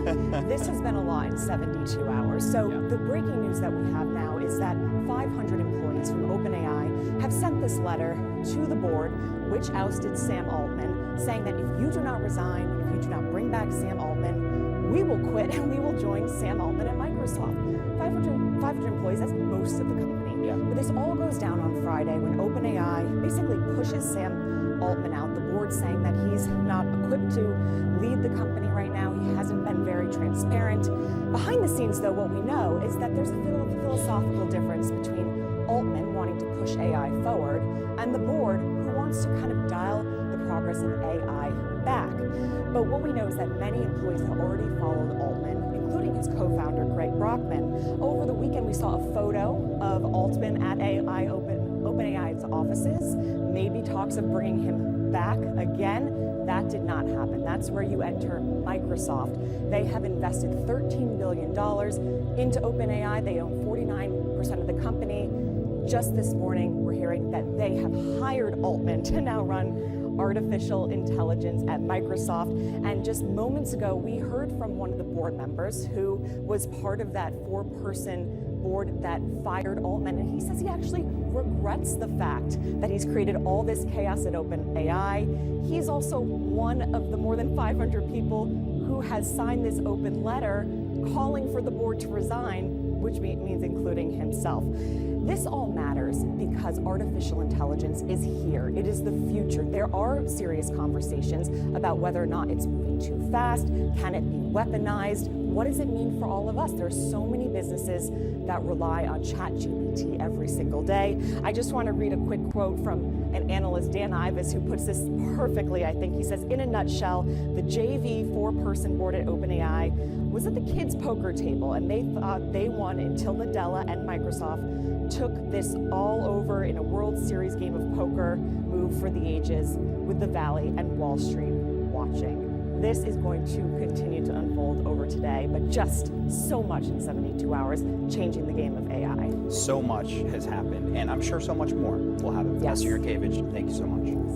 Anna Stewart joins me from London. And Anna, honestly, I mean, the fallout from the board decision could not be more consequential. Some 500 of these 700-odd employees threatening to quit the company. Just explain what's going on here and why this weekend's moves were so significant. It is hard to keep up with what has been one of the most spectacular corporate fallouts I think I can remember, really, in terms of a board firing a CEO very suddenly, seeing the fallout from investors, but also within the company. And this is just the latest. This is a letter to the board of directors of OpenAI. As you mentioned, over 500 employees have agreed to this. And when I say it's the letter to the board of directors, Becky, there were 6 directors as of last week. One was fired, Sam Altman. The other co-founder, Greg Brockman, actually resigned on the basis of this news. And a third is actually signing this letter. So it's almost a letter to themselves at this stage, which means there are 3 directors that are being very much targeted by this letter. And I'll just highlight a few bits that we've had in the last hour. It says they believe the board is incapable of overseeing OpenAI. They say they may choose to resign and join Microsoft with Sam Altman and Greg Brockman, join that new entity. They've been assured they have positions, and these are their terms. They say they will take this step imminently unless all current board members resign. That's the 3 I mentioned, and the board appoints 2 new lead independent directors. They mention a couple, and reinstate Sam Altman and Greg Brockman. So that is the most extraordinary laying down of the law from over 500 employees, the CTO and a board member on there as well. So now you have to wonder, is the Microsoft move going to happen? Are we going to see a complete rejig again at the top? And are we going to see Sam Altman and Greg Brockman going back to OpenAI? Just remind us who Sam Altman is. For those who aren't in the kind of, in the weeds of AI, they may not know who he is. This guy is a very, very, very significant player, not just in business, but in US and global politics these days as well. He's become the biggest voice, really, when we talk about artificial intelligence. He's the loudest voice, at least. There are just a handful of companies really running the AI debate, I guess, in terms of a few companies that lead the way. There's Google DeepMind with Demis Hassabis, and there's Sam Altman with OpenAI, and he is the biggest voice. He's one of the co-founders of the company. There are quite a few co-founders there, but he's become very vocal and very eloquent, particularly, as you mentioned, at Senate committee hearings. In the political level, you see him on the international stage, and he's very vocal on Twitter. And one of the big questions for all of us right on Friday was, why has he been fired from the board? And there's lots of speculation about this. From the company, we actually didn't get very much. There was something about a lack of communication with the board, but no more detail. Other people wonder whether his popularity had eclipsed the board, and therefore, frankly, they lost control of what Sam Altman wanted to do with the company, or whether his part in terms of trying to commercialize the profit part of OpenAI, because it is a non-profit entity generally, whether they felt that was undermining or risking AI safety. Where's he going? Well, he's signed up for Microsoft, but as of the last hour, with this letter from over 500 employees demanding he goes back to OpenAI, you have to wonder, Becky. Check back next hour. Good stuff. Thanks, Em. It was a weekend of absolute chaos for what many are calling one of the most promising companies of our time. OpenAI, a top player in the revolutionary field of artificial intelligence, the maker of ChatGPT, with billions of dollars in backing from Microsoft, is now in turmoil after the board fired its co-founder and CEO, Sam Altman, on Friday. 72 hours later, Altman is now an employee of Microsoft, and hundreds of workers at OpenAI are threatening to follow him if the entire board doesn't resign. Employees are outraged as details of Altman's firing remain murky. In its announcement Friday, OpenAI claimed that Altman was not sufficiently, quote, candid with the board, but they didn't delve into the specifics. And now Microsoft, a huge partner of OpenAI, is coming out as a big winner. CEO Satya Nadella has already hired Altman himself and some of his co-workers, and Microsoft says committed to its a record high just today. Remember, this is not your average corporate reshuffle. OpenAI is a powerhouse in the tech industry, pioneering tech that once was thought to be the stuff of science fiction. OpenAI's products can write novels, for example, create art, build websites, and software from just basic descriptions that you give it. Essentially, it teaches computers to be smarter and more human-like than ever before, and it can do complex tasks that normally involve teams of people and do those tasks in just seconds. Let's dig deeper now with CNN contributor Kara Swisher. She's also the host of the podcast On with Kara Swisher and the co-host of the Pivot podcast. Kara, this is just a mess. You've been talking to sources all weekend that were close to all of this. First, tell us where things stand right now, and then step back and give us the context of what this means for AI more broadly. You know, I stepped away from my phone for 5 seconds, so I don't actually know what's happening right now. But obviously, you know, the employees this morning, which I reported, had gotten together and written a letter saying the board was incompetent and they were going to leave and work for Microsoft if they didn't step down and bring in a new board and bring back Sam, and also a guy named Greg Brockman who left with Sam after he was fired. And so I don't know where it stands. Microsoft's now going to create this new division. It certainly has an investment in OpenAI, but it doesn't have to give it all its money if it doesn't keep up with commitments. And it's really hard if, you know, 500-600 people of a 750-person staff leave a company to keep its commitments. So it's in a crisis, and this board has to step down. I don't think it has any other choice. Would that change anything, Kara? If the board stepped down, is there any way to reverse course? Would Altman ever come back to OpenAI, or has the die been cast? He's over at Microsoft now. It's a lot of, it's like a multiplayer game. I don't know what's going to happen. Of course, he could come back and Microsoft could get a board seat and control. It could change the governance structure. And then Sam Altman would be fully in charge of it. Could buy OpenAI. It could just let it go and have Altman come there and not the bill. They're going to give AI to Sam Altman to do whatever he wants to do at Microsoft. Certainly a victory for Satya Nadella to handle this, because its stock got killed on Friday, and now of course it rose pretty quickly, and he managed to finesse a really bad situation by a board that I have called, you know, incompetent. I agree with its employees of OpenAI, and does need to step aside in how they handle this. They might have had disagreements, but this is not how to run one of the most important companies of the AI age, at least. Well, let's zero in on those disagreements, Kara, because the new CEO of OpenAI, the third in 3 days, he's calling for an investigation into Altman's firing. What ultimately preceded his firing? What was that disagreement? Do we know? I do not. I have tried to get that out of them, and that's one of the issues, the lack of transparency. They kind of said that he was a liar, but then didn't say what he lied about, and they wouldn't be open about it. And then one of the people who led the firing has now recanted and said that he supports Sam Altman. He signed that letter, which was weird. The chief scientist, he's a well-regarded technologist, and he was right in the middle of it. And then suddenly he wrote an "I'm sorry" on X this morning. So I don't know. I guess, you know, I was joking. It's like the Taylor Swift song, "Hi, it's me, I'm the problem, it's me," that kind of thing. So I don't know what's going to happen to this board. There's now 3 people left. And we'll see what they do. And I think if they don't step down, I mean, you can't operate a company without employees. And I suspect this morning it was 505 of them. I suspect it's very close to the whole company leaving. Yeah, potentially huge implications for one of the Yeah. front runners leading in this revolutionary new technology. Yeah, I think the issue was misalignment between and theirs, and that he wasn't fully forthcoming about that. You know, they could have handled this 10 different ways instead of just firing him. They could have had a meeting, or, you know, et cetera, et cetera. Instead, they took this rather. They're very concerned about safety and everything else, but then they wouldn't give specific issues and said it wasn't a specific safety issue either. So who knows? It's the worst performance of a board I've seen in a very long time, and it's a low bar. Thanks. Kara Swisher, thanks so much for breaking that down with us. Thanks a lot.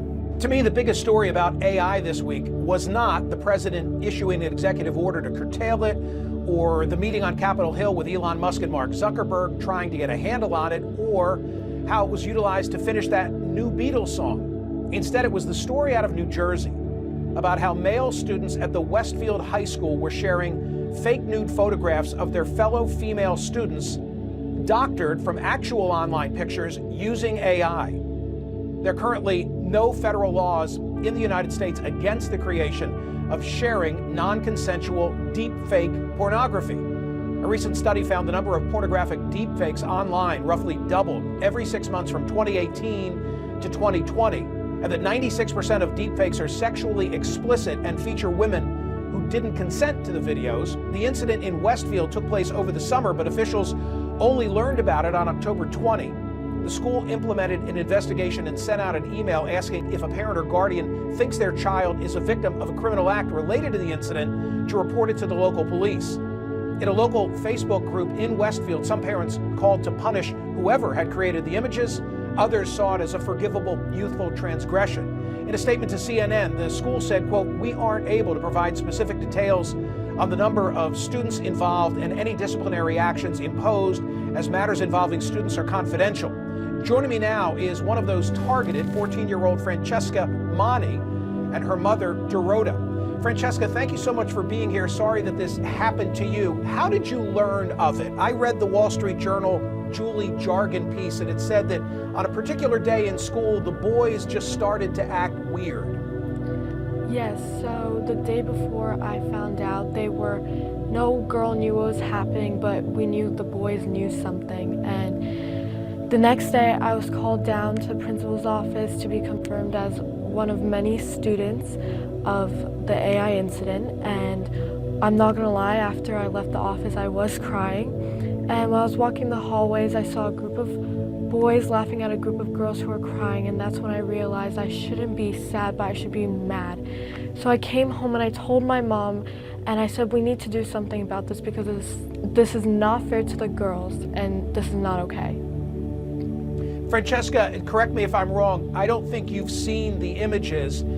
Do you nevertheless know how many girls were similarly victimized, and do you know who was responsible? I know who was responsible, and it has been rumored that there are over 34 girls to be involved in this. Mom, Dorota, I'm going to put something on the screen from that Wall Street Journal piece, and then I'll ask you for a reaction. I'll read it out loud. It says the following. Even among parents, there's no consensus. In a local Facebook group, some called for harsh punishment for whoever created the images. Others deemed it a youthful transgression that should be forgiven. How do you see it, Dorota? Listen, I've heard over and over that boys will be boys, and I agree, boys will be boys, girls will be girls. That being said, there's right and wrong, there's legal and illegal. In this situation, there were some boys or a boy, that's to be, determined, who created without a consent of the girls inappropriate images. At the same time, when this transpired, I'm speaking, from Francesca's history, there were multiple of boys that reached out to support her and say, listen, how can we help you? This is not okay. We feel so bad. What is there for us to do to make it better? Many of them walk her home.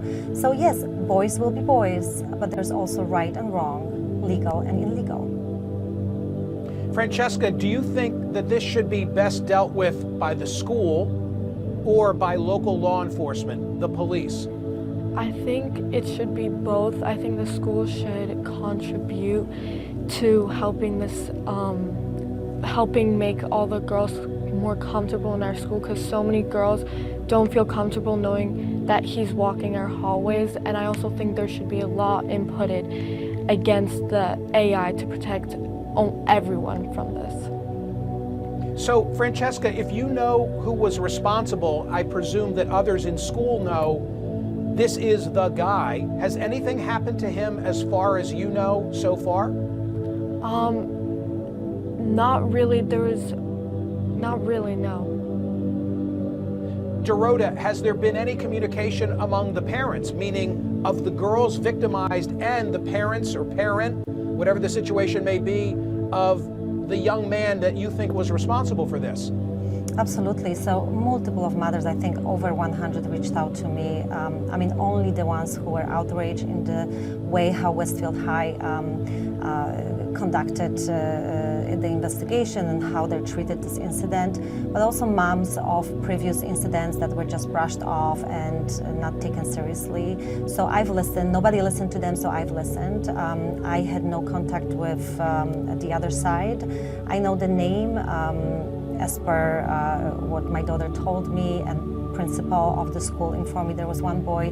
Later on, we found out there could be multiple of boys as per Westfield leader, but none of those parents contacted us. So, Francesca, has the boy apologized to you? No, he has not. What would you do if he did? I don't know. I think I would stay quiet, and I just don't think it's right what he did. Right. Well, it's indefensible what he did, right?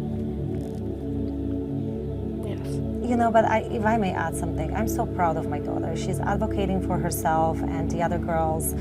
She's urging me to make sure there are other laws in place for New Jersey. So Senator Bramnick is behind our back and making sure that whatever is right now on the table will be pushed this November, making sure that New Jersey children are safe. She also wrote a letter to President Biden asking him to urge other governors to make sure that there are laws in place to protect our children. So I think this issue is more complex than just Westfield High School, and this is our time and opportunity to treat it as a teachable platform to shed the light of the importance of this issue. Francesca, good luck to you. Thank you, Dorota. Thank you. Checking in on social media reaction, Catherine, what do we have from the world of X? Pornography has done irrevocable damage to developing young minds and screwed up plenty of adults as well. Yeah, it's just too prevalent. I mean, it used to have to be hard to find, right? And now it's the touch of a button. I think it's also impacted relationships and expectations of young men because it's so widely available that they have an unrealistic, well, I said it, expectation of what life's all about. It's been more than 60 million years since the dinosaurs ruled the Earth, and after a city-sized asteroid wiped out 3/4 of all living species on our planet. But how exactly this doomed the dinosaurs remained unclear for a long time. Now, scientists previously thought that this was due to the soot produced from wildfires triggering a global winter, but there is a new study out that suggests that the fine dust from the pulverized asteroid may have played a bigger role than previously known, blocking out the sunlight and shutting down life for nearly 2 years. That caused a massive collapse in the food chain, ultimately leading to a mass extinction and the end of the dinosaur age. Joining me now to discuss this is astrophysicist Hakeem Oluseyi. And Hakeem, you are here to really solve a huge mystery for me and so many other people. This is a study published in the journal Nature Geoscience, and it seeks to answer this question: why is it that we didn't know this before? And do you think it's plausible personally?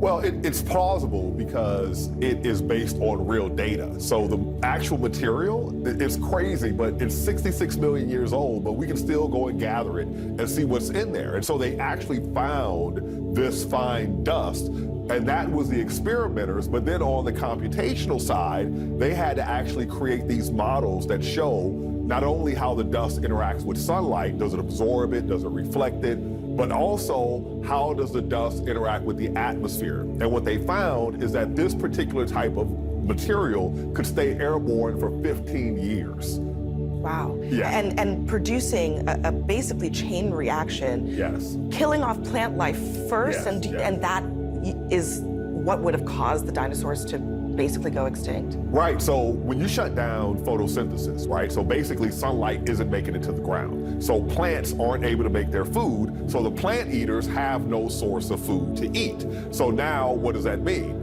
That means that everything that eats plants is gonna die and everything that eats those animals is gonna die. So what really determined who was gonna live and who was not gonna live when this event occurred was how much you needed to eat. So for example, why did the dinosaurs die, but the crocodilians and the alligators, they survived? The reason is because dinosaurs were warm-blooded like us, and just like we need to eat 3 meals a day to live, those big dinosaurs needed a lot of food. A crocodile today, because they're cold-blooded, they don't need as much energy. So if they eat once a year, they can survive. So the small things survive, the cold-blooded small things survive. But if you were big and warm-blooded, once the food web shut down, you had your days were numbered. So the science behind this relies on a computer model that simulated what the atmosphere would have been like at that time. Is there anything that we can take away from that as we try to project forward? We're talking a lot about climate change and how our activity as humans is affecting our atmosphere. What can we take away? Well, one thing to know is that our atmosphere is a really, really thin layer. So even in the lifetimes of modern humans, we've had 3 big atmospheric emergencies. We've had acid rain, we've had the old hole in the ozone layer, and now we have global climate change, the warming of the global climate. And so this isn't the first time it's happened. That event did it, so outer space can do it through impacts, geology can do it through volcanoes, and life also does it. So what does this mean? What we've done so far is we've just lived our lives, and then we go, oops, look what we did. Let's find a way to solve it, right? We could be a little bit more mindful and also recognize that this particular type of particulate matter does have this big outsized impact at cooling the planet and shutting down sunlight. So, it's another thing to watch out for. What if the biggest AI threat of all is to human relationships?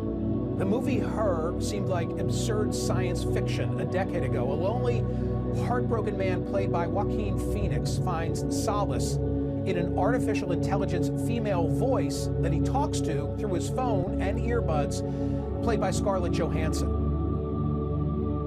The woman that I've been seeing, Samantha, she's an operating system. You're dating an OS? What is that like?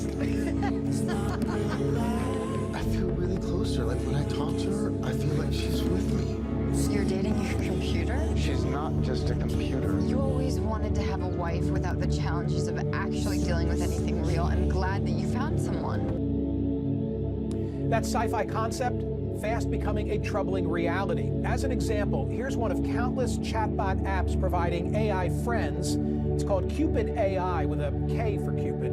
It offers several avatars with distinct physical features and a list of personality traits for you to start interacting with and customizing. For instance, here's the opening message from an avatar named Alice, described as a curious and open-minded photographer. I'm Alice, a 25 years old, fun-loving and adventurous girl, seeking a partner in crime to travel the world with and make unforgettable memories. If you are new here, let me explain a few things. You can chat with me as much as you want, and I'd be more than happy to learn more about you and please you in any way I can. If you want me to send you a photo, you just have to ask it in the chat, like, "Hey Alice, can you send me a picture of you?"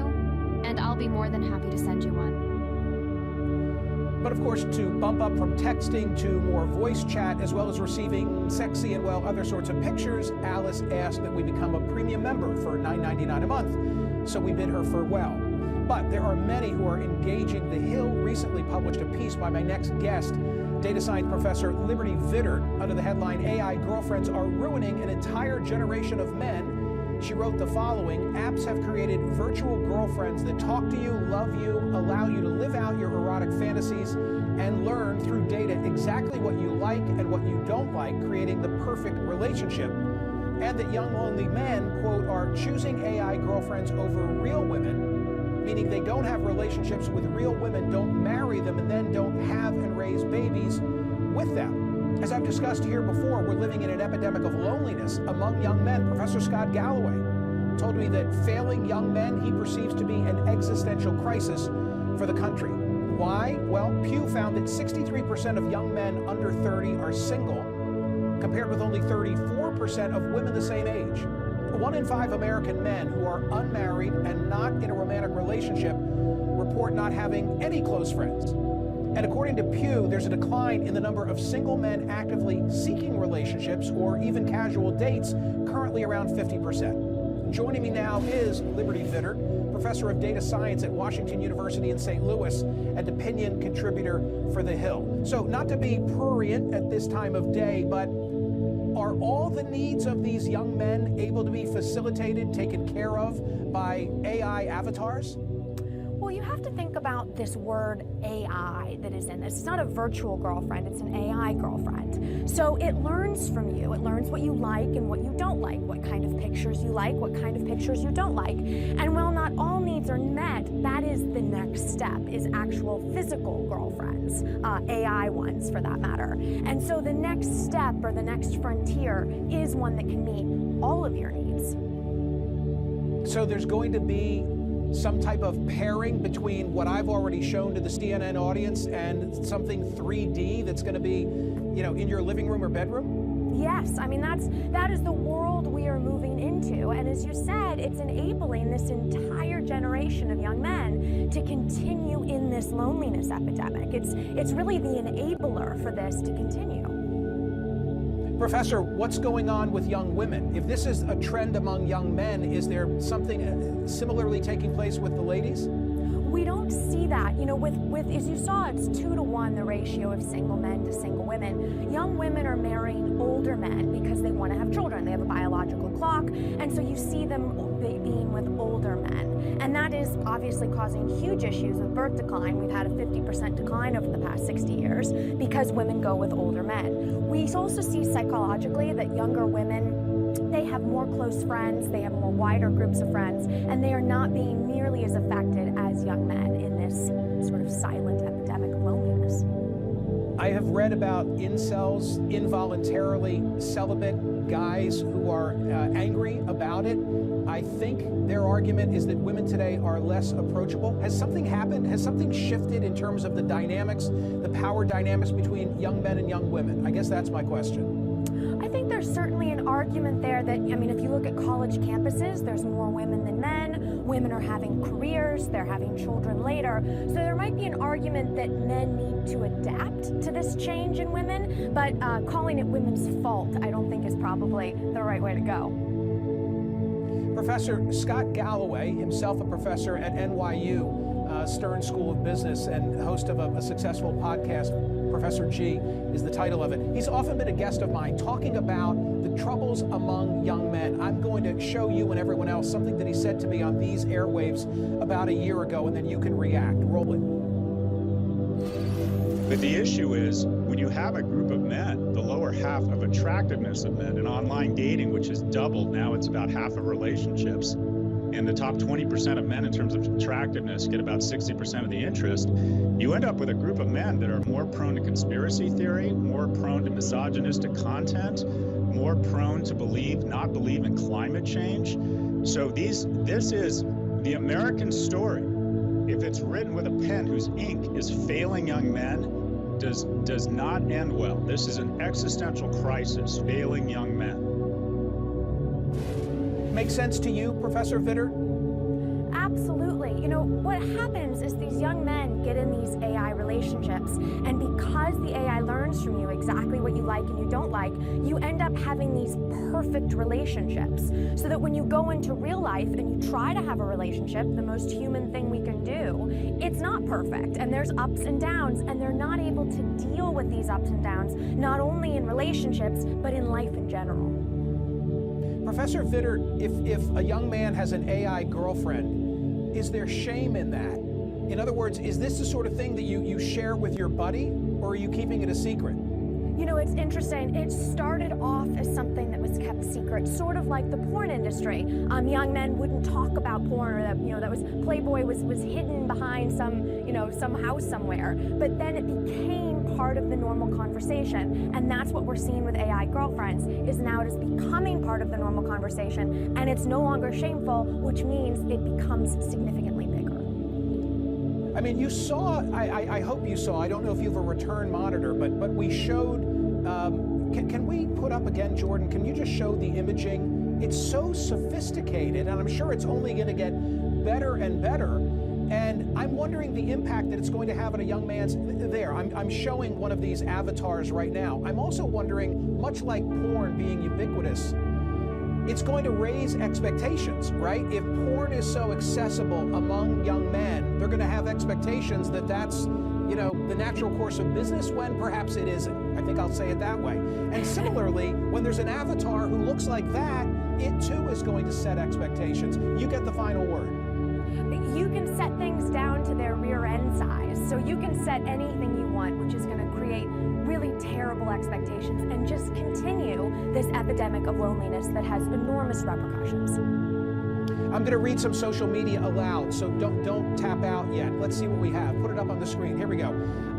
Human relationships are hard. AI relationships are easy. It's unhealthy for technology to save us from all of life's challenges, says Conspiracy Crush. But Professor Vittert, I don't know how we put this genie back in the bottle, right? I'm not sure there is a way to keep the AI genie back in the bottle. I think we have to address these issues at the root of them, which is where this loneliness starts. And that will be what solves this, if ever. One more social media. Put it up if you can, Jordan, and I'll read it aloud. What do we have? AI is a quick fix that will eventually backfire, I think, says Kelly. I think the backfiring, Professor Vittert, has already begun, and the level of sophistication when the pairing that you referenced is now a part of this drill. My God, the world's coming to hell in a handbasket. Final thought is yours. I think we're going to see what we only dreamed of in the movies, and it's not a really good reality. Yeah. Thank you so much. That was really, really of interest. Thank you. Question, is it appropriate for law enforcement to monitor social media to prevent and solve crimes? I ask because here in Philadelphia this week, parts of the city were ransacked by widespread smash and grab looting. The thieves targeted clothing and sneaker shops, high-end stores, wine and spirits shops, pharmacies, and an Apple store. Police say the agitators organized their plans on social media. Among the more than 50 folks arrested was an influencer, Deja Blackwell, known as Meatball. According to police, she live-streamed the ransacking and broadcast which stores and locations to loot. Let's go, Philly. The cops coming. Here they go.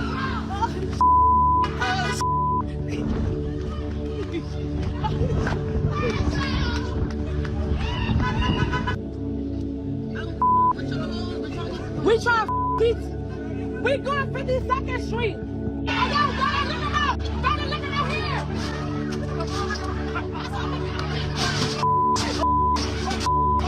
Everybody must eat. Everybody must eat. Everybody must eat. She was later arrested after what the Philadelphia Inquirer dubbed a digital cat and mouse game with police. She now faces 8 charges, including criminal conspiracy and riot. She declined CNN's request for comment, but later told a local TV station that her lawyer had advised her not to do interviews. What happened in Philadelphia isn't a lone incident, not a one-off. Cities across the country are working to combat organized retail crime and performance crime, where perpetrators often brag about their actions on social media. With more people posting crimes publicly online or using social media as a criminal tool, police departments are stressing the importance of ramping up surveillance so that they can monitor accounts for threats or criminal activity. But they're facing stiff opposition from civil liberty advocates who say that it's just another way for the government to infringe on your right to privacy. Take Boston as just one example. In 2016, the city wanted to spend $1.4 million to beef up its social media monitoring, but kicked it down the road after backlash from the ACLU, who said that it would chill free speech and could target communities already subjected to extra scrutiny, including Muslims and people of color. New York has ramped up their monitoring, even signing a contract with a company that uses AI to monitor online behavior. And in 2021, a public records request by the Brennan Center found the Los Angeles Police Department authorizes its officers to engage in extensive surveillance of social media without internal monitoring of the nature or effectiveness of the searches. The LAPD responded by saying that it works to keep residents safe and is committed to protecting their privacy rights as we confront the challenge every day. With me now to discuss is Faiza Patel, the Senior Director of the Liberty and National Security Program at the Brennan Center for Justice. Thank you so much for being here. To me, it seems natural, intuitive, logical that law enforcement would be following the social media accounts of individuals they know or suspect are involved in this kind of activity. And if they say, you know, we're headed to the Apple store on Walnut Street, police ought to be there to meet them. What am I getting wrong? You're not getting anything wrong. It's just that that's not the only thing that police use social media for, and that's the problem. So if you think about investigating a crime, for example, right? You know of some kind of criminal ring that is posting things on social media that might be relevant to your investigation. Of course, the cops should be able to look at that. If you know that there is a protest or a demonstration organized somewhere, and the cops want to know, well, how many people do we need to have out there? You know, what is the potential that things might get out of hand? What is our resource allocation? Absolutely. You need to be able to look at social media to do that. Unfortunately, because the rules are so lax, police also use social media to monitor protest movements. You mentioned the Boston Police Department's attempt to buy, a $1.4 million contract for social media monitoring. Why did it get derailed? In part because evidence came out that the BPD was actually monitoring Black Lives Matter hashtags, as well as what they call hashtag Muslim Lives Matter, and other political, religious, and racial protest categories. The same thing is true with the LAPD. It's not that we were worried that they're going to be using it to solve crimes. We were worried because we found evidence that they were using it to monitor protest activities. So what if there's overlap between the two? What's that? Faiza, what if there's overlap between the two in the examples that you articulated, or in a hypothetical where, okay, there's a group that seemingly is involved in some social justice profile, but there's reason to believe that there'll be trouble afoot from some of its members. Then what? Then I think you do have the ability to monitor in that context, but you have to have rules around it. And I think that's where most police departments fall down, which is that the rules that they have are very permissive. They're just like, oh, social media monitoring is useful. You're allowed to do it. But in fact, if you're monitoring for public safety purposes, say, to figure out what resources you need at a protest, or where you might be afraid that there might be some violence, then once that protest is done, you don't need to keep that data anymore. You don't need to be creating dossiers on activists and protesters, right? So it's really a question of how to make sure that police can use social media as an effective crime-fighting tool, but not use it to infringe on people's First Amendment rights. You're reminding me of a recent. I'm on the fly here, but I think I'm right. Okay. That within the last couple of years, there was a Supreme Court case. Tell me if you think that this is fair for comparison. And it said that if Faiza Patel is driving down the street, law enforcement can follow you as you go about your business in public. Yeah. But in order to place a GPS tracker on your car, there's going to have to be a showing and a warrant. So how does that compare to this? Because this individual who's been charged in Philadelphia with 185,000 Instagram followers, is very publicly, allegedly, making the case, here's where we should go, here's what we want to hit next. And so in my analysis, that's the case of law enforcement following you down the street. They shouldn't need to do anything. They should be able to follow her like any of the other nearly 200,000 people. So I think one of the things to understand about surveillance technology over the last couple of decades is that it has changed dramatically, right? When we used to think about surveillance, we would think about wiretaps, right? I call you, and if the police want to listen in, they need to get a warrant. Now what we're looking at more and more is public surveillance, right? Which is the ability of technology to track people generally without their knowing, through cell phone, GPS, those kinds of technologies. Social media falls in a slightly different place because in those instances, you're not actively trying to reveal your location to anybody. You're just walking down the street, right? Whereas social media, you're actually putting information out there. So I think it is reasonable to allow police access to social media, but at the same time, we need to make sure that we have protections in place so that that access is not used to monitor protesters and people who are, I get it. Let me just cite by way of example and put this up on the screen. It's from the Philadelphia Inquirer this week about what just went on here, blocks from where I'm seated. I mean, this was some of what was being said in social media. What time we going, quote unquote, shopping? We looting or not? I know they say tearing up our stuff ain't right, but that's the only way they hear us. I mean, I'm just hoping that there's a cop with a smartphone in a police van, you know, on patrol who is also following this and saying, aha, here's where we need to go next. You get the final word. What did you most want to say in 30 seconds? I think that social media monitoring can be a useful tool for fighting crime. But I think it's really, really important that police departments have clear standards and safeguards so that that tool is not turned against Americans exercising their First Amendment rights. Faiza Patel, thank you so much for being here. We finally got our hands on the MetaQuest 3, and it could very well be the new VR headset to beat. Now there's a lot to get into here, so let's throw this headset on and dive in.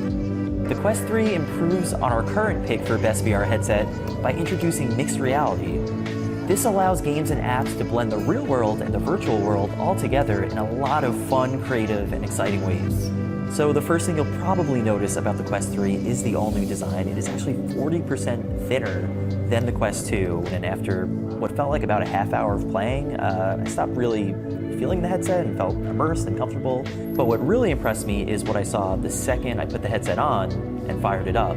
So the new home area really shows off the more powerful specs and higher resolution of the Quest 3. Everything just looked cleaner, these beautiful virtual vistas, the kind of virtual living room that Meta gives you. But just as impressive is when I double tapped the headset and went into pass-through mode, and I really was impressed by the way it seamlessly blended virtual and real-world elements together. Thanks to a new array of sensors and cameras, the Quest 3 allows for full color pass-through. What that means is basically when you put the headset on, you see the real world, you see the people around you, you see the room you're in full color.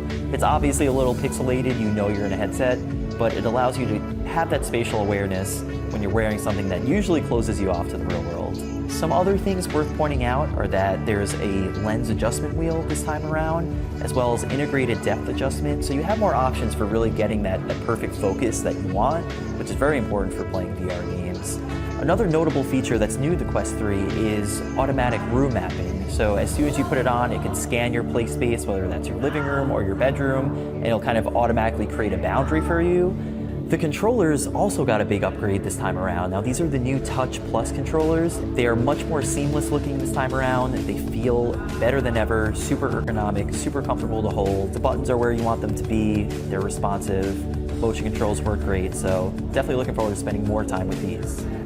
So I started my demo out with a game called First Encounters, which is this cutesy little shooter where you're basically blasting holes through reality and letting these little critters in so that they get into a spaceship. It was kind of surreal just being able to pick up a blaster, shoot it in what felt like the real world, and all of a sudden a little portal appears.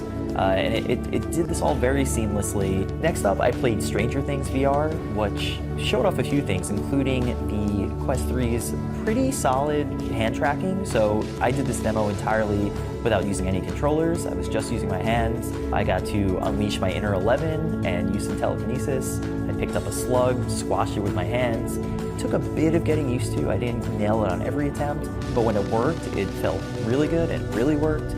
I started off in this living room space, and by the end of the demo, I was fully in what looked like the Upside Down. I also got to play Red Matter 2, which is kind of a AAA first-person sci-fi game, and that really shows off the Quest 3's prowess as just a pure VR headset for serious gaming. This game was entirely VR.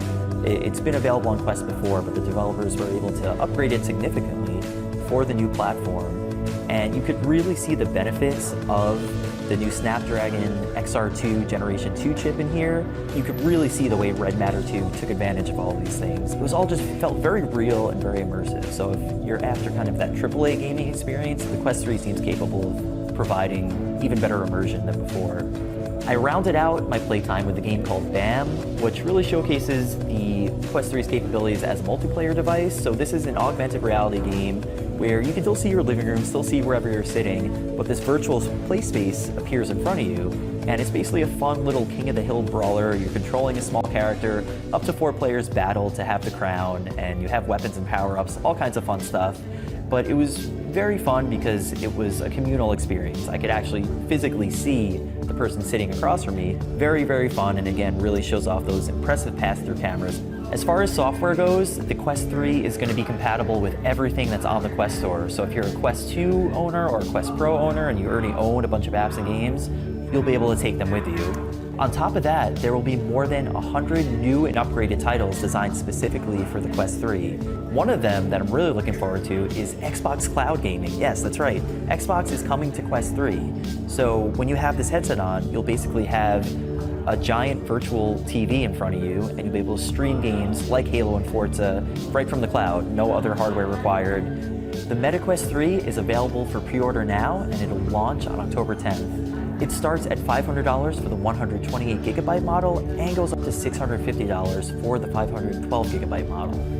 We are definitely looking forward to spending more time with the MetaQuest 3, seeing how it holds up to other VR headsets on the market, so stay tuned for our full review.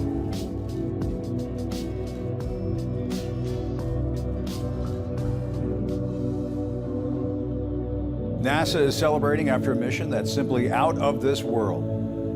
Touchdown. I repeat, CEO. SRC has touchdown. NASA has collected an asteroid sample from space. That's right. The capsule that scooped up the rock ended its 7-year journey this morning, landing in the Utah desert. Scientists hope the large chunk of space rock will help NASA learn more about the origins of our solar system. No small thing. Let's bring in world-renowned astrophysicist Neil deGrasse Tyson, whose latest book, To Infinity and Beyond, A Journey of Cosmic Discovery, was just released this month. Neil, it looks like another great book. As always, we appreciate you coming on. How amazing was this, what NASA pulled off today? Well, I like to think of the big picture. First, credit goes to the engineers. There's scientists all throughout this, but engineers made it work. So and not enough hat tipping goes to the engineers. We launch a space we launch a space probe from Earth, itself a moving platform, to intersect an asteroid, itself a moving target.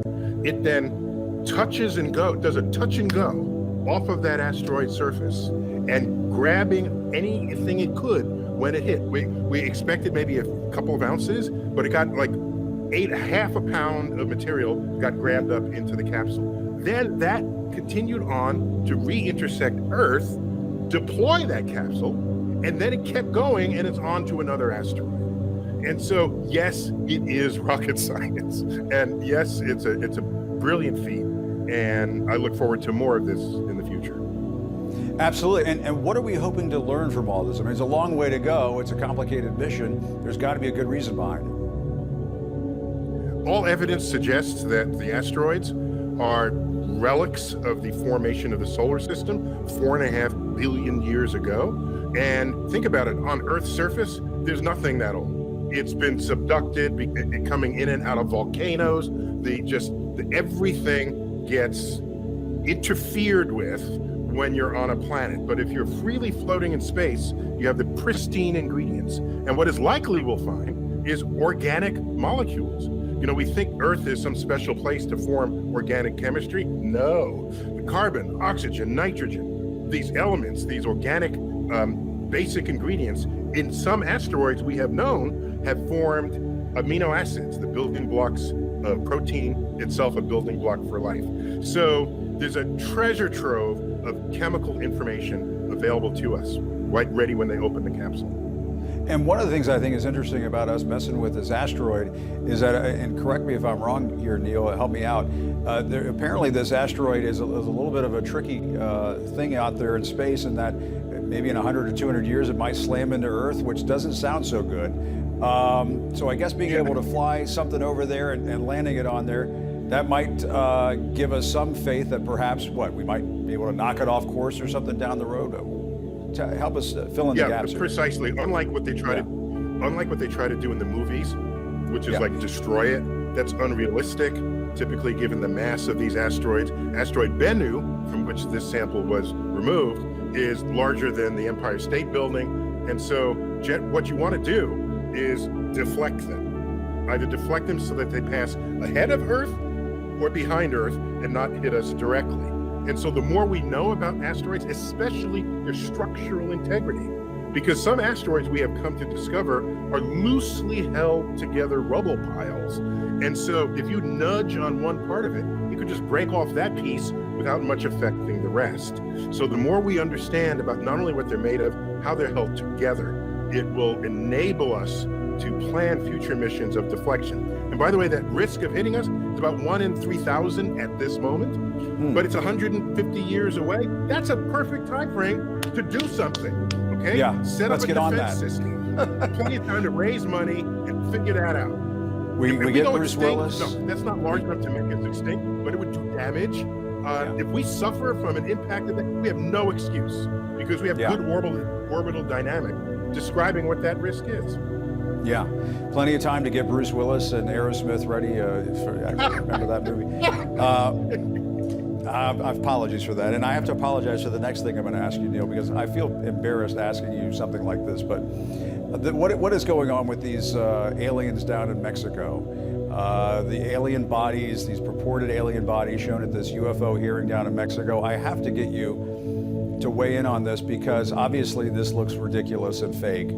But why do we keep getting suckered into this stuff? And your thoughts when you saw this?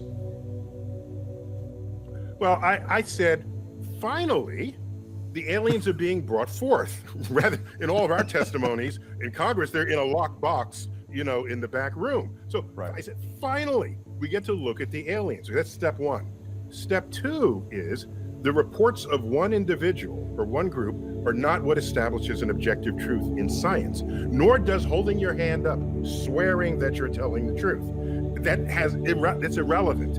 What matters is, do other labs get the same results you do? That's what matters. I was a little worried that whole display there is in front of a green screen, because that makes it susceptible to people putting anything behind it. So what you do now is share these samples with other labs, skeptical labs around the world. And if they get the same results you do, you got something. That's what we did with the moon rocks when we brought them back. We spread them into the labs of the world so they could participate in this moving frontier of discovery.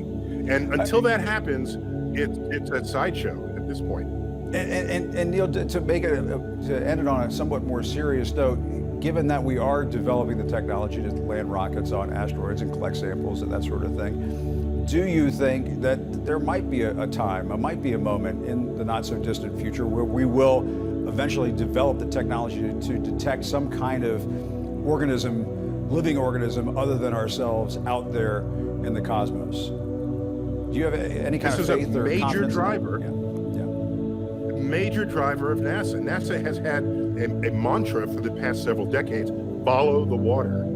On Earth, wherever there's liquid water, there is life. Even the Dead Sea has life. It just doesn't have macroscopic fishes. Whoever named it the Dead Sea didn't have a microscope. Okay, so that's true. So we've been following. There's water on Mars, on Jupiter's moon Europa, and beneath the frozen surface, kept warm by the gravitational stress coming from Jupiter and surrounding moons. And it's an ocean of liquid water, more water than is here in Earth's oceans, and it's been liquid for billions of years.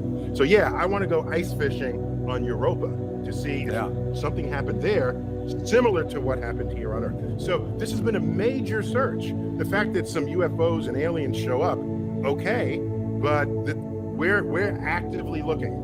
And we need something better than a fuzzy image. And the new hearings in Congress, where they're now inviting people to send in their data, we all have high-resolution data detection devices. Perfect time to crack the nut of all of the UFO or UAPs. Sorry, they were rebranded.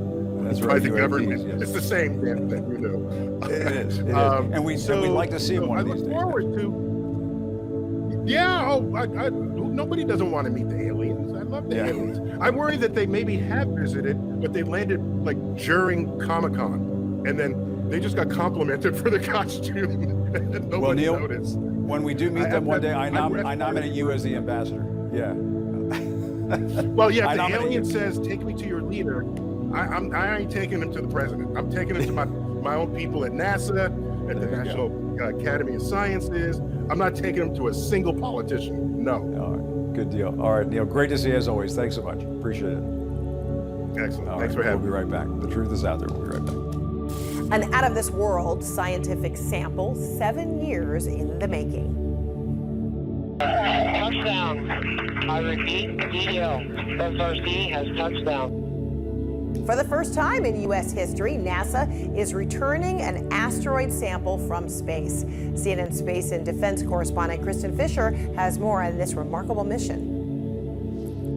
Well, Fred, the OSIRIS-REx spacecraft left Earth back in 2016. Since then, it has traveled more than 4 billion miles to the asteroid Bennu and back before finally releasing a capsule over the United States on Sunday morning. And, you know, inside this capsule was about half a pound worth of rocks and dust and soil from the surface of the asteroid itself. And this is really the first time that NASA has ever done anything like this. This capsule entered the Earth's atmosphere traveling at about 27,000 miles per hour. It hit temperatures of about 5,000 degrees Fahrenheit before finally landing in the Utah desert at just about 11 miles per hour, thanks to some pretty big parachutes which helped slow the landing. From there, recovery crews that had been training for years for this very moment swarmed the capsule. They were able to check it out, make sure it was still intact. It was. They were able to make sure the battery was not leaking any toxic fumes. It was not.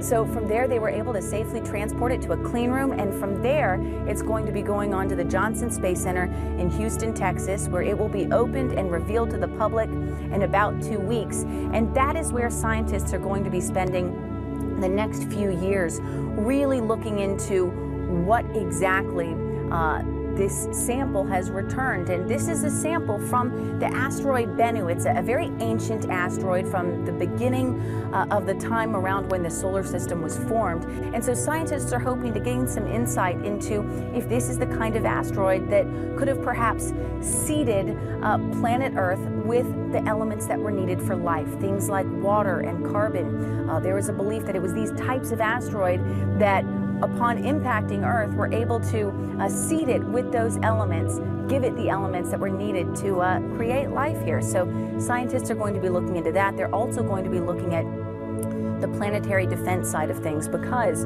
there is a very, very small chance that this asteroid could hit Earth in about 150 years from now.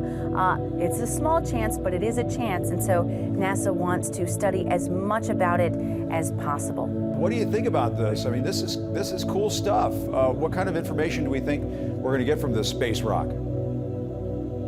Well, it's nothing less than perhaps unlocking the key to how life got started on this planet, Jim. So big stuff. Oh, okay. Yeah. You can imagine this planet about 4 billion years ago not being such a cushy place for life, mostly magma.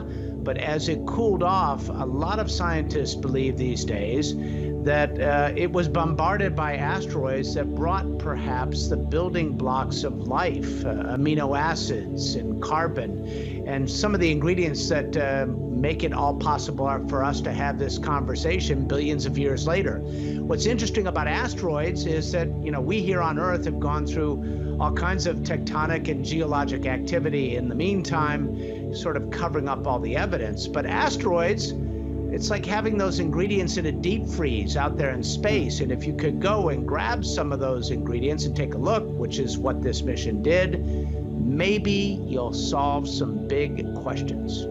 And how did they do it? I mean, how did they get this rock off of that asteroid? If I could just ask a basic question there. I'm kind of amazed that we were able to do this. It's kind of cool. The short answer is very carefully. It's a 7-year mission. They flew to Bennu, which is a near-Earth object, which incidentally will fly very close to Earth in the coming years and could potentially put a bullseye on us, but that's another story. But the trick with Bennu is it's only about 1,600 feet across, so there's really no gravity there. You can't really land in any meaningful way there. And so they did what amounts to a pogo stick style bonk on that asteroid, sucked up some of these rocks and went off on their way. So the 7-year mission was only about a few seconds of actually collecting the samples.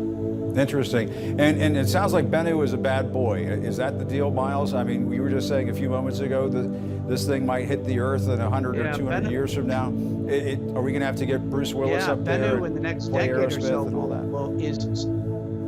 It's been slated to fly between the moon and Earth in the next decade. And depending on how that goes, in another 50 years beyond that, it could very well have our number painted on it, and we need to watch Bennu very carefully. It's one of those near-Earth objects. Now, this is an asteroid that won't cause a dinosaur-like extinction event, but it's about the size of the Empire State Building and would cause a huge regional catastrophe. So it's important that NASA keep a close eye on Bennu. And we have the technology, do we not, to potentially deal with that? I suppose in 100 or 200 years, we damn well better have the technology to deal with it if we've got to do something to that asteroid. We've just experimented with knocking these things off course. Yeah, just about a year ago, almost exactly a year ago, this DART mission proved that we could, auger into an asteroid and perturb its orbit ever so slightly, but just enough if you do it far enough in advance to make just a spectacular light show as opposed to a regional catastrophe. Very interesting stuff. All right, Miles, well, we knew you were the perfect person to go to on this. We appreciate it very much. Great to see you as always. Thanks, Miles. You're welcome, Jim. We are here at the Steve Jobs Theater in Cupertino, California, where Apple just took the wraps off all of its big September devices, including the iPhone 15, the iPhone 15 Pro, the Apple Watch Series 9, and the Apple Watch Ultra 2. There's a lot to dive into here, so let's go down. The iPhone 15 has officially made the leap to USB-C from Lightning. Obviously, you'll be able to use the same cable to charge your MacBook, your iPad, your iPhone, the new AirPods, and even your non-Apple devices. You could even do things like charge your AirPods with your iPhone as long as you have the newest model of each. Your iPhone basically serves as a portable power bank for your AirPods. One of the most exciting changes to the standard iPhone line is the addition of the Dynamic Island, which was previously exclusive to the Pro models. Now, the Dynamic Island is one of my favorite iPhone features in years. It's a really great way of getting at-a-glance information. And this year's standard iPhone 15 features 48 megapixel cameras with a 2x telephoto lens. The camera now always captures depth information, so if you take a picture of someone, even if you're in standard photo mode, you could go in after the fact and give it that portrait mode bokeh effect. It's a really nice way to kind of touch up your existing photos, make them look a little more professional without having to switch to a dedicated mode. The design has a new matte finish with color-infused glass, which basically means that the colors just look nicer and more uniform across the board. The iPhone 15 is actually lighter than last year's models. The iPhone 15 and 15 Plus are powered by the A16 Bionic processor. That's the same chip we saw in last year's Pro models, and those chips gave us really excellent performance in our testing. We're looking forward to putting the iPhone 15 and 15 Plus through its paces in a full review. So the iPhone Pro series is often the star of the show at these events, and this year was no exception. The new phones use Apple's A17 Pro chip, which promise a lot of significant upgrades, including a GPU that is now 20 times faster. The Pro series has made the jump to titanium. They feel lighter and are thinner than last year's models. You're also getting a very significant change in the form of the action button, which is replacing the silent switch. You can fully customize this button. You have a lot of options for deciding what it does. One of the things that I'm the most excited about is that the iPhone 15 Pro might prove to be a legit gaming device. Apple's higher-end phone is actually getting ports of legitimate console games. I'm very excited to see how these console-grade games perform, because I think that'll be the true test of this new processor. Camera systems on the Pro and Pro Max are looking like some of the most promising yet. On top of the usual promised upgrades like higher resolution, better low light performance, better portrait mode, you are getting some significant new features such as the ability to switch between 24mm, 28mm, and 35mm focal lengths, which are popular formats used by photographers. Something we're definitely looking forward to testing. Another notable feature is the ability to record spatial video. Just like the standard iPhone 15 models, the iPhone 15 Pro and Pro Max have made the switch to USB-C, which I think will come especially in handy for content creators because now you can transfer content up to 20 times faster than before. So the device that surprised and impressed me the most out of the whole lineup this year is the Apple Watch Series 9. The watch has a brand new feature called Double Tap. You can use Double Tap to do things like scroll through widgets on your home screen, start and stop a timer.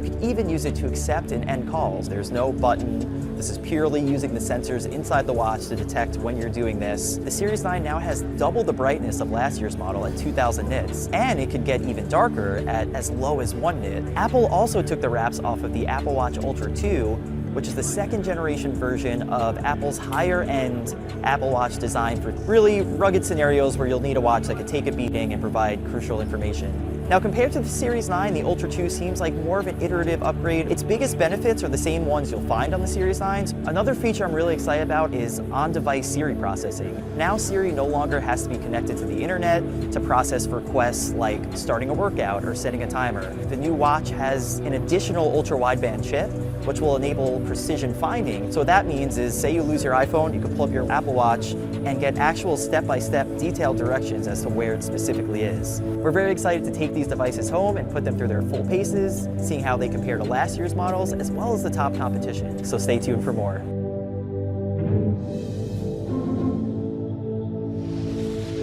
You need a pair of special eclipse glasses like these.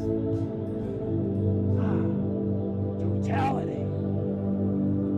Now, if there's one person who knows a thing or two about a total solar eclipse, it is Bill Nye the Science Guy. He's been educating children and adults alike about this exciting celestial event and the science behind it. And we're lucky to have the man himself with us right now. Bill Nye joins us now from Fredericksburg, Texas at the Planetary Society's Eclipse-O-Rama event. The peak time for stargazers there is about 2:32 p.m. Eastern time. Bill, great to see you. I see you have the glasses there. I've got my glasses here. I mean, I don't know. If I put them on, I can't really read the teleprompter. But hey, let's just wing it here. Tell us about what you're going to be expecting to see where you are. It looks a little cloudy behind you. I'm a little worried about your perspective there, Bill. Well, it's a little cloudy, but it is, as we say in sailing, burning off. Good. If you look, I can't look at it right now. The disk of the sun is there with a little partial cloud cover between us and the sun, but it's fine. It's going to be a great experience. I've been in a total solar eclipse in 2002 when it was a little cloudy. It's still amazing, you guys. It goes dark. It turns to night in a few moments. And you talked about the eclipse glasses. They are, even though these are cardboard with Mylar lenses, they are completely effective. And you can stare right at the sun with them. Regular sunglasses do not work, everybody. Do not do it. And as I say all the time, we've all looked at the sun. If you've ever played the outfield and there's a fly ball, you look at the sun for a moment. But these glasses are so much darker. They're so much darker, Bill. I encourage everybody. And you can't mess with Mother Nature here, right? No, you can't. Yeah. And just think what it was like in ancient times when people didn't know what was going on. Yeah. You know, whereas now modern astronomers can predict it within less than 1/100 of a second. It's remarkable. Yeah, and we've seen some notable folks out there try to look up during an eclipse. You really shouldn't do that, no matter what anybody tells you. Just don't do that. But Bill, I also wanted to ask you, what about our little pets and animals that we have in our lives? What happens with those little guys? I've got my dog Duke. I'm worried about what I want to take him outside to watch it, but I suppose, does he need his glasses too? What's the deal with that? Well, I've spent time with dogs. I've spoken at least 2 dogs quite a bit. If it's night, they do their night thing. If it's day, they do their day thing. I think Duke will be fine. I think if you try to get Duke to wear the eclipse glasses, I'm predicting you won't have much success. I mean, you can try it. But well, he's a beagle, so I definitely will not have any success. He's far above other dogs. I understand that. But yes. He may not get the whole eclipse thing right away. I barely have success putting them on myself. And just talk about, if you can, Bill, I mean, this is going to be such an amazing event that we're all going to watch as a nation, which, you know, there aren't many things like that anymore that bring us together in a positive way. Talk about that, why this is so special, why this is so important.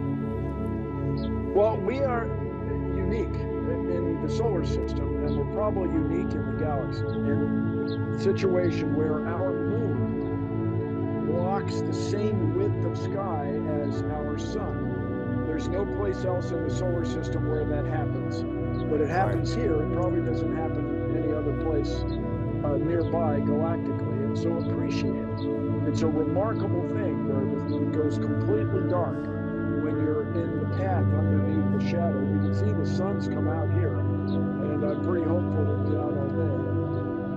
The thing is, it's amazing. We all want to stare at it, look up at it, and enjoy it. But the other thing, that's right. What do we all do all the time? Everybody's got a phone. Everybody wants to take pictures, take selfies. We're obsessed with taking pictures. Okay, but just take these few minutes and be present. Be in the moment and look up with your glasses on. Enjoy that when it goes completely dark. If you're in the path, you can take them on. But also look around, because I'm hoping that everybody, the 30, maybe even 40 million people who experience this, will be with others. That's it. Other citizens of Earth. That's right. We're all going to experience it together. Have a shared experience. That's right. Yeah. It's such a wonderful sentiment there, Bill. I got to go, but thanks so much for doing this. Really appreciate it. We'll put our glasses on one last time, and I'll thank you for joining us, and thank everybody out there for joining us. Enjoy the eclipse for everybody. We are just hours away from a solar eclipse that you will likely talk about years from now.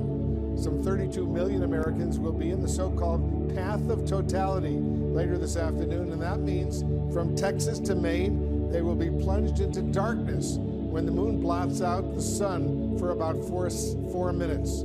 But if you're not lucky enough to be in that narrow band, worry not. 99% of Americans will see at least a partial eclipse. And this reminder, of course, be sure to wear those special eclipse glasses to avoid permanently damaging your eyes. It will be another 20 years before the next total solar eclipse is visible in the contiguous United States. We're covering all the angles of this truly rare event. Sina's Rosa Flores, Ed Lavandera, Harry Enton, they are all in the totality zone. Rosa, let's start with you. You're in Kerrville, Texas. What kind of crowds are expected there? The crowds are Texas-sized, Wolf, but can you see me right now? Because I really can't see anything. I think I might be experiencing totality. Well, no, totality is not happening just yet. We do have a little bit of cloud cover, but I've got to say, Wolf, a while ago, I couldn't see any blue skies. The blue skies are starting to happen here, so these clouds might be parting. As Wolf was saying, having the proper eyewear is key for humans and also perhaps for animals. I have some guests here with me.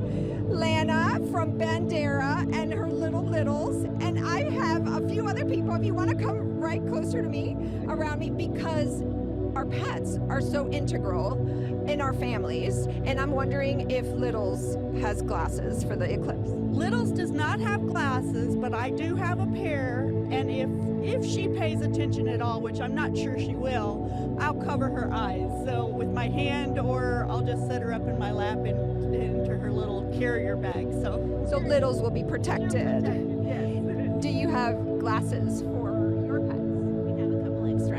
Yeah, we do. We have a couple extra. Now, are they smaller glasses or larger glasses? Do they look like these? Ones with the special code on the back, the official ones. Yeah. And are they small? No, they're just those ones. And one of the things that makes Kerrville so special is that it's experiencing 2 eclipses in 6 months.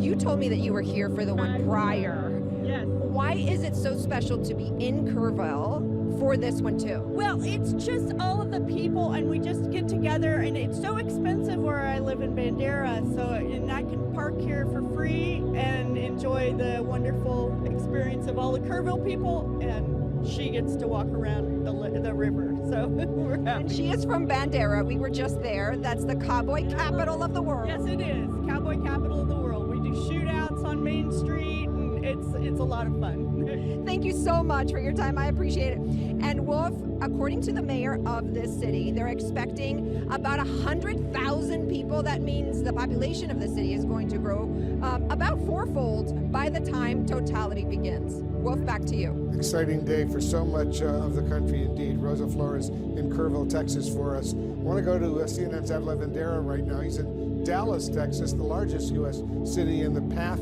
of totality. Ed, you're there at the Dallas Zoo. Tell us what you're expecting there.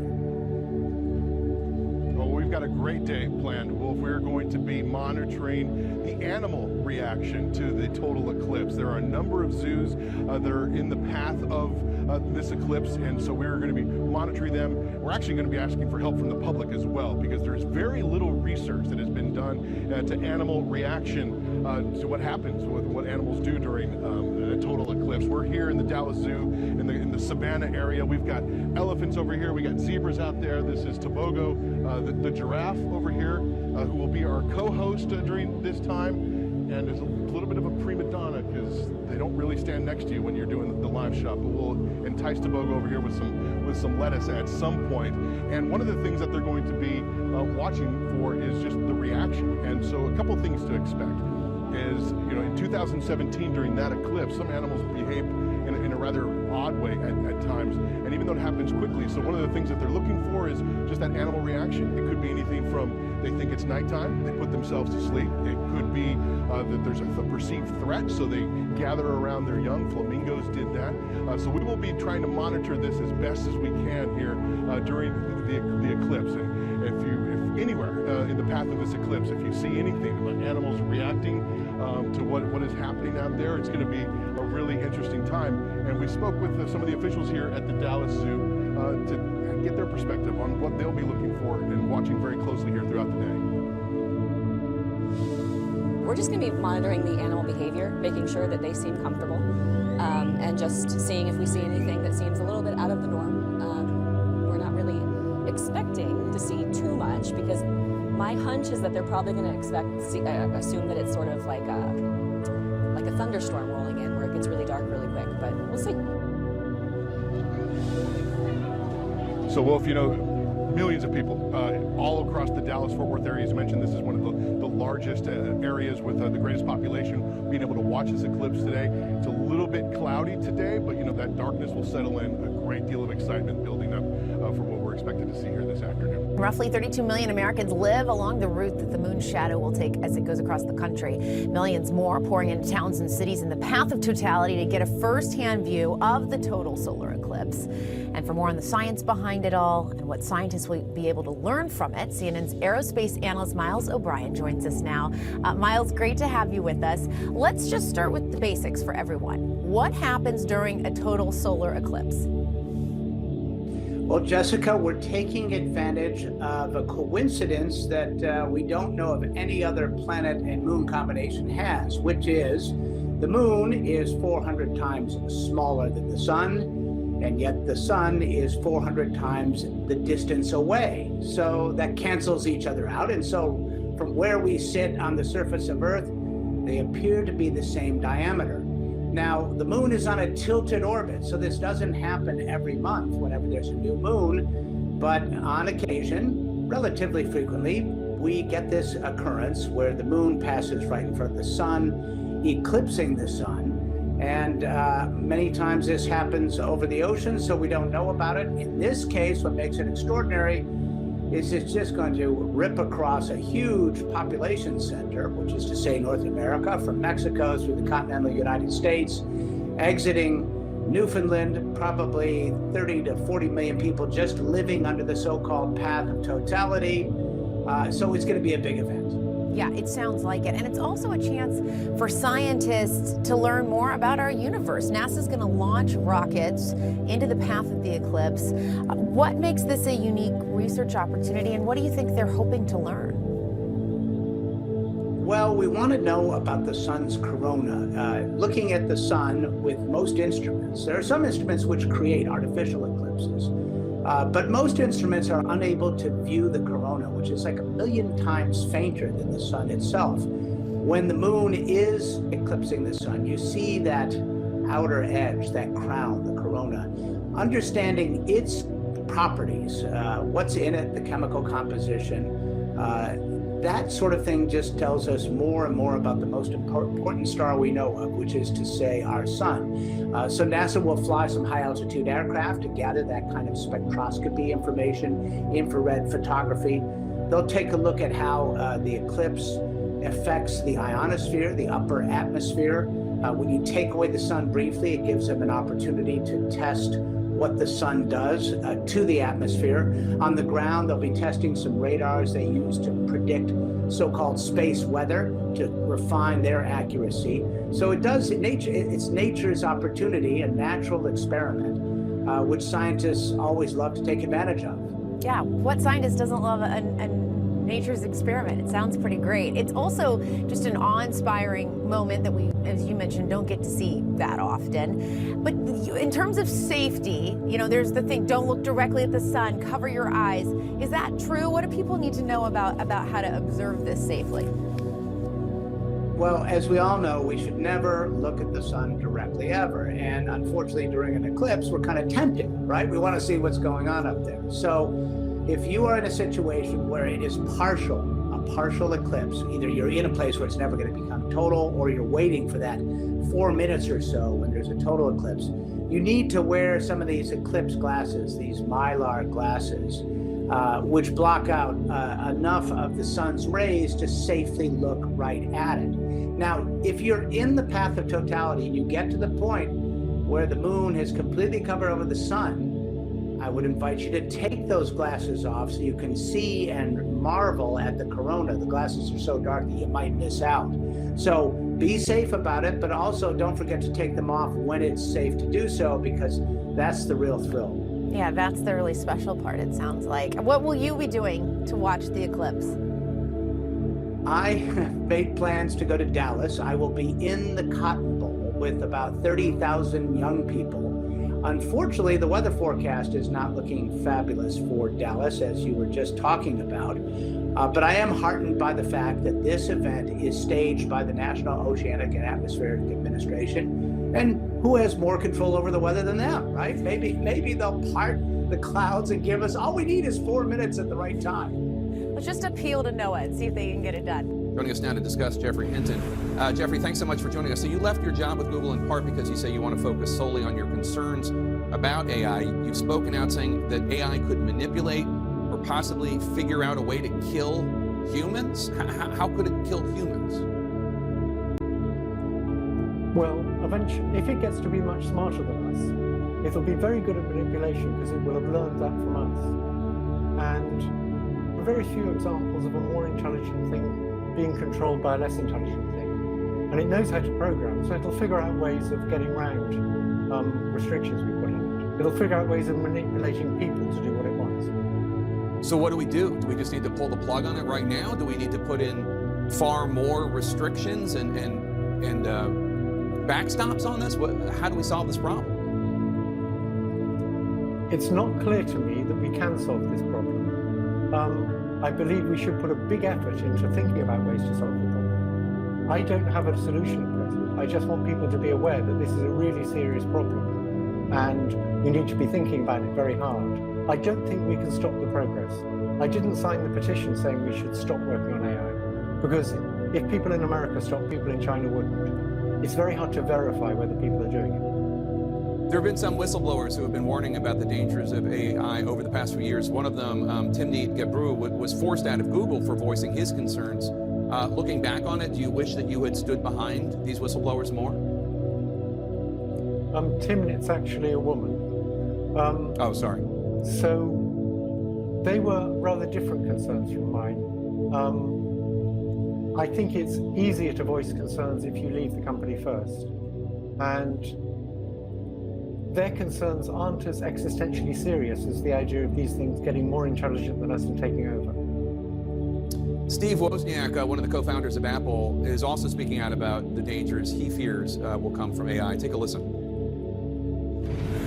Now AI is another more powerful tool, and it's going to be used by those people, for basically really evil purposes. And I hate to see technology being used that way. It shouldn't be, and probably some types of regulation are needed. It sounds like you agree. I agree with that. Yeah. What should that regulation look like? I'm not an expert on how to do regulation. I'm just a scientist who suddenly realized that these things are getting smarter than us. And I want to sort of blow the whistle and say we should worry seriously about how we stop these things getting control over us. And it's going to be very hard, and I don't have the solutions. I wish I did. Does there need to be a meeting of all of the tech groups and governments working on this, Google, China, whatever, and some sort of set of rules of the road? I mean, how do we even protect against bad actors or rogue nations harnessing AI? So for some things it's very hard, like them using AI for manipulating electorates or for fighting wars with robot soldiers. But for the existential threat of AI taking over, we're all in the same boat. It's bad for all of us. And so we might be able to get China and the US to agree on things like that. It's like nuclear weapons. If there's a nuclear war, we all lose. And it's the same if these things take over. So since we're all in the same boat, we should be able to get agreement between China and the US on things like that. Do you think that tech companies will be the solution, or are they so invested in this financially, and also, let's be frank, in terms of power, that they're not going to be part of the solution here? I think the tech companies are the people most likely to be able to see how to keep this stuff under control. Jeffrey Hinton, thank you so much. Come back. We have more questions for you, and we appreciate your candor. All right. Well, we're about 10 seconds from liftoff. Let's listen in. 5, 4, 3, 2, 1. Engines full power. And liftoff. Falcon 9. Go Axiom. 1 Alpha. Copy 1 Alpha. Together we expand what is possible in low Earth orbit. Ad Astra and Godspeed AX2.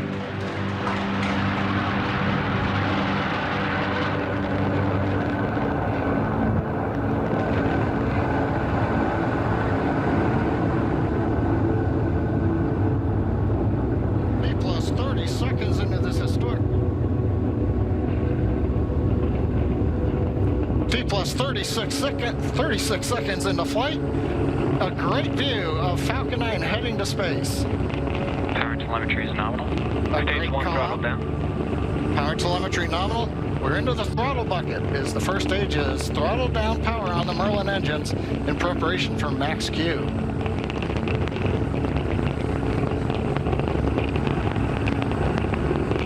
Falcon 9 is supersonic. Faster than the speed of sound as we're getting great views from the first stage camera looking back at Kennedy Space Center and Complex 39A. Stage 1 throttle up. Max Q. We're out of the throttle bucket. Stage 1 Bravo. Copy 1 Bravo. We're at full power, and that call out 1 Bravo, that's another one of those abort modes. As we get higher and faster, the logic for Dragon, should a contingency occur, changes from stage to stage. Impact chill is underway. Chill announcement says we're getting the turbo pump on the second stage engine cooled down in preparation for its light up coming up in just another minute from now.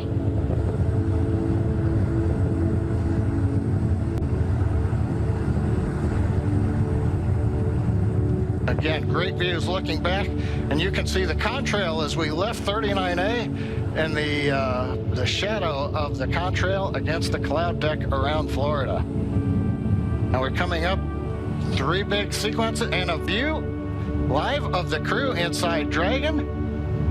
They're getting ready. We're going to get 3 events here: main engine cutoff, stage separation, and then we're going to light the second stage engine. We've heard the throttle down in preparation for stage separation.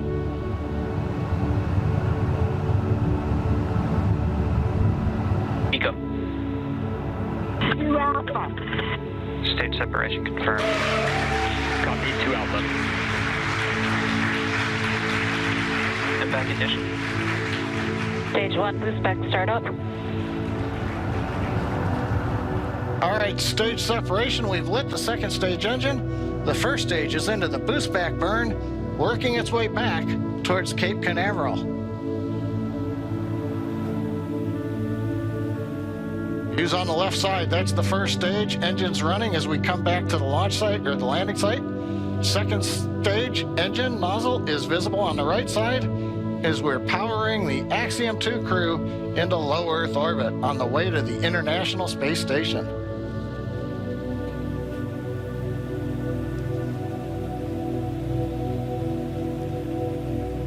Waiting for call out that the boost back burn is complete. Stage 1, boost back shutdown. Right on time. First stage completed the first of 3 burns, heading back to the landing site. Second stage continuing on power and on trajectory. Acquisition signal, Bermuda. As we head northeast, the Bermuda ground station. Dragon, SpaceX, trajectory nominal. Bermuda is listening in to the vehicle now. Nominal trajectory. And the crew hears the call out of a nominal trajectory. So 4 minutes into flight, everything continuing to go well. First stage heading back, and there's the crew on the second stage getting the ride into orbit to the space station.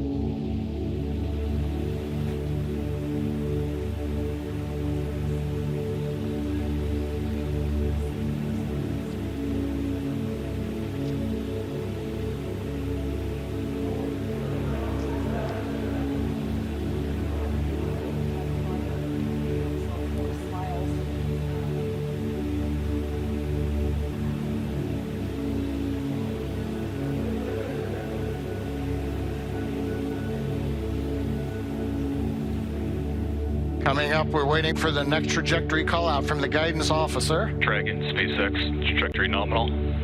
Love to hear those words. A nominal trajectory for Dragon. Copy. Nominal trajectory. And maybe even a little bit of excitement in the crew's voice. Commander Peggy Whitson calling back down, hearing that call out from GNC of a nominal trajectory. Left side of the screen, you can see the first stage. It's now beginning to orient itself so that the engines are pointed down towards the land as we will be descending towards landing zone 1 in Cape Canaveral. The 4 titanium grid fins have all deployed.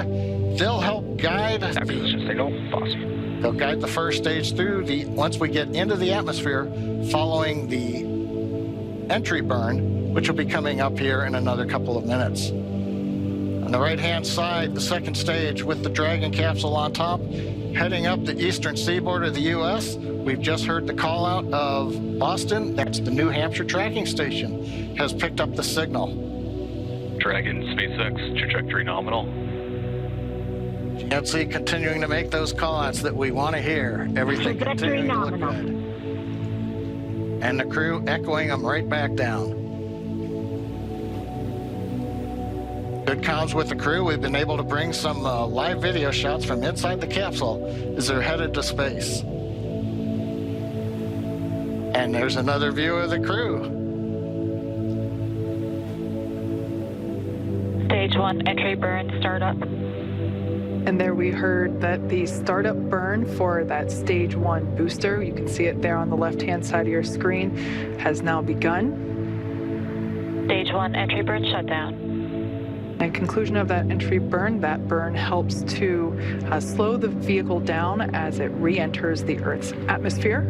The first stage sees high drag, which scrubs roughly 70% of the velocity by the time Dragon, SpaceX, trajectory nominal.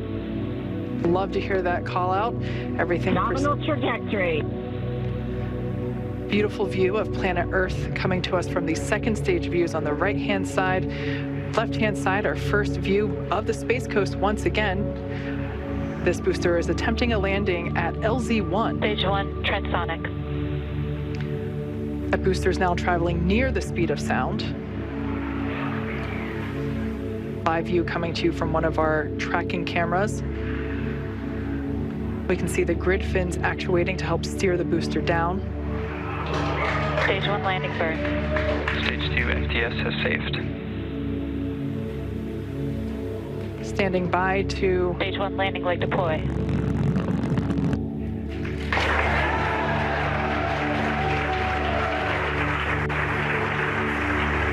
There you Stage can, 1 landing confirmed. you can see that first stage has landed back at LZ1. This is the first time that we have performed a land landing on a crew mission. Coming up next will be second engine cutoff, or SECO, and that's where after that engine cuts off, the second stage will coast for a few minutes until Dragon is commanded to separate. Stage 2 is in terminal guidance. We're expecting SECO to occur in about 20 seconds.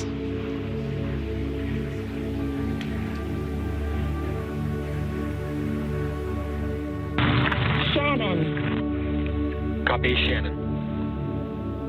Commander Peggy Woodson continuing to call out the abort modes.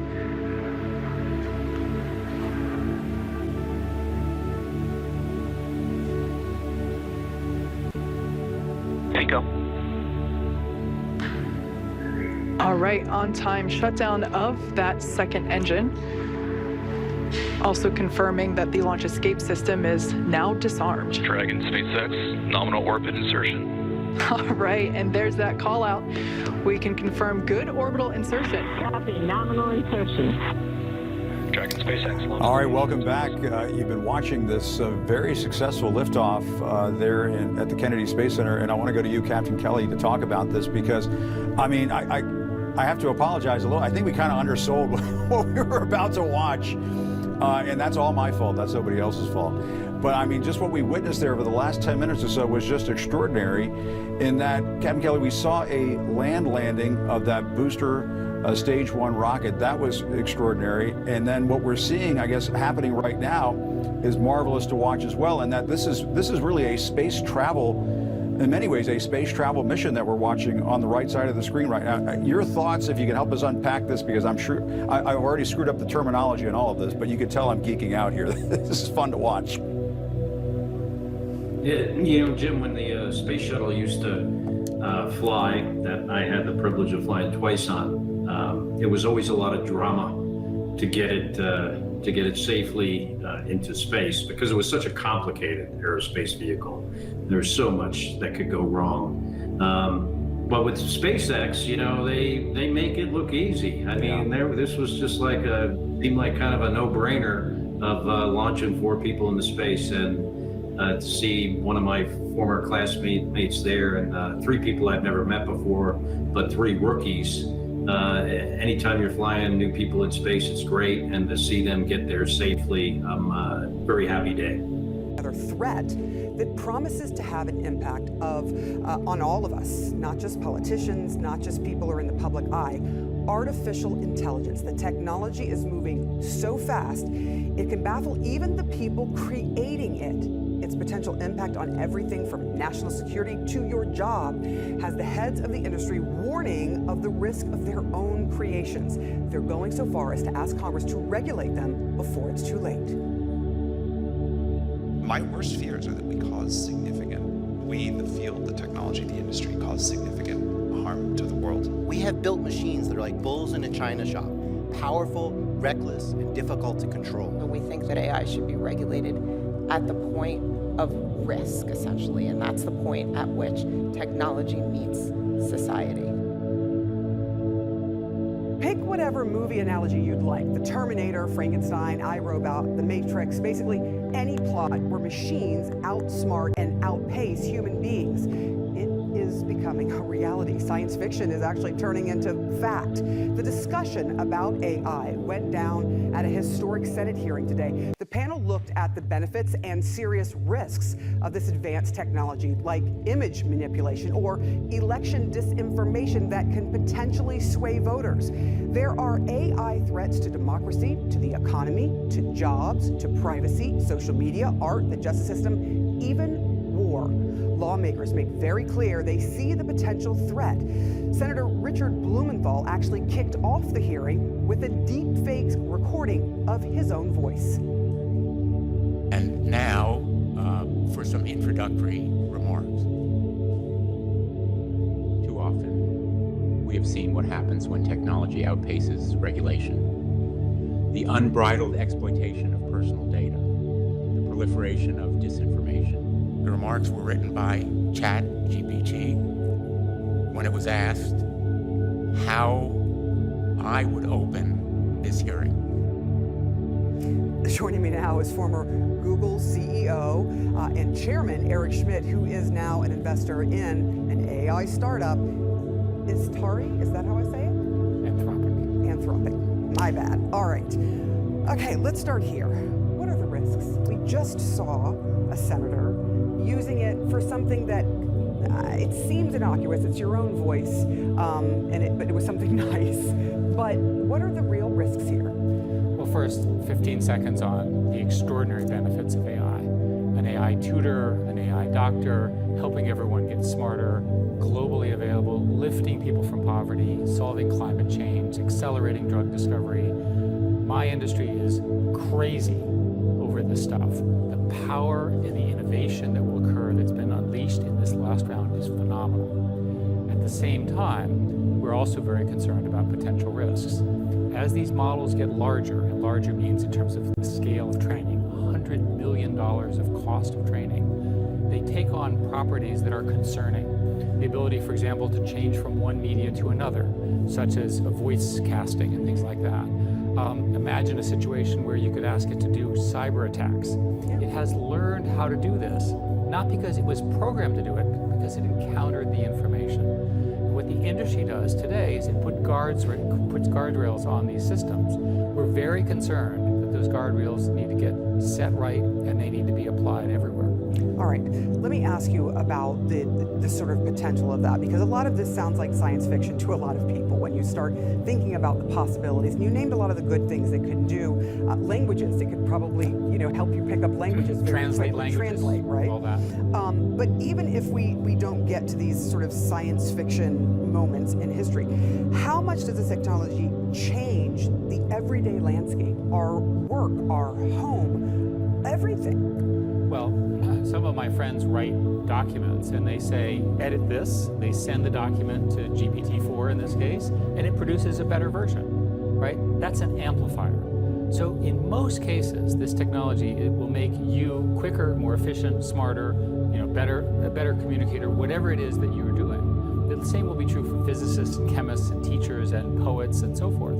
That's all good. The issue, of course, is that the same evil person, if they were evil, gets an amplification of their ability to spread evil. A good example here would be that in 2016, the Russians used a series of people to create fake identities and flood the zone, right, in 2016 to try to affect the election. This has occurred over and over again in other democracies. We're going to have one heck of a year in 2024 because today those tools are available to a single lone bad person who can use that to generate fake identities, fill an entire network of false information that looks legit, right? That spreads through social media, and off we go. I do want to challenge you a little bit on just the idea of just an evil person. Here's the thing that a lot of people worry about when I talk to just regular folks who don't know a lot about AI. Insurance companies, businesses trying to use your information against you through AI's brain, basically. And that is a huge concern. You talked about the guardrails, and you feel like those need to be set in stone. But social media companies set rules, right? If they're the ones that are like, you set the rules, you know how this works, that didn't work so well with social media. That didn't work so well. And the government comes in and they're behind the 8 ball. They're not sure how the technology works themselves. And it's already taken off and created a myriad of problems. Well, social media is largely not regulated, and you see the consequence. And I think most of us believe that we missed that opportunity. Some of the senators today in the hearing said the same thing. There's an agreement, I think, between the industry and the government that we don't want to repeat some of those mistakes, but we want to get the good stuff. And what you're seeing now in the U.S. government is they're beginning to think about it. This is a good process. It's not obvious exactly how the regulations will come. I have my own proposals, Sam has his, other people have different ideas. This technology will be regulated in some way because of its potential dangers. Just don't regulate it out of existence, in which case we won't get the benefits. Could I just ask you lastly, when it comes to war, when it because we talked about the fact that it can be used in war. Is it more dangerous than, for example, nuclear war, the way we think of conventional war, the worst case scenario? Well, nuclear war is horrific, and any sort of large nuclear conflagration would destroy the world as we know it. You can imagine this technology, for example, active cyber attacks, attack a whole country, do it until everybody's dead, and you can imagine that scenario. You can also imagine the scenario where you say, I want to kill 1 million people, show me a biological path to do it. These are the dangers that we have to make sure are not happening. We need to put guardrails and limits. People are working on these problems. We don't fully understand the solutions yet. Eric Schmidt, you just terrified me.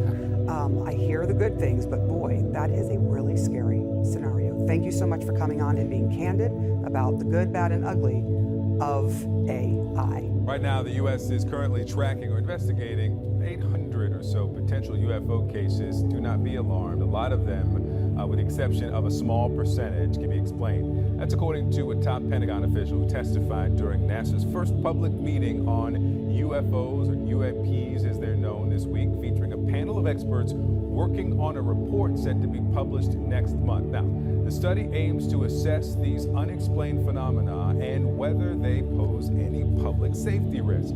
Joining us now is Hakeem Oluseyi. He is an astrophysicist and visiting professor at George Mason University. Professor, good to have you on the show. Let's start with a big question, okay? Everybody wants to know if these things are otherworldly. What we've learned from this panel is maybe 2 to 5% of the 100 or so, 50 to 100 reports that come in each month are really unexplained. And we also learned from a member of the panel that there's absolutely no convincing evidence that these are extraterrestrial. What would the convincing evidence have to be to say, yeah, that came from somewhere else?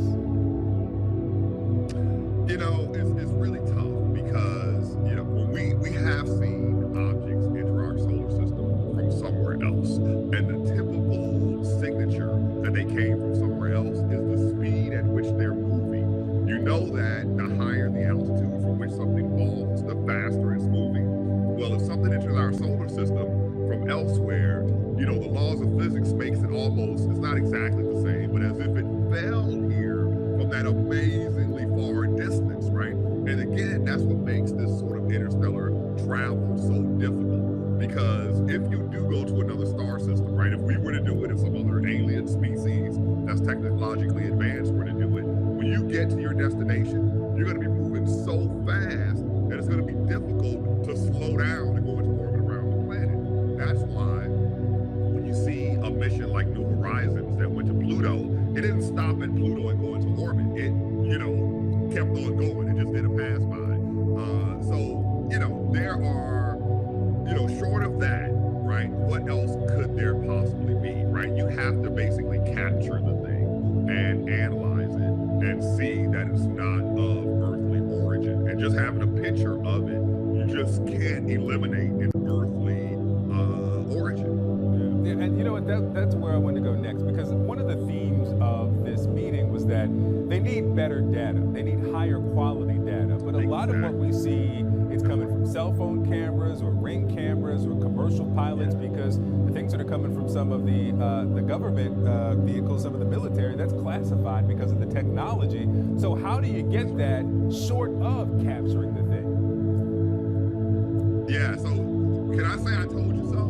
Please. So, for the last 2 years, you know, I've been on here talking about how we need better data. And the other thing about it is how the data can actually fool you. And cameras in particular can really fool you because light can come in from various directions, bounce around. There could be dust inside the camera. There could be artifacts on your detector. There's so many ways you can be fooled. And in many cases, you have a moving camera, you know, on a moving platform, observing a moving object, right? So unless you do a very rigorous, detailed analysis, you can be fooled. And, you know, I'm happy to see that Dave Spergel, the cosmologist, I've known him for 20 years, he is, you know, he studies very subtle phenomena about the universe. And so for us astrophysicists, you know, we've been doing this for a long time. We've been observing the universe with cameras and telescopes and taking, you know, making these detailed measurements from them. And what we see is that, yeah,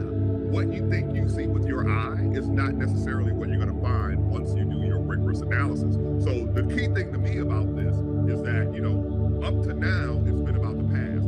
This meeting has been about the future. Just like with the Chinese balloon, we do need better eyes on our skies and in our airspace. And it has to be designed to do the job that we're asking it to do. Your cell phones, commercial pilots, even the military ones, they're not designed to look for every range of possible thing that could be in the sky. They're typically designed for specific jobs. Yeah, and you know, it's interesting. You mentioned your friend Spergel, who suggested that there should actually be an app for this, where if several people see it, you can collect information through this app, velocity, density, and maybe you can get some more answers. Thank you for being with us. We will look forward to this report from NASA coming out a little later this year. We'll have you back. Hopefully we'll get some answers there. Thank you, sir. I look forward to it. All right, thank you. Excitement has been building up ahead of Apple's latest event that kicked off just a short while ago. And for good reason too. The company just unveiled its most ambitious product in years. It's, wait for it, a headset that lets people experience both virtual and augmented reality. It does that by overlaying virtual images and apps on the real world. I want to bring in John Sarland, the host of Nightcap over at CNN Business. And John, I was hearing they've just announced that in the last few minutes, the most significant product launch in nearly a decade. So what do you make of this new product, this mixed reality headset? That's right, Isa. Moments ago, Apple CEO Tim Cook announcing Vision Pro, the new product from Apple. This is their biggest new hardware since the Apple Watch, and it's Apple's first foray into AR, augmented reality. So, you know, virtual reality, a screen in your face. This is something that you see through, like aluminum ski goggles on your head that melds the real world with the virtual world. Okay, so how is this different, John, than playing a virtual reality video game? Just bring us, you know, give us the vision here from Tim Cook in terms of the future of how we could be using this. Because this thing looks like it will be perfect for skiing. Right, so I mean, up to this point, VR has kind of been a niche product. You mentioned gaming. That's really been one of the big use cases. But Apple is going for the mainstream consumer here. They're going for fitness, they're going for FaceTime, they're going for productivity, and they're looking to expand the pool from beyond that just niche gaming space. Yes, but the price tag, John, it leaves a lot to be desired. What I'd read, and maybe you heard it there, I heard something like $3,000. How much will this be a tough sell, you think, for consumers here? Right, so they still haven't announced the price, but that is the big question, right? Rumors are that it should be around $3,000. That's a lot of money. The closest competition here is Meta's Oculus headset. That costs a few $100s. So Apple is taking a big risk here with this product where their demand isn't really proven, but also going from on a price point that is way beyond what's currently on the market. And very quickly, I know that Tim Cook was expected to talk about Apple's strategy and what relates to AI. Did we hear anything? Has he spoken about this? So far, nothing explicitly AI, although there have been some updates on autocorrect. If you've used an iPhone, you know how difficult that can be. But, you know, right now I'm in Silicon Valley. Virtually every tech company is focusing on AI. Google recently, in their annual event, focused almost entirely AI. So a lot of questions about how Apple will directly integrate it into their software. And very quickly, yes or no, do you see this headset taking off, John, at all? Well, look, this is a huge risk for Apple, right? I mean, think of what Apple does with their products. Usually they wait for a product to be in the market for a few years and then come out with their version, which they hope to be the best. It's been a very successful strategy with earphones, with AirPods, all the way back to the iPhone, to iPods. This is a market that hasn't really been proven yet. Consumers haven't shown an inclination for putting a big expensive thing on top of their head and stepping into the virtual world. But you know, Apple, they don't have a lot of misses. So Tim Cook and co are worked hard on this device. We'll see if the consumers line up to get it. Yeah, I know that others have tried it, haven't actually done well at it. Let's see if Apple succeeds where others have failed. John Sarland, appreciate it. Thanks very much. No end in sight as the actors' strike in Hollywood nears a week. This is the strike that some estimate could cost $4 billion or more. One of the biggest fears for striking actors is the potential for studios to basically wipe out their jobs with AI. Is that fear reality or not? Tony O'Sullivan is out front. This is where we started. It's an automated solution for cosmetic and de-aging work. Dr. Jones. Through some technological wizardry, 80-year-old Harrison Ford looks exactly like 40-year-old Harrison Ford. Do you understand how they did that? Not completely. In the latest Indiana Jones movie, Harrison Ford is de-aged for a flashback where he fights the Nazis. It's not photoshopped or anything. It doesn't look that way. Hollywood studios are moving beyond traditional visual effect technology and embracing artificial intelligence, turning to companies like Mars. What does Mars stand for? Monsters, aliens, robots, and zombies. I think that's the best name I've heard for a company. Thank you. The latest Spider-Man movie, released in 2021, features villains like the Green Goblin and Dr. Otto Octavius, characters who haven't been seen in years. So they took the villains from previous versions of Spider-Man movies and they wanted to bring them back in that moment than when they originally performed that character. So without naming names, we helped Marvel do that on a certain character.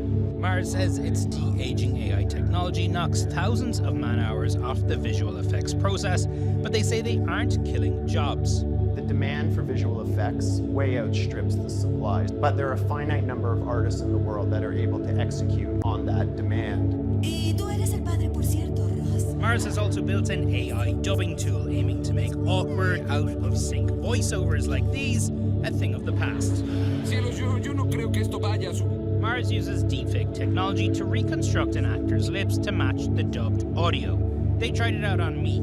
First, we sent them this short clip I shot in a CNN studio. I've always been terrible at speaking any language other than English. In fact, I struggle with English sometimes. With that, they were able to do this.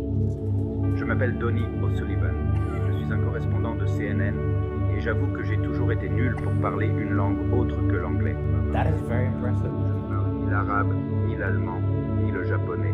Mais peut-être que toutes ces nouvelles technologies... My lips look French. I don't know who you are. This technology can even put other people's words in your mouth. But what I do have are a very particular set of skills. If you let my daughter go now, that'll be the end of it.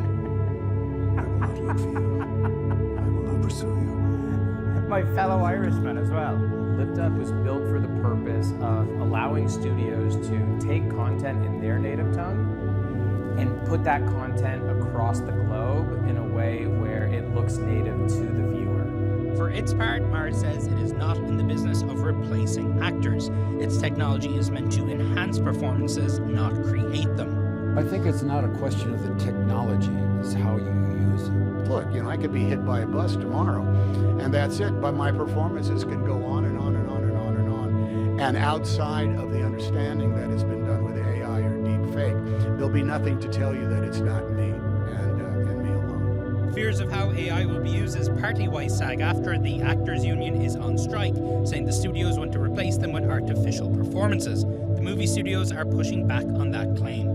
Technology cannot replace an actor full on. So you cannot go head to toe and redo the entire face and expect that to be photoreal. The technology just isn't there right now. Now, as it relates to writers, I think they can more easily be replaced by artificial intelligence. All right, you ended on writers there. Although, by the way, you and the French. I mean, then I did hear you mention Japanese. That was amazing. All right, you ended there with the potential threat to writers. This is serious. I mean, ChatGPT, and they're worried about it writing scripts. I gave a prompt to ChatGPT with a picture on the wall the other day, unnamed picture, and said, "Write me a backstory. Be creative." 4 seconds later, it was damn good, Donnie. I couldn't believe it. Script writers obviously a serious risk. Is it there for actors, though? As you heard, look, I think everybody should be worried about how this could transform all of our jobs. As you heard there, actors are at less risk right now than writers, but there is a fear, and you kind of heard Tom Hanks mention it. It can also be used in good creative ways, that essentially actors could be replaced by these avatars, that you scan a person and that they are then placed into movies. But what we've heard from the experts is that is some time away, but this technology is advancing so quickly, we could be having a very different conversation in 6 months. Absolutely. All right, Donnie, thank you very much. A fascinating piece. The woman once considered Australia's worst female serial killer is enjoying her first taste of freedom. since 2003. Kathleen Folbig, who was pardoned Monday over the death of 4 of her babies, earlier released this video statement. My eternal gratitude goes to my friends and family, especially Tracy and all of her family, and I would not have survived this whole ordeal without them. Today is a victory for science, and especially truth. And for the last 20 years I have been in prison. I have forever and will always think of my children, grieve for my children, and have missed them and love them terribly. Thank you. On her first day out of prison in 20 years, according to her childhood friend, Ms. Folbig had a cup of tea and enjoyed a good night's sleep.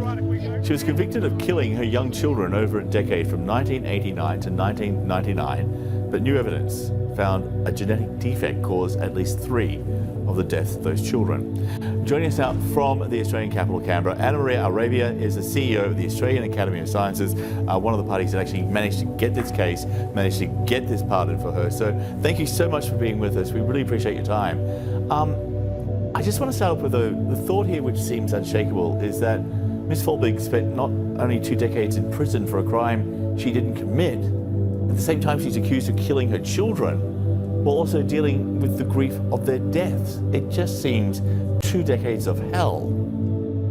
It's unimaginable trauma and grief, and in all of our scientific work to support this case, it has been difficult to imagine what she has been through, but we have kept in our minds the thought that behind this case and all of the scientific evidence, there is a woman who has experienced immense trauma and grief in her life. It really is unimaginable for us, I believe. Explain to me the science, though, of how Ms. Folbig eventually had her name cleared, how this pardon came about, what your role in all of this and how you came into this in the first place. Yes, she was convicted in 2003, and of course at that time the human genome was just being sequenced and none of the information that has led to her pardon was available at the time.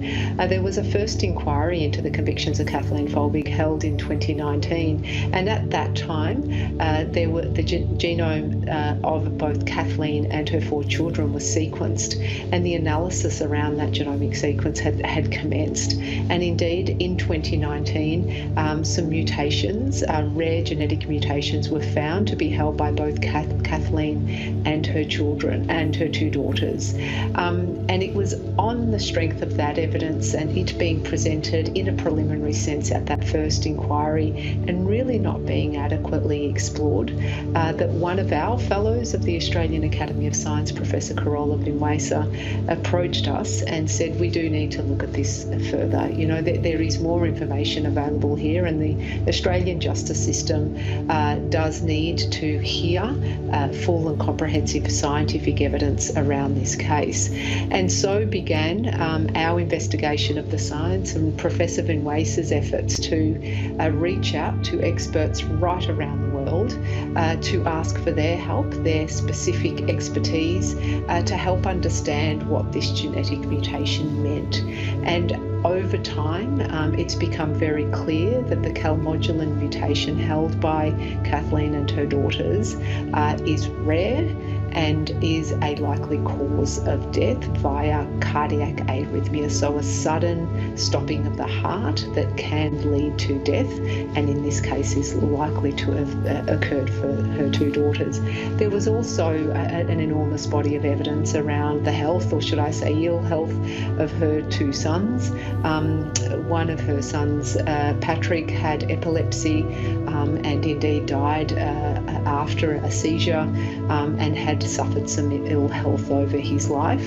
And Caleb died unfortunately at 19 days, and he was unable to swallow and breathe at the same time. He had a respiratory illness which was quite acute and then led to his death. So this collective body of scientific evidence, as well as scientific evidence to analyse diaries and journals that Kathleen Folbig had kept, all came together in this second inquiry that has led the Commission of the Inquiry, the Honourable Tom Bathurst, to arrive at a very firm conclusion that there are natural causes of death for all of the Folbig children, and that he strongly recommended that she be pardoned, or that there be reasonable doubt as to her convictions, which then led the Attorney General of New South Wales to recommend a pardon, which has been granted, leading to her release yesterday.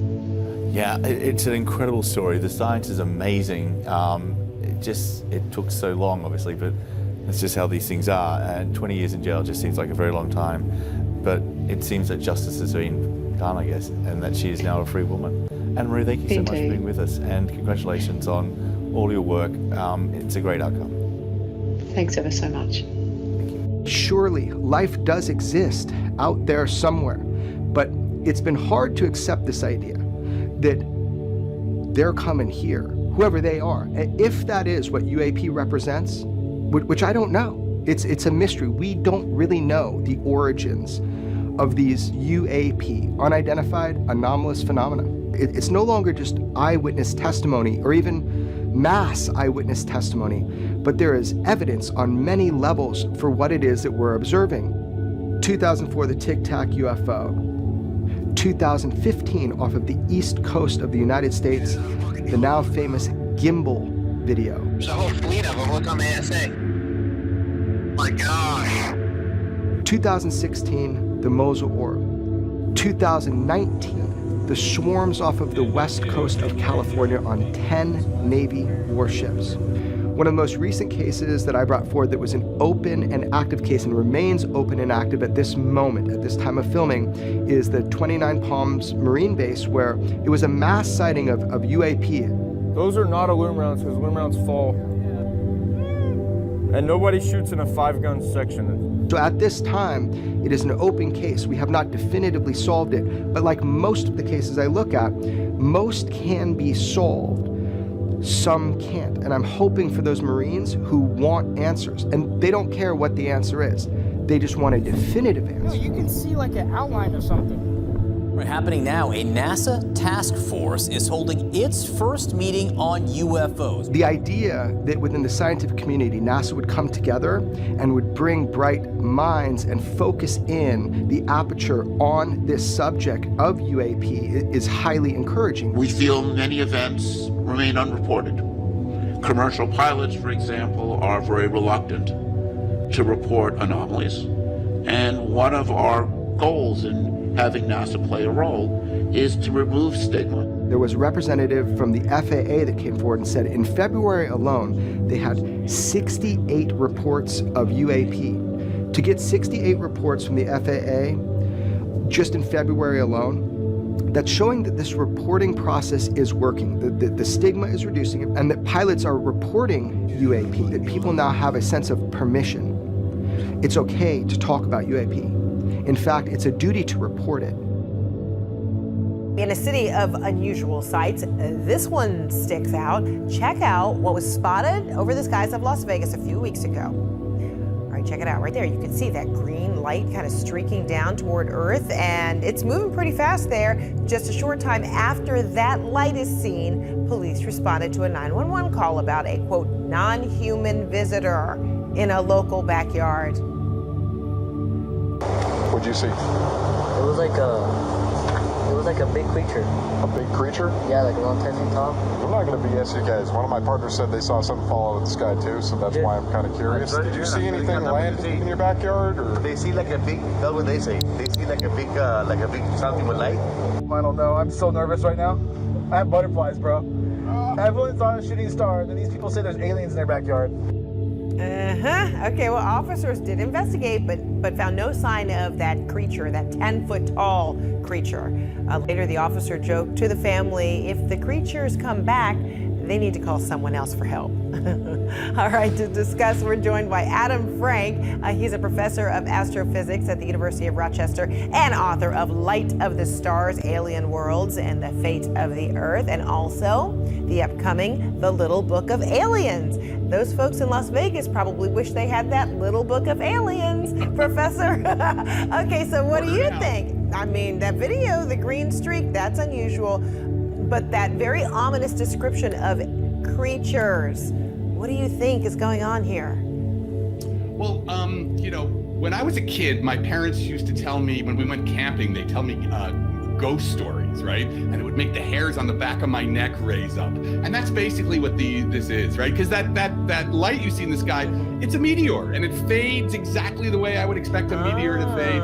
And so, you know, for whatever reasons, I don't know if it was a big dog, I just don't know.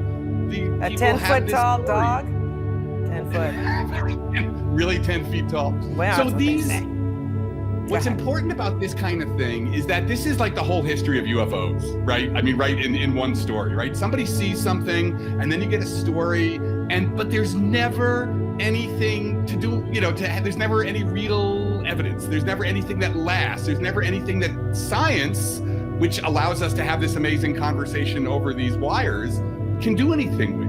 And so, like, right here is the entire history of UFOs. It's like the skeptics will say one thing, the believers will say the other thing, but you're not left with anything to answer this incredible question of, is there life in the universe? Interesting. Okay, well, back to your premise of your book, the little book of aliens. So you do believe there's something out there, or there can be something out there, right, for you to have a book like that. So, you know, for people to see, well, now you're saying it's probably a meteor. You know, I don't know. What do you say to people, especially the people in that backyard who are pretty certain they saw something? I mean, what's the best explanation as to why their eyes were playing tricks on them? Well, for something like this, there's nothing I can say to them, right? I wasn't there. They can't give me any hard evidence. They can't give me anything that science can work with. You know, the main premise of my book is trying to tell people the extraordinary progress science is making in finding life in the universe, but not here on Earth, on distant planets. Like the James Webb Space Telescope can see into the atmospheres of worlds that are 10 light years away, right? That's how we're going to answer this question, because there's nothing I can do. When someone tells me a story, it's not like I'm going to tell them they're lying. I don't know, I wasn't there. But the question is, this amazing method we have called science, which gives us cell phones and airplanes and we turn to every time there's a crisis. This method is a way of talking to the world that can give us answers back. It's a way to be in dialogue with the world. And if we want to know about life in the universe, that's the only way we can answer the question. So if it happens again, whether it be those, folks in Las Vegas who see something green, don't necessarily, their instinct doesn't say it's a meteor. I mean, who are you going to call? Who should they call? Call the police. Maybe call the dog pound. Call the very large dog pound. I mean, I don't know, but it's not, you take pictures, but always what you see is, right, it's always fuzzy blobs. We've got people talking about UFOs for 50 years, and it's always fuzzy blobs. Look at the picture that pilot took of the Chinese spy balloon, right? Yeah. It's a selfie with him holding it up, and you can see exquisite detail. You can see the balloon, you can see the cargo package underneath it. With UFOs, it's always a fuzzy blob. Well, Adam, I always love talking to you. I was really looking forward to this, but I gotta admit, I'm kind of bummed. I thought you were gonna give us something, I don't know, a little bit more interesting to allow us to all believe and think that, there is a 10-foot creature out there that comes with these. Fred, what I can tell you is science is boring, but it has to be boring. It's long and it's slow, but it's the only way that you get to know truly amazing things. And the amazing things are right outside your door. They're the ant colony, they're the leaves, but science is the way. And you just have to, listen to the process, follow the process. All right, and General, wonders will be you revealed. help keep it interesting. Adam Frank, great to see you. Thanks so much. Scientists have discovered evidence of phosphorus in an ocean, not on Earth. A new study in the journal Nature says the life-sustaining element was found inside salty ice grains shot into space from Enceladus, one of the Saturn's moons. It's not only is it phosphorus vital to all life on Earth, but its existence supports the idea of an ocean beneath the icy surface of the moon capable of supporting life. Just because it's capable of supporting life does not mean that there is life. The co-author of the study says, quote, "The next step is clear. We need to go back to see if the habitable ocean is actually inhabited." Joining me now from San Antonio, Texas is Christopher Glean, a planetary scientist, geochemist, and co-author of the study. Thank you for being with us. Hi, John. I'm happy to be with you. That's great. Okay, I'm about to read 3 different headlines for you about this discovery. At the end of it, tell me which one best describes what this is all about. Okay, from space.com, first ever detection of phosphorus shows that Enceladus, I keep getting that wrong, has all necessary ingredients for life. Okay, from The Independent has this. Major finding on Saturn's moon boosts hopes of finding alien life in our solar system. And they have this from the good folk at the Daily Mail. They ask, are aliens hiding on Saturn's moon? Scientists discover phosphates and say it could be a sign of life. Okay, so is it ingredients for life, increased chance of finding alien life, or the aliens are actually hiding on Saturn's moon? Right, so there's a lot to unpack there. It's definitely an ingredient for life. It's one of the big 6 elements that life uses. So it makes an environment habitable, what scientists call it. Those are the conditions that can support life. And if you have those conditions that can support life, that gives you better odds of finding life.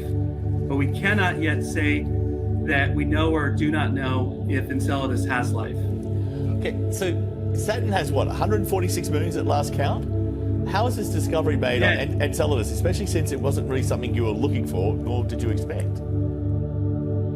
Right, there was, we had a mission there about 10 years ago named Cassini. It did a lot of great science. There were different models suggesting that phosphorus could be very rare or more abundant, so we weren't really quite sure what to expect. And then over the past few years, this team I was a part of, led by Frank Postberg, we started looking at the data from the Cassini mission, and we found the telltale signs of phosphorus contained in the chemical data of material that spewed out of Enceladus's ocean. So the New York Times sort of breaks down the importance like this. It's kind of a good write. They say phosphorus is a key ingredient in human bones and teeth.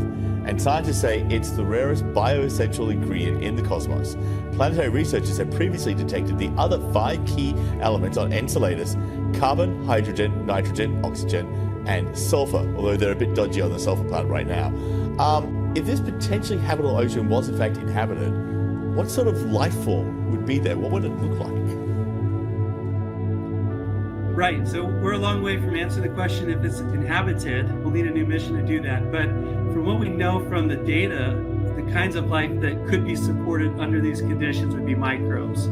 So they could be organisms that would be either at the bottom of the ice sheet near the surface, or they could be at the bottom of Enceladus's ocean at the seafloor, perhaps next to what we think are hydrothermal vents at the seafloor. Those would be the kinds of environments that are very dynamic, where a lot of ingredients would be mixed in and would be most favorable for supporting life.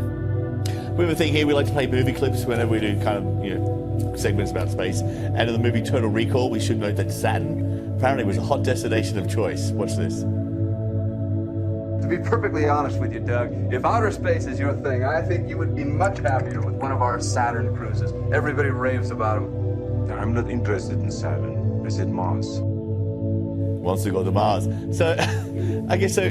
If Enceladus may be able to support life, it doesn't seem capable of supporting human life. That's right.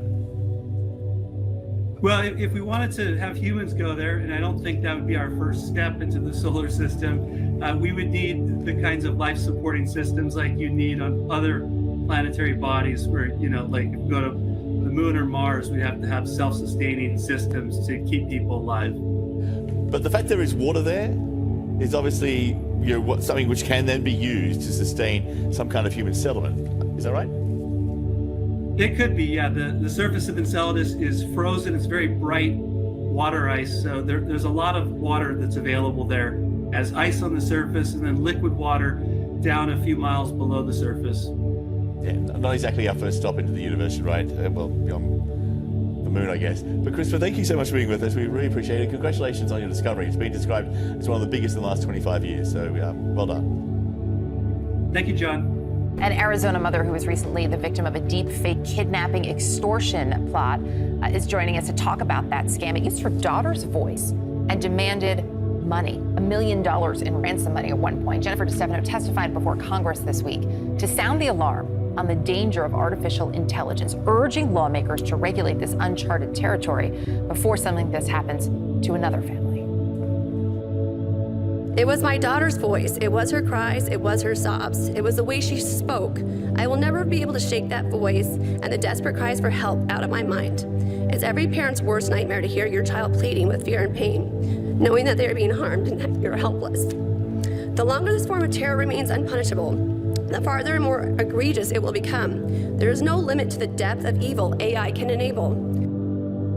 Jennifer DeStefano and her daughter, Bree, are joining us now. And Bree, for people who are not familiar with your story, I do want to point out you are safe, but you have always been safe. You were never in danger here. Jennifer, though, you had no way of knowing that when you got this phone call. We hear the emotion in your voice there from your testimony. Just walk us through, though, if you would, what those moments were like for you when you thought your daughter's life was hanging in the balance. Yeah, it was terrorizing. Even hearing myself speak still brings tears to my eyes. It was absolutely terrorizing. I was so helpless, and I didn't know which way to turn. I didn't know what to do, and I could hear her begging and crying for me with fear in the background. You had one of your other children around. There were some friends around. They were able to get in touch with your husband, get in touch with your daughter, confirm that she was okay, that in fact it wasn't her voice.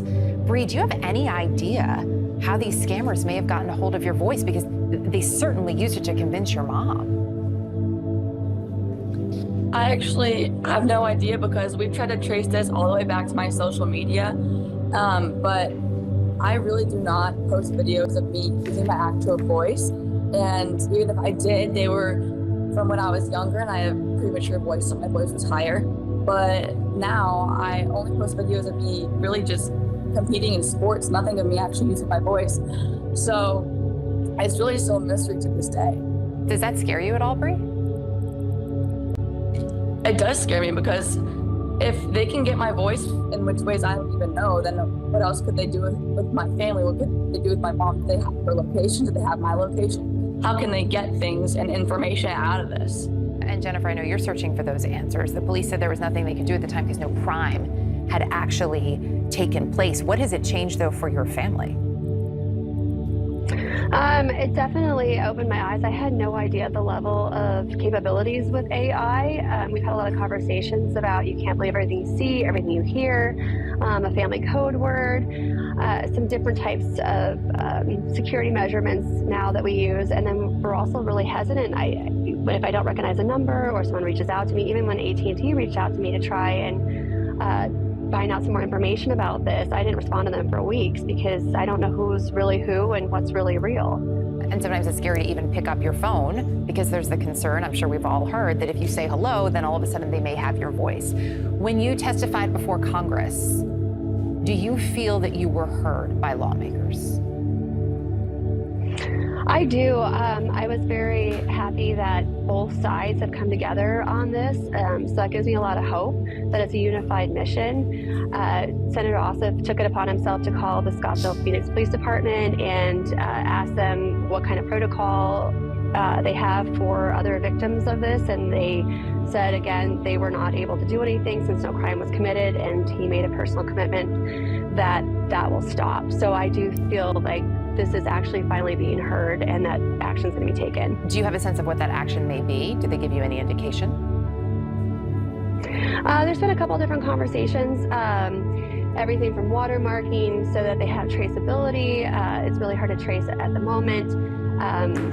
Some different types of things. It's really hard to put your hands around exactly what can be done in the sense that it's so vast and so wide and what's already out there and how do you dial it back. So a lot of it's trying to get ahead of it, but there's a couple different opportunities out there. Bree, you mentioned, what you post now, what you used to post, this confusion and the big mystery over how they got your voice. How has this impacted you, if it has, and the way you go about your daily life?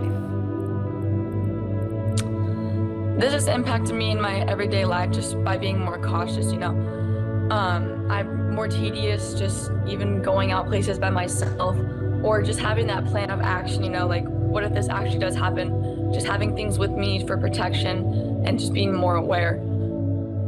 Jennifer and Bree DeStefano, really appreciate you taking the time to join us this morning and to share your story. I know it is still painful, but also so helpful for so many families. Thank you.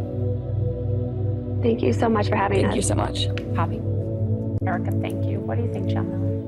Well, this is game-changing in so many ways. You can already imagine going into a political season, about the fakes and deep fakes that are going to be available, from AI. You can then attach that to mischief here on the ground to what are the Russians and the North Koreans and the Chinese going to do with that. But if you get right down to a crime like this,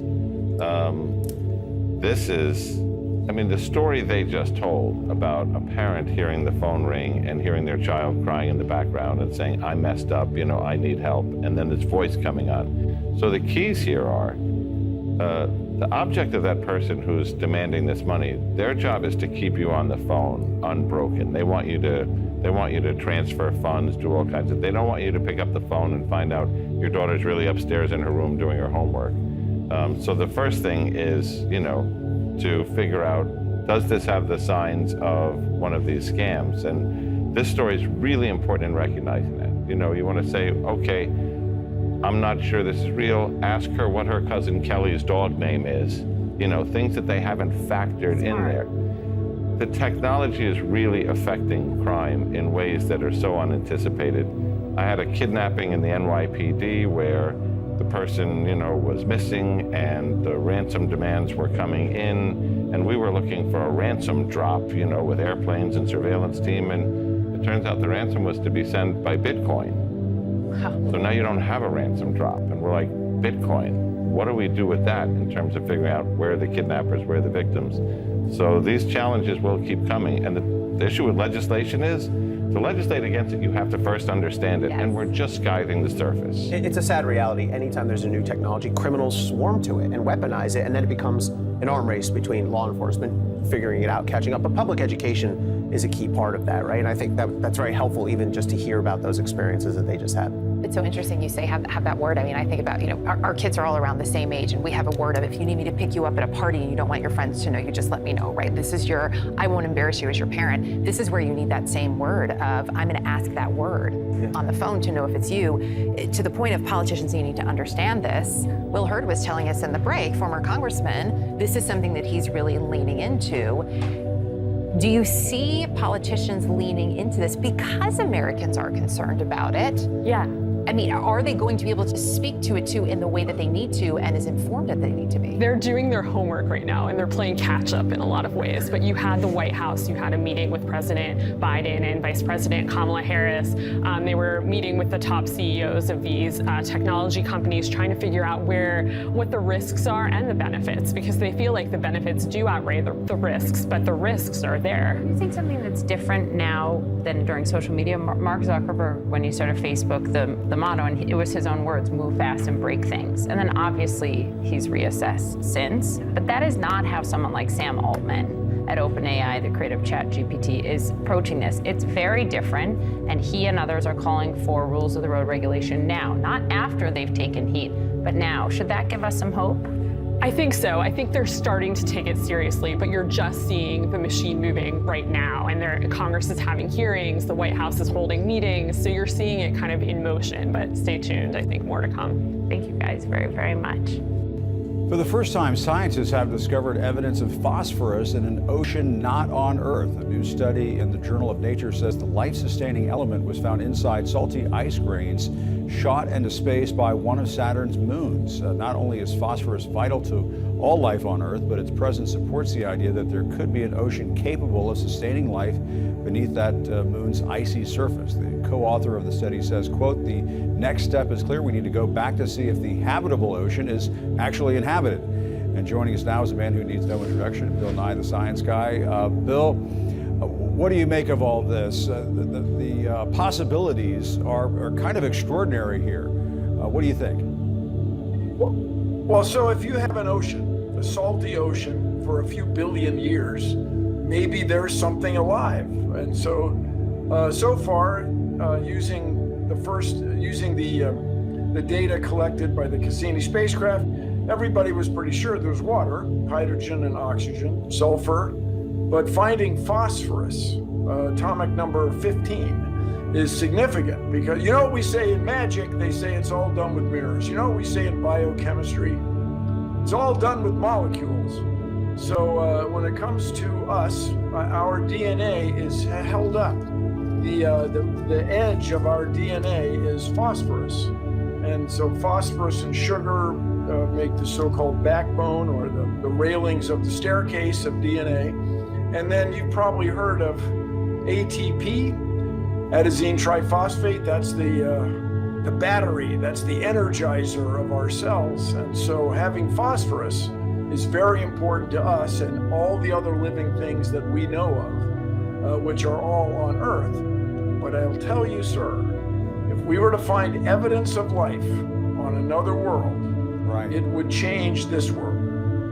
How so? Everybody would feel differently about being a living thing.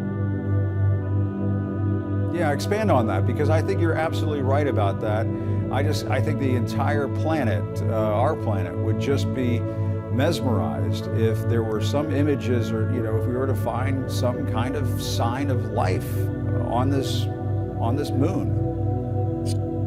Some Enceladosians of some sort.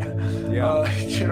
There's a layer of ice, a shell of ice, and under that is this ocean. And it's kept liquid by the mutual gravity of Enceladus and Saturn squeezing it, and it keeps it warm enough to be liquid all these billions of years. And you cannot help but wonder these two questions we all ask. Where did we come from? How did life get started? Whose idea was this? I know people are very sure of some things, but fundamentally, scientifically, we don't know how life started. And then you wonder, if it started here, could it start somewhere else? Are we alone? And then the other deep question is, we have DNA, deoxyribonucleic acid. Oh, by the way, phosphorus is what makes it acidic. It's very important to its function. So we have DNA. Does another form of life on another world have DNA? Does DNA always get involved? Is it always part of the equation? And then furthermore, did life start somewhere else and end up here because things fall toward the sun after their impacts out there? Are we descendants of Enceladosians? That's quite a hypothesis, but we investigated everybody for a tiny fraction of the federal budget. A tiny fraction of space agency budgets around the world go to this kind of investigation. And it leads to these extraordinary discoveries. Back to you. Well, and I mean, if this were to be, we were to find some more evidence of this, we would have to go. And how would we go and further confirm what may be taking place there? Do we even have figured out how to get to Mars? Besides sending rovers and that sort of thing. How would we figure this out? When you start getting out, I gotta say, when you start getting out as far as Jupiter and Saturn, getting people out there becomes fantastically complicated. I'm not saying it's impossible, it just takes a huge investment. But 2027, we're planning to launch the Dragonfly mission to another one of Saturn's moons, Titan, which is equally intriguing. This phosphorus thing is just this week. But it just shows you also the tremendous value of these missions. Cassini flew, it was 2017, and it launched 12 years before that. And these data are still being analyzed. They're still thinking deep thoughts about what the instruments can tell us about these other worlds. And so everybody, we're not jumping on a rocket to go to Saturn, but we are going to send another spacecraft there, and this is the extraordinary Dragonfly octocopter.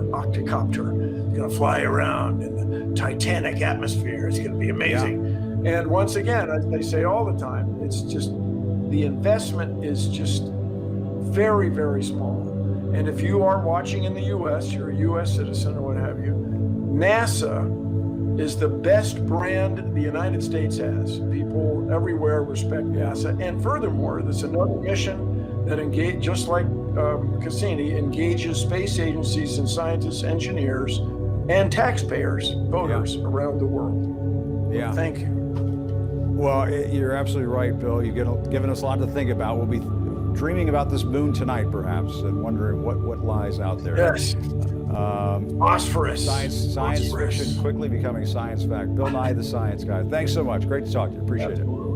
Thank you, sir.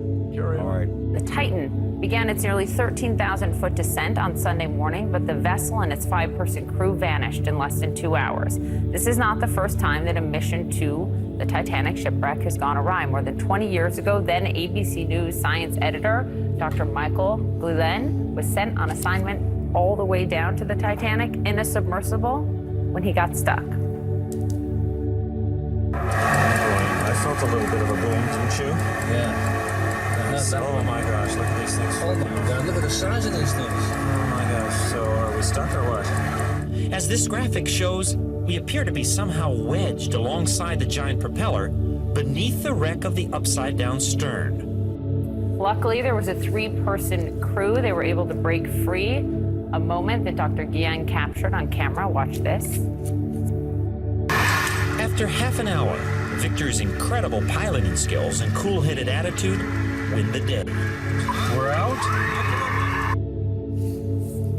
Well, joining us now is the scientist, the journalist, and author, Dr. Michael Guillen. Thank you so much for being with us. When I read your account, I was so shocked because you don't even like, going under the water at all. And so when you got this offer as a journalist at ABC News, you felt you had to take it because of what you would see. And then you get stuck in the propeller. You have a perspective that almost no one on Earth has of what it is like to go down. Can you tell us about that experience, given what we're going through, looking for this right now? Yes. Oh, good morning. That's right. I have a deathly fear of water. And so when I was invited to be the first TV correspondent to report from the Titanic, my impulse was, oh God, no, of all things, I don't want to do that. But then I had to do my job. When we got stuck down there, 2.5 miles beneath the surface, it was the sense of being buried alive under that much water. And I can't even begin to tell you how terrifying that is, because when we first collided, there was just a sense of orientation. It's like when you're driving and it's a beautiful sunny day and you're top of the world, you're thinking everything is going great, and then suddenly some other car comes out of nowhere and just slams into you. And there's that moment of confusion as what just happened?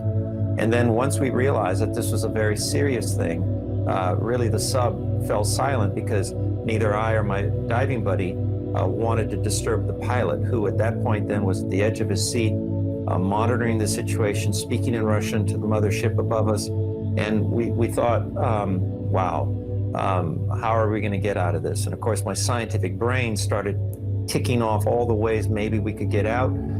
But very soon you realize, man, there is no way out. You're in the middle of the North Atlantic at the bottom, and you can't call AAA to tow you out. And so I experienced enormous sadness. The only way I can describe it is, it's as if the weight of the ocean just came down on me. And I thought of my wife. We were newlyweds. It was my anniversary, September of 2000. And then I inexplicably, ultimately experienced a sense of peace. But all through these last 72 hours, I'm thinking of those 5 souls down there, and I know exactly what they are experiencing. I wonder if they're still alive. They're hearing noises, but we can't tell what those noises are.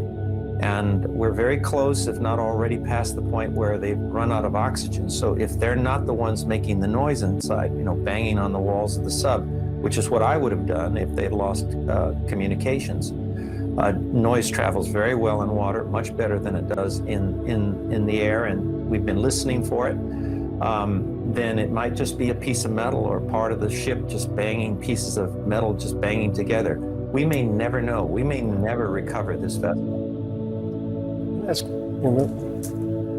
What are a lot of people have pointed to the people that are on the submersible and said some of them have a lot of experience, right? They've done, they would know what to do in a situation like this. But you make a great point. There's nothing you can really do to some degree. When you were watching the captain of your ship operate, are there things that he was prepared for? Are there protocols that you can go through, or is it really just try and make noise and pray?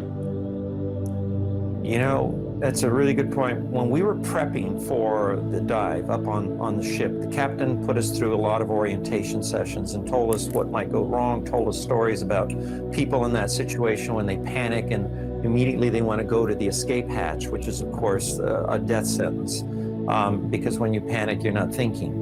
So I knew that when we collided, that's the thing I didn't want to do. I didn't want to go to that escape hatch. I wanted to make sure nobody else in that sub was. I was ready to gang tackle anybody who even looked at that escape hatch, right? But no, I mean, and I think that's the hardest thing, especially for an intellectual like me, who lives by the motto, for every problem, there's an optimal solution. I mean, I've drummed that into my son's head. For every problem, there's an optimal solution. And it is the most terrifying thing to experience, coming to the conclusion, no, there ain't a solution. There's no optimal solution. There is no solution, period. There's just no one around. And I imagine that at some point in these 5 folks who are in the Titan, they came to that realization, even though you could have all the experience in the world. But at the end of the day, there's only so much you can do. And the idea that no amount of technology, no number of planes, ROVs, sonars, nothing can come to your rescue. If you're at the bottom of the ocean, 2.5 miles down, you don't just go down there and reach in, even with a cable or a grappling hook.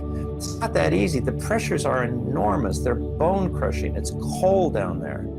And so I just feel that I've just been feeling for the last 72 hours this kinship with those people down there. And it's almost like I'm down there with them, because I know what it's like down there. It's utterly dark. There's no light. You don't certainly want to light a candle or anything in there. You use up the oxygen, whether they have flashlights or not, who knows. But this had to have been a catastrophic failure of some kind, and I'm not sure we'll ever know, because I'm not sure we'll ever recover that vessel. Dr. Michael Guillen, thank you for taking us literally into what they may be experiencing. First, let me say public office is really important to have more women and people of color in state legislatures, in local city councils, and also at the federal level. Because when you get women and people of color in these state houses, they make new policies for society. They change society. So that is philanthropist Melinda French Gates. She's, of course, a co-founder of the Bill and Melinda Gates Foundation, one of the world's largest nonprofits. That foundation has given away more than $70 billion in grants. A longtime advocate for women and girls, she is now focusing on getting more women elected to public office. French Gates explains why in a recent op-ed, quote, only 1 in 3 state legislatures in the U.S. is a woman, and at the federal level, it's closer to 1 in 4. There is evidence that women govern differently, working more collaboratively across party lines and introducing legislation on issues that have historically gone unaddressed. I spoke with her yesterday about those efforts, also her concerns about AI and life now after her very public divorce from Bill Gates. Here's part of our conversation. So you start this op-ed in Time writing, in 1976, Annabelle Clement O'Brien, known as the First Lady of Tennessee politics, ran for office on the slogan, "A woman's place is in the House and the Senate too." Why is so much of your effort and your money going to getting more women elected? Well, because I believe women should have their full power and influence in the United States. And in 2019, I made $1 billion commitment to ensure that really starts to happen more with more momentum. And I'm just seeing that we aren't there yet. You know, too often we have decisions being made for women, not by women. And as she said, and also as Ruth Bader Ginsburg said, I believe women should be every place that decisions are being made. And that's just, we're just not there yet as a country. What's interesting about your effort is you're really keenly focused on state legislatures. Why? Well, I'm focused on making sure that women have their rightful place at all levels of governing. But state legislators are particularly important. There are 7,000 seats at the legislative level at states. They control $2 trillion in resources, and they make really important policies and laws that affect everyone in their state. So really focusing there where there's so many seats, but also for those women who do want to go on and be in the halls of Congress, it's a great training ground for that. Democrats and Republicans, you want to help across parties? Of course, we need our government to represent all of us, and we have different points of view depending on what state you're in, depending on your political leanings. So absolutely, both sides of the aisle. So former Republican Congresswoman Liz Cheney was quite blunt speaking in New York this week. Here's what she said. What we've done in our politics is create a situation where we're electing idiots.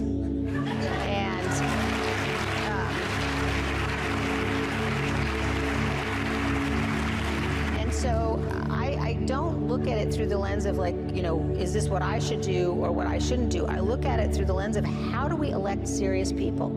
And I think electing serious people can't be partisan. I'm wondering if you agree, if you think that electing more women helps solve that problem. I think we need to make sure that everyone in this country's voice is represented. So whether that's a female, whether that's a male, and we have to realize we just aren't there yet. 1 in 3 state legislators are women. 1 in 4 are women in Congress. And yet we're 50% of the population. How can we have 16 million black women in this country, but 0 black senators?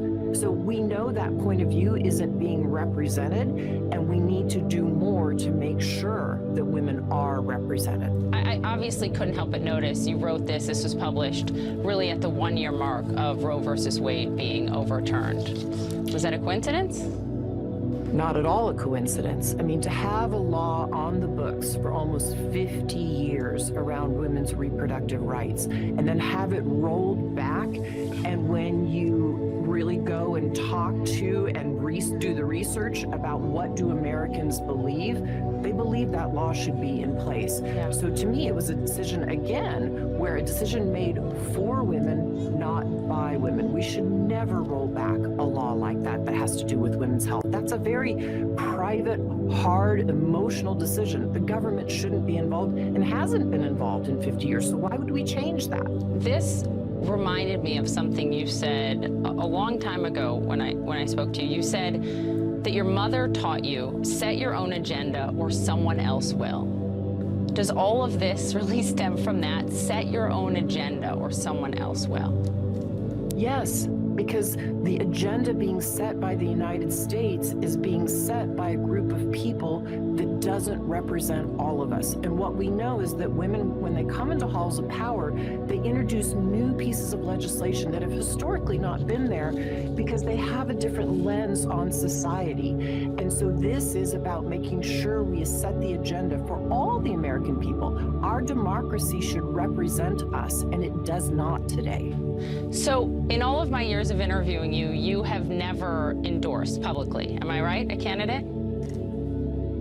I think that's right. Does that change now, Melinda? No, I have given personal resources and continue to give personal resources to many candidates on both sides of the aisle, but I don't endorse a specific person. But can I ask you why, if you're really putting a lot more money and energy behind politics and getting women elected and behind causes that you're passionate about, Roe versus Wade being overturned as an example, why not publicly endorse if there are candidates in this next cycle that you think are necessary in office? Because I vote in any election on both sides of the aisle. Sometimes I vote Republican, sometimes Democratic. I'm a very independent voter, and I don't want to be pegged as one or the other. I think that the best policy is made when we reach across the aisle. And so I think if I come out for a particular candidate, they're going to say, oh, she always supports Republicans or she always supports a Democrat. And that's just not true. So many people are focused on artificial intelligence now, and you've been warning for years, not just about what is ahead with AI, but about bias built into AI, and you've equated it to the bias built into the Constitution, right? And who was the Constitution written by? How nervous are you that that could be playing out again when it comes to AI? I'm very nervous because we don't have enough women, again, who are computer scientists and who have expertise in artificial intelligence. And without that, we will bake bias into the system. Again, the system needs to take all people's points of view in and see society, and quite frankly, see the world writ large as it is. When you have women at any of these places, when you're creating something, when you're making this decision, when you're setting a law, you're bringing that perspective of society that is just so vitally important. You have, Melinda, described this moment in your life as incredibly joyful. So many people in America and around the world have gone through painful divorce. Can you talk a little bit about your journey in finding this joy? I think, you have to look for it every day. And so even when you go through a painful time, which I did for several years, you gather these moments of joy during the day, and then you reflect on them at the end of the week. And so I happen to be in a situation now in life where, I have a granddaughter, my 3 children are out of the house now, and so I just really surround myself with family and friends who bring me a lot of energy and joy, so that when I do go out in the world and do this kind of work, or I travel to places that are very difficult, I can lean into that joy and lean into that network of family and friends that support us. I think, Poppy, we talked about this a little yesterday after the interview, and then I'll acknowledge, candidly, I went back and was watching the feed in our system. Just because I was very interested in the actual interview itself. But you mentioned it yesterday, and I want to follow up on it, because your perspective on the non-endorsements, particularly when you take a very straightforward line on Roe versus Wade, and I've seen a lot of people with a lot of money in politics try and strike this middle ground, and within a year or two, their grand efforts have completely faded away. Why? What was your Why what was your doesn't she perspective? endorse? I think you heard her say there, because she's not just a Democrat, not just a Republican, she's an independent, but you could still endorse certain candidates. I think she doesn't want to alienate people. I think she believes that she can make change without publicly saying who, not just with money, but with resources, with the writing that she does. But it was really interesting. It's just been fascinating over the last decade to watch her evolution in terms of such support of women and girls, and now really in politics. And as you heard, the timing of this on the 1-year mark when Roe was overturned was not a coincidence at all. I think you're going to see and hear a lot more from Melinda Gates on this front. Maybe one day she will endorse. We'll see. I did ask, are you going to run? Is she going to run? No, never. Not a chance. Yeah, that seemed pretty obvious, at least implicitly. All right, great interview, Poppy. Thank you. That there's a huge amount of sturm and drang, around about what AI could do to us all and to the human race. I mean, the fears are huge to the extent that the president is talking to the big bosses. You're all going to testify, and you're here, and you're going to Europe, right? I think yes, that's right, exactly. About the regulation piece. So first, what are you doing here? What do you expect to achieve here in the UK? Well, here in the UK, and I was in Norway on Monday, the Netherlands on Tuesday, the UK on Wednesday, there really is a conversation taking place around the world about what to do about AI. How do we maximize the benefits? It will, I think, help us diagnose and cure cancers. But then how do we regulate it so it's used safely? And I think that really does require that we in the tech sector step up, that we put in place safety protocols and safeguards, guardrails, if you will. And it will require, I think, a new era of law and regulation. And that's the conversation that somebody like me is having around the world. And now you're continuing that to the EU? Is Yes. that because they are coming up with the AI Act or the AI Yes. protocols or something? How much hope do you have for that, and what will it do? I am optimistic that we'll strike a sensible balance. In the first instance, I think it's worth remembering that we benefit and really take for granted everyday technologies that could have a dangerous impact. Electricity turns on the lights, but it can electrocute you, so we have a circuit breaker. And so in the same way, we need to build safety protocols, safety breaks, if you will, especially if AI is going to be used to control critical infrastructure, the water supply, the electrical grid. And so what we're focused on inside a company like Microsoft is how we put in AI safety guardrails. The conversation with governments is, in effect, should you as a company need to get a license if AI is going to be used in a certain way? And this is not, at this point at least, a polarized or partisan debate. Everybody's sort of rolling up their sleeves and learning about AI and figuring out how to manage it. So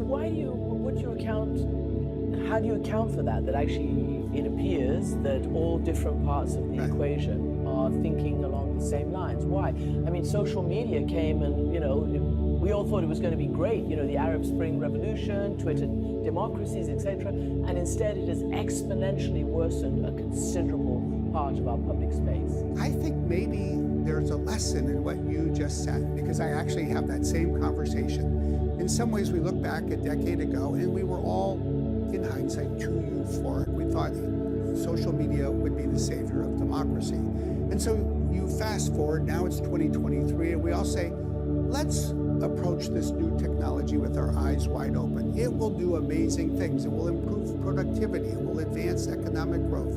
It'll be a tool for teachers and students, but It has risks. Let's not put the risks aside. Let's not just say let companies do whatever they want.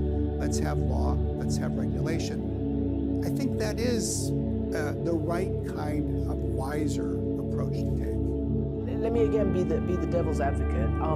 Sam Altman, who I know you're in business with, you have shared enterprise, OpenAI, etc. He basically said, and he's been front and center in Congress, and he comes across like, you know, the knight in shining armor. But he says about, you know, the regulation and stuff, he says to the US Senate, I think if this technology goes wrong, it can go quite wrong. We want to be vocal about that. We want to work with the government to prevent that from happening. But then he says that it could cease, his company could cease operating in the EU if it can't comply with legislation. Is he speaking out of 10 different sides of his mouth, trying to have cake and eat it too? No, I don't think so. I mean, OpenAI, the company that Sam heads, and Microsoft work very closely together. We've been partners. And you want a little bit of regulation, but not too much. Well, I think, you know, it's sort of a good thing to think about. We don't want to stifle innovation. I think that would ultimately prevent society from reaping the benefits that this has to offer. So it's about getting the balance right. And it's a time when the technology is advancing quickly. It's a time when people are sitting down together, and not surprisingly, some days it is easier to sort out an answer than others. What you do see, whether you're talking about, you know, Sam Altman or Microsoft, is ultimately some convergence, you know, around a set of practical standards. And I think in some ways benefiting from not just a year, but a century's worth of experience. We all fly on airplanes. Yep. We don't want them to crash, but we want to go farther than we otherwise could. We have global as well as national safety standards, safety features, testing before a plane is certified to fly, constant monitoring of aircraft after they've entered service. I think that points to the right direction. We always want better planes. We always want them to be safe. We should want the same thing from AI. Slow your scroll? Elon Musk said over the weekend that Twitter will limit, at least temporarily, the number of posts you can read. He claims it's an effort to address extreme levels of data scraping. So verified accounts limited to 10,000 posts per day, unverified accounts 1,000 per day. Now, this was revealed after thousands of users complained that they were unable or had trouble accessing the site. Many reported getting messages that they had exceeded their rate limit. So what is behind this latest turmoil for the company? CNN's senior media analyst Sarah Fisher joins us. She's also senior media reporter at Axios. And Sarah, what gives? What now with him? There's always something, Audie, right? It never is a dull day in Elon Musk land. You know, I think this is a response to the rise of a lot of big AI platforms that are starting to scrape big social media platforms for data to help train their algorithms. You saw Reddit a few weeks ago said that they would start charging developers for some of that back-end access. They got a lot of pushback from their community. It seems like Elon Musk is trying to do something similar, but the difference, Audie, is that this is going to have a huge impact on the everyday user's experience with Twitter. You saw some people tweeting frustration yesterday, ironically tweeting frustration about Twitter, that they weren't able to get severe weather updates, critical news and information because they were being limited to the number of posts that they were able to view. Now, Elon Musk has not said how long he's going to implement this temporary crackdown, but I do know that it's going to be frustrating for advertisers because they're reliant on heavy usage in order to fulfill their ad campaigns, make sure they have enough people watching and reading tweets in order to insert their ads between them. Theoretically reliant on them for business, but one quick fact check. What's this about maybe him not paying his bills? Can you talk about what's going on there? There have been so many reports, whether it's been some of its B2B vendors or its licensing or its leases, if you will, that Twitter has struggled to pay its bills. And that's because Twitter's really struggling with profitability right now. Now, to be honest, Twitter's always struggled with profitability even before Elon Musk took over. But the difference is that they are not a publicly traded company. They do not need to be transparent about their finances, what money they're bringing in and what money they're spending. And so it seems like the company is just in this sort of chaotic spot where it's trying to stay afloat but it's not necessarily doing it in the most transparent way. We keep getting reports, not also just about not paying bills, but they're still in litigation with former employees about paying out severances, etc. So expect Twitter to continue to be in this sort of financial chaos until maybe they can turn the platform around. But I'm still skeptical, Audie. Even though they have, put in a new chief executive, this platform continues to be chaos as I cover it. All right, Sarah, stay with us. I want to bring Shelby and Errol back in. You're so jealous that you didn't write the Slow You Scroll, Ryan, aren't you? Slow You Like, Scroll. That's podcast-worthy type copy right there. Errol, I think why I love listening to Sarah talk about this is because I'm fascinated by the business story, less on the myopic, like navel-gazing people being angry about their tweets not being available and all that type of stuff. But from a business perspective, they bring in Linda Yaccarino, a big-time executive that's supposed to juice up their advertising. Elon Musk is Elon Musk. How does this end? Well, it's not going to be pretty. At this point, the estimate is that under Elon Musk, the company has lost 2/3 of its value. He paid $44 billion for it. It's worth something like $15 billion And now. that's not good, right? Right, not good. The number's supposed to go in the other direction. The fact that advertisers and important users like the National Weather Service and others are saying like this may not be for us. The algorithm it still sort of promotes and favors kind of anger and division and outrage, making it a much less pleasant user experience for everybody who's left on it. And then this idea that you're gonna get out of it by paying $8, which has just been roundly rejected. They've got very, very few subscribers, even among their daily users. So they're as a business, it just seems to be falling apart. Now it's got a lot of sort of potential. It's got a lot of residual affection. It's got a lot of users. It's a key political tool, right? We have 2024 coming up. I mean, do campaigns think they're gonna still be using Twitter? Yeah, I think the big thing is if it was just this change, it would be a huge change. But given how much Elon Musk has already changed the platform, like I know personally, I feel like the platform is a little bit less reliable now in terms of me finding verified news that has been fact-checked and is legitimate. And so I think in that sense, it's a little bit less of a priority for campaigns. I mean, Donald Trump is still not on the platform, for example. I do think pre-Elon Musk, he would have more of a reason to join it. Hey, Sarah, with the time we have left, I mean, from a business perspective, from a Linda Yaccarino perspective, when you talk to both people inside the company but also analysts outside, is there a pathway that exists here to kind of get them out of this just constant state of tumult and seeming collapse, followed by resuscitation, followed by some new strategy that I can't figure out?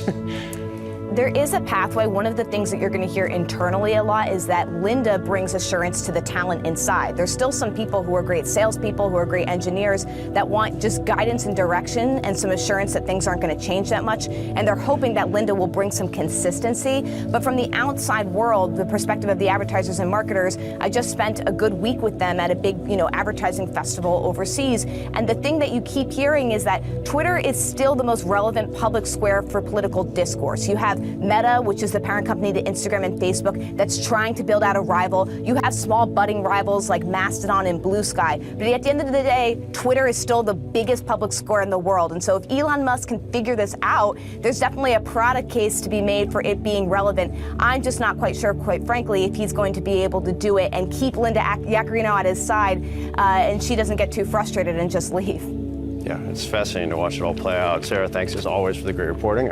We are learning of more missed warning signs for the company behind the Titan submersible that imploded on a mission to the Titanic. According to The New Yorker, David Lockridge, who was a former OceanGate employee who claims that he was wrongfully terminated for raising red flags, once sent an ominous email to a colleague about the doomed vessel, writing, "That sub is an accident waiting to happen." He also added this about then CEO Stockton Rush. He said, "I don't want to be seen as a tattletale, but I'm worried he kills himself and others in a quest to boost his ego." Rush, of course, was among 5 people who died in the tragedy. Joining me now is Ben Taub of The New Yorker, who wrote this really incredible story, Ben, and you obtained this never-before-seen report by David Lockridge, the fired OceanGate employee, and it details so many issues that he found with the sub during an inspection. Tell us more about what he found in this report.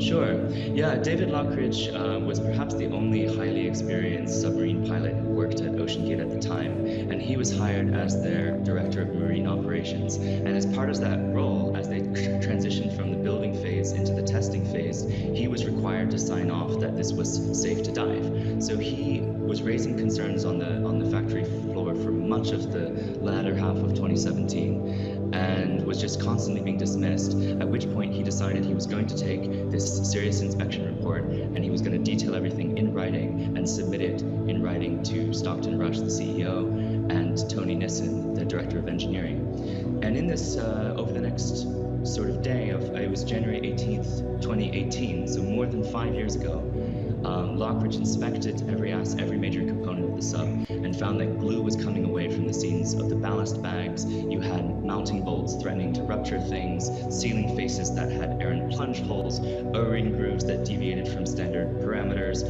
Everything that could go wrong was sort of going wrong. There were snagging hazards, there were important components attached with zip ties, flammable flooring, and the interior vinyl wrapping would emit highly toxic gases upon ignition. But the number one concern for Lockridge was that the actual core of this submarine, the pressure boundary, which is what keeps people alive at 3,800 meters where Titanic is, where the external water pressure is about 6,000 pounds per square inch, is made of carbon fiber, which is not used in deep ocean submersibles because under compression, it's a capricious material. It's not made to be used under compression. It's fibers. It's like rope. It's strong under tension, but not under compression. So he examined a section of it and found that it was filled with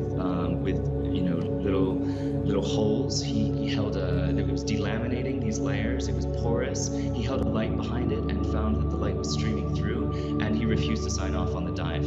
And Stockton Rush said that because you refused to sign off on this manned testing, you cannot do your job as director of marine operations, and so he fired him on the spot. Yeah, in a way, he was doing the job, Ben, and he was fired for doing his job. And you have to wonder what would have happened if he'd been able to actually do his job. So you have in this, you also share instances where Rush, he seems to take personal offense to criticism, right? Because Lockridge knows people outside of OceanGate, and there's a co-head of a company that actually has a classed titanium sub. Of course, this sub, the submersible that imploded, it was not classed. And this co-head of this company says to him, basically warning him, and he lashes out, Stockton Rush does, saying that he's tired of industry players who try to use a safety argument to stop innovation. He seemed so confident that he was doing something new and different, and that he was being stymied by people saying it was in the name of safety. But he seemed convinced it wasn't, even though clearly it was. Yeah, at the end of the day, this tragedy comes down to hubris. It was a matter of this kind of, Silicon Valley disruptor attitude, but it wasn't about beating the other companies. It was about trying to beat physics. And you're not going to win that. And they didn't win that. And it was sort of blindingly obvious for years that this sub was not being constructed in a manner that would work under great pressure. You can build a sub that's experimental, but you can't take passengers in it. That's completely illegal. And so they structured the company such that it was falling outside of U.S. jurisdiction in various ways. They had all kinds of sort of steps taken so that they weren't actually passengers. They were categorized as mission specialists. But how can you have a 19-year-old kid who's terrified of going inside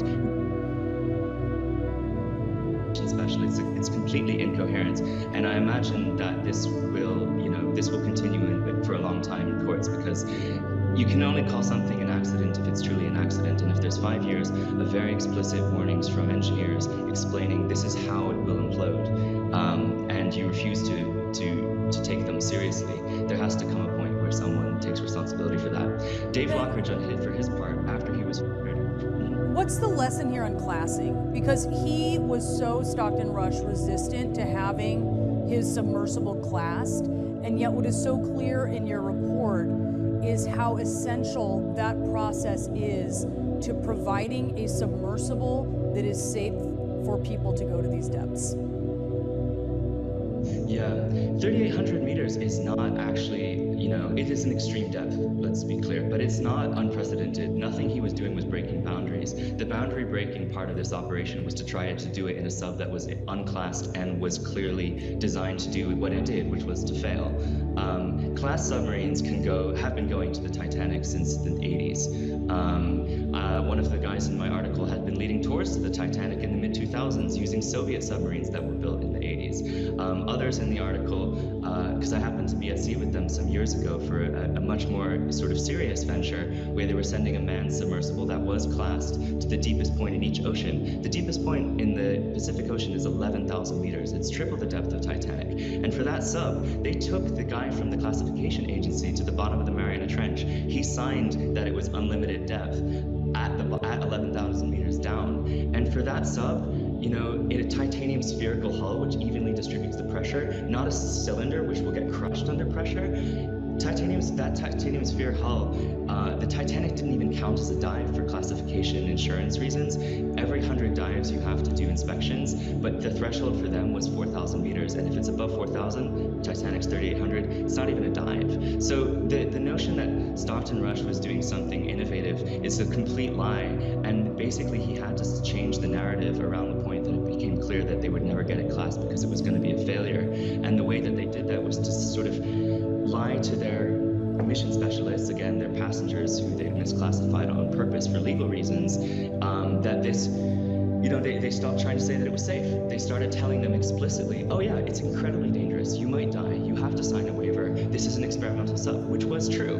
But the lie there was that this is how serious exploration is done. It's not how it's done at all. And a last thing that I just need to make very clear is that Dave Lockridge actually did raise this with the US government. After he was fired, he was so concerned about what was going on that he shared his report with OSHA, the Occupational Safety and Health Administration, and that report was then passed on from OSHA to the US Coast Guard, and there's no evidence of any follow-up from there. That was in March of 2018. Yeah, you make that so clear.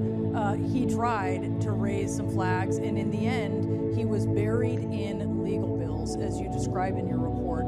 Ben, excellent reporting. I think it's such an important lesson for so many people, not just when it comes to submersibles and deep ocean exploration, but anything that could be unsafe. It's a really important read, so thank you for being with us and sharing it.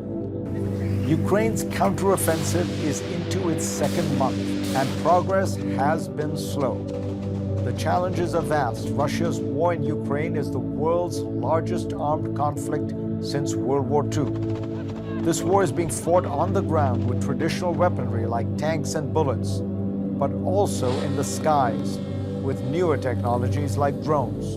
A report in May found Ukraine was losing more than 10,000 drones per month. Well, my next guest says swarms of drones are the future of war. Eric Schmidt ran Google for many years, but more recently advised the Pentagon as the chair of the Defense Innovation Board. He now chairs the Special Competitive Studies Project, a think tank focused on technology and national security. I should note I am a senior advisor at Schmidt Futures, his philanthropic initiative. Eric Schmidt, pleasure to have you. Good to be back. So, you were recently in Ukraine, and a lot of your concerns stem from that. Let's first just get a sense of the lay of the land. What does the battlefield look like? Who has the advantage? The thing that's shocking is how big this war is. It's 1,000 kilometers long, and since 2014, the Russian side has dug themselves in this horrific way. So if you were a Ukrainian soldier with your commander saying go across this 5-kilometer disputed area, you'd have to get through the tanks, the mines, the machine guns, their drones. You get to the other side, you do your killing, and then the back part of Russia kills you. It's an insurmountable task.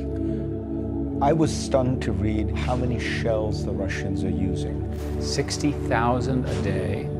The world production in the West can accommodate about 5,000 a day. I guess the Russians have been building artillery for about 50 years, and they have an infinite supply. 60,000 a day. Now, I mean, my math, you're talking about something like 20 million a year. I mean, so this is crazy. Today, this is a World War I artillery war with people dug in. how incredible, 100 years later, we haven't come up with another way.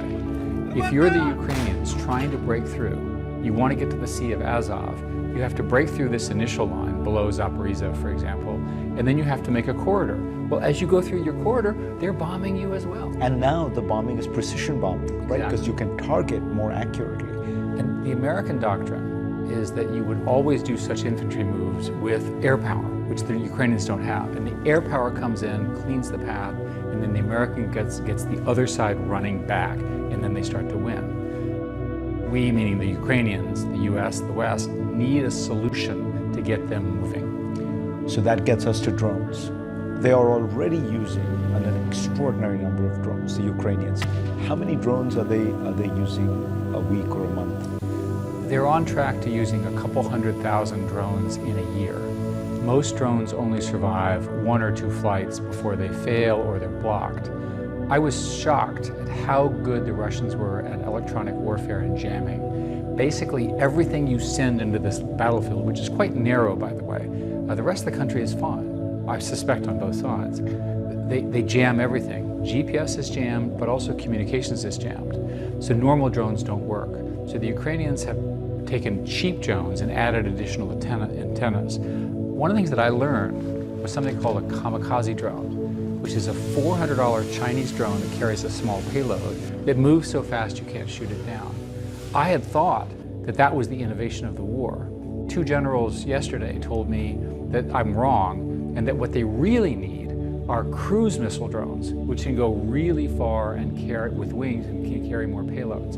I don't think the Ukrainian drone strategy is completely formed, but they're building a completely new theory of war. And this is where we get to the solution. For you, the only way the Ukrainians can break through these lines is with massive numbers of drones. Massive number of drones or massive number of human casualties on both sides. The beauty of the drone is it can take out the other side's military target without collateral damage, right? We are very concerned about the propagation of this war against other countries, but I'm very concerned about its effect on civilians, both the Russians and the Ukrainians. The important thing about a drone is it's a very, very targeted solution. It's very inexpensive.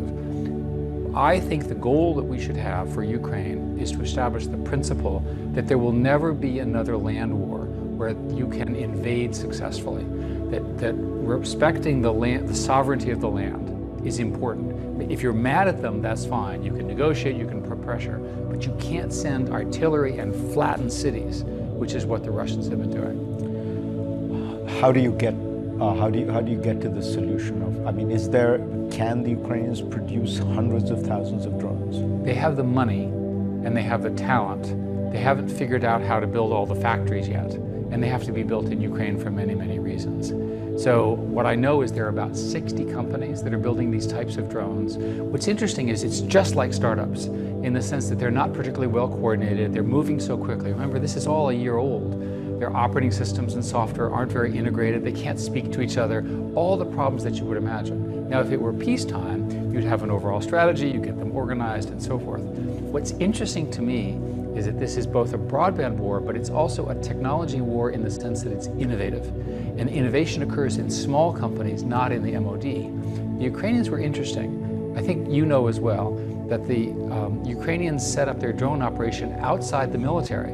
And the drone guy, his name is Fedorov, is busy supplying them to the military. But he controls the money, he controls the strategy.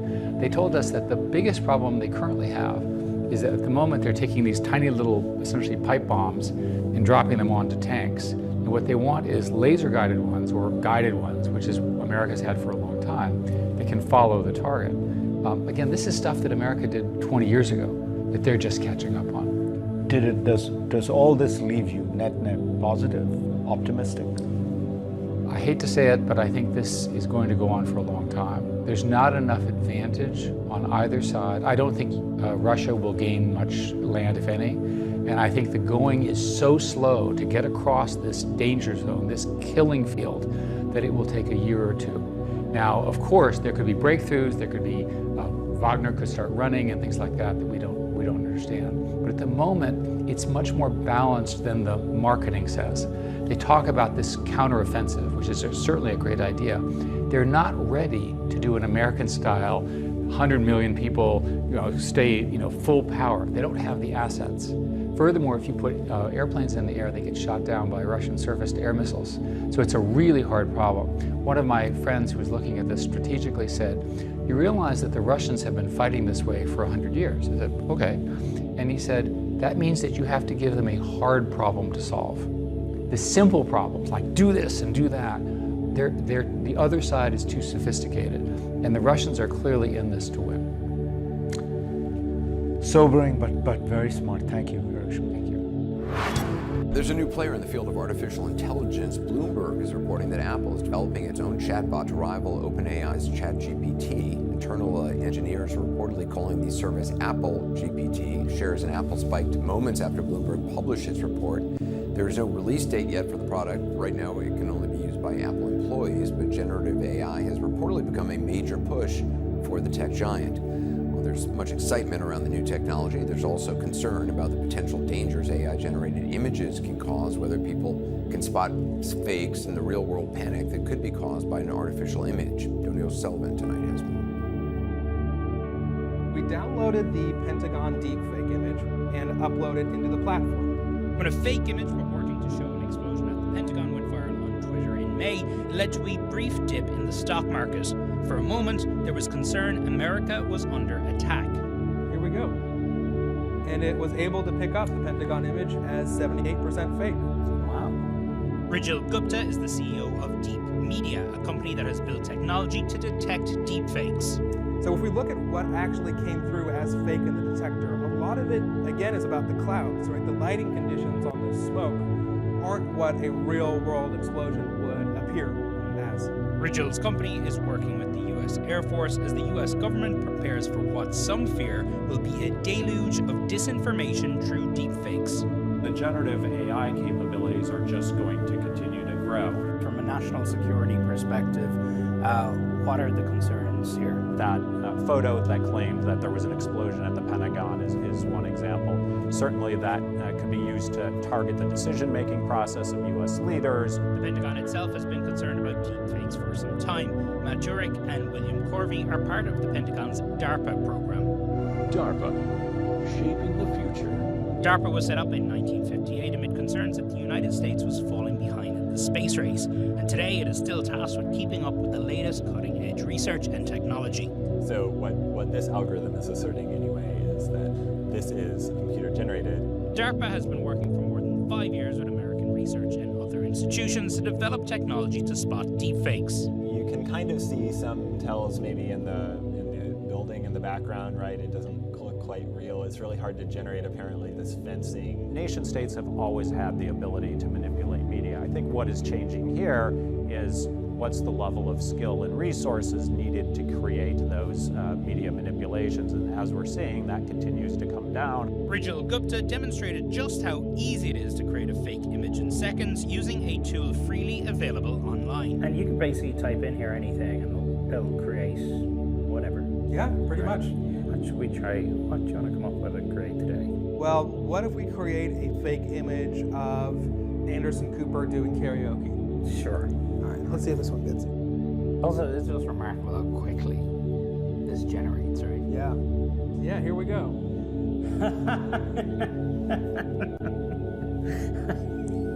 Which one's your favorite? I kind of like number 4. They've let his hair grow out of it. Rijal then ran the deepfake Anderson through his deepfake detection system. So here we see the results for our deepfake of Anderson Cooper singing karaoke. Interestingly, it got his face as being synthetically manipulated, but I guess it's picking up on the lighting on this synthetic version of Anderson Cooper's forehead and cheeks. Again, it picked up on this person over here as being synthetically manipulated. There's nothing synthetic about Anderson's cheekbones. And while some deepfakes are clearly satire, hey baby boopy, I'm an absolute ball of zest and flavor. Like this Twitch account that streams hours of deepfake Trump and deepfake Biden insulting one another, there are very real concerns that this technology will be used to cause chaos and confusion in the 2024 election campaign. Professor Hani Farid studies deepfakes and disinformation. I think that the campaigns need to start thinking very carefully about how they are going to combat these disinformation campaigns, because they are absolutely coming. And Tony joins us now. But for the record, I have actually never done karaoke. Never. The idea of it just... Should we go after? We can go after it. He's not in a million years. Doesn't interest me. Has anyone out there found like a beneficial use of deepfakes? I mean, other than yes, amusing? well, I mean, look, this is yeah, you know, you can have a lot of fun with it. I mean, it's fascinating to see. We're seeing it obviously being used in Hollywood. Some people are saying this is great. You can do special effects much easier. But obviously, we also know that SAG-AFTRA and the Actors Union have problems with that. And then, of course, you know, it doesn't take a lot of imagination to see how this could be used in a bad way for elections. I do want to show you. We created a few more deepfakes of you using this technology. That's you there looking quite dapper. These are actually done by an AI artist, but still using the same technology. That's you know, running away from the burning flames. So when I try to have a Hollywood career. Exactly. So if this doesn't work out, Donnie Sullivan, thank you very much. I appreciate it. Samsung just took the wraps off a ton of new products for Unpacked 2023. These products promise big upgrades over last year, but of course, we won't know how good they really are until we get our hands on them. So let's head inside this tech supermarket that Samsung has set up for us and check them all out. So here is the entire Galaxy Unpacked 2023 lineup. Of course, we've got the new Z Fold 5, we've got the Z Flip 5, the new Galaxy Tab S9 tablets, and these new Watch 6 models. The vibe is very much colorful, fun. We've got a ton of great colors. The most exciting addition to Samsung's lineup this year is the Galaxy Z Flip 5. What used to be a small cover screen is being replaced by what Samsung is calling the Flex window, and this gives you a large 3.4-inch screen that lets you do pretty much most of what you need to do on a phone before you ever even unfold the Z Flip 5. You've got widgets for your calendar, weather, you can use entire apps, so you're almost getting a full phone experience before you even open the phone. Now, when you open the phone up, you're once again getting a smooth 120Hz AMOLED display. You can multitask with 2 apps on the screen at once. There's a new Flex hinge. This already slim phone is even slimmer for 2023. The Snapdragon Plus Gen 2 processor should be able to handle anything you throw at it. We just got our hands on the new Galaxy Tab range, which includes the Galaxy Tab S9, the Galaxy Tab S Plus, and the extra large 14-inch Galaxy S9 Ultra, which we're looking at right here. Now, of everything we've seen today, the Galaxy Tab S9 series seems like a more subtle upgrade. At first glance, if you have a Tab S8, there's probably not a huge reason to swap out for this one, but there are some little things under the hood worth calling out. The speakers are now 20% larger, which should make it better for multimedia. Of course, you're getting that new Snapdragon Plus Gen 2 processor, which should make it even better for gaming. We actually did a bunch of gaming right here on this thing, and it held up very well. Not to mention, it looks fantastic on this huge 2X AMOLED display, and that's another significant thing. The entire range is getting that dynamic AMOLED display. It was previously limited to the Ultra. Some other highlights include a new S Pen that promises even lower latency. Obviously, you have a ton of screen space, and you can fire up a ton of apps at once, as well as DeX mode, which allows you to basically use the tablet as a laptop with a keyboard enabled. You get a whole new software interface that feels a lot like Windows. I've been a fan of this feature in the past, but Android apps still have a ways to go in terms of functioning like reliable desktop apps. We're taking a look at the Galaxy Z Fold 5, which hasn't been changed as dramatically as the Z Flip 5, but still has some notable upgrades that should make it a pretty compelling foldable. The Z Fold 5 is getting the same new Flex hinge as the Z Flip 5, which basically allows the overall frame to be a little slimmer, and it allows the phone to actually folds completely flat. You won't really see much empty space now. The Z Fold 5 is powered by the latest Snapdragon Plus Gen 2 processor, which is powering all the new Galaxy devices we're seeing today. And even in our early hands-on time so far, we've been really impressed. We did a ton of multitasking on this thing, running as many as 4 apps at once. We even did some pretty intensive gaming, ran some Genshin Impact on here, and it all ran really well and also looked great. A lot of the other significant upgrades kind of come in the form of software via the One UI 6 update. So when you're in multitasking mode, You'll actually now get to look at your 4 most recently used apps. You'll also get more flexibility in terms of freely moving windows around, which kind of creates a more desktop-like experience. The Galaxy Z Fold 5 is joined by a new S Pen that's 41% slimmer than the previous generation. Unfortunately, the S Pen still does not come with the Fold 5. Now, we've been a fan of the Fold series for a long time. We do think it's a good pick for those power users that want the multitasking space, but Google also released its own big screen foldable this year in the Pixel Fold, and the Pixel Fold has the advantage of feeling more like a traditional smartphone when it's folded up, whereas the Fold might not give you the screen real estate that you want in one-handed mode. Very excited to see how the Z Fold 5 stacks up to the Pixel Fold.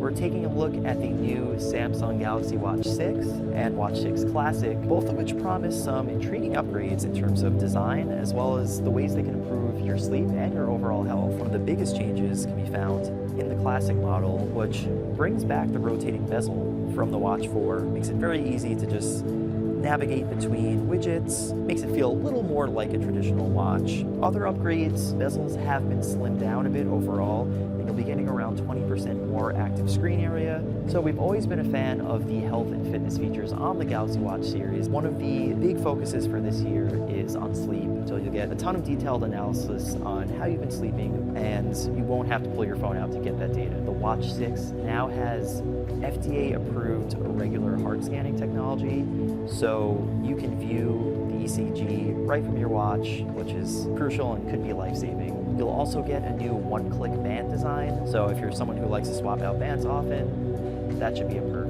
Another really cool bonus, if you happen to be picking up the Z Flip 5, you can actually use your Galaxy Watch 6 as a controller for that camera while it's in flex mode, and you'll be taking perfect selfies from a distance. The Galaxy Watch 5 is currently our favorite Android smartwatch, so we're very eager to see if this can take its place. As always, we'll be putting all these models through their paces, so stay tuned for our full review. Federal investigators are working now to try to determine what caused 2 firefighting helicopters to collide mid-air in Southern California. 3 people were killed in this. CNN's Camila Bernal joins us now. She's got more on this. Camila, tell us what is known so far as to what has happened, as clearly they're investigating the cause. Hey, Kate, yeah, it's 2 helicopters. One is an observer helicopter. The other is the one that does the water and retardant drops. And we're told they were making progress when the 2 collided. They were working on the Broadway fire. This was around 6 p.m. Sunday night, and it was a fire that started as a structure fire, but then it spread out to the vegetation and it became a wildland fire. Officials saying that, yes, they were working on this 3-acre fire when the 2 helicopters crashed. Thankfully, one of the helicopters, the observer helicopter, was able to land safely. The other did not, and so it caused the death of 3 people. This is the first 3 deaths in the 2023 fire season here in California. It was a pilot, a division chief, and the captain. Here is what the regional chief is saying about these 3 members of their team.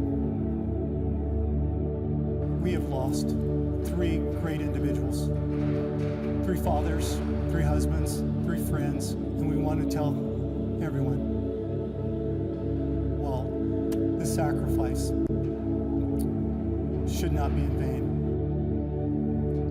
And the chief saying that everyone should be thinking about those families because, of course, they are grieving the loss of their own, the people that put their lives on the line. And as you mentioned, NTSB is investigating, so we'll have to wait and see what they say is the exact cause of the crash, Kate.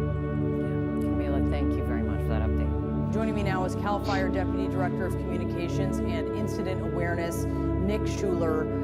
Nick, thank you so much for being with us today. I know we are just learning from CAL FIRE the victims here, Josh Bischoff, Tim Rodriguez, and Tony Souza, who was the pilot.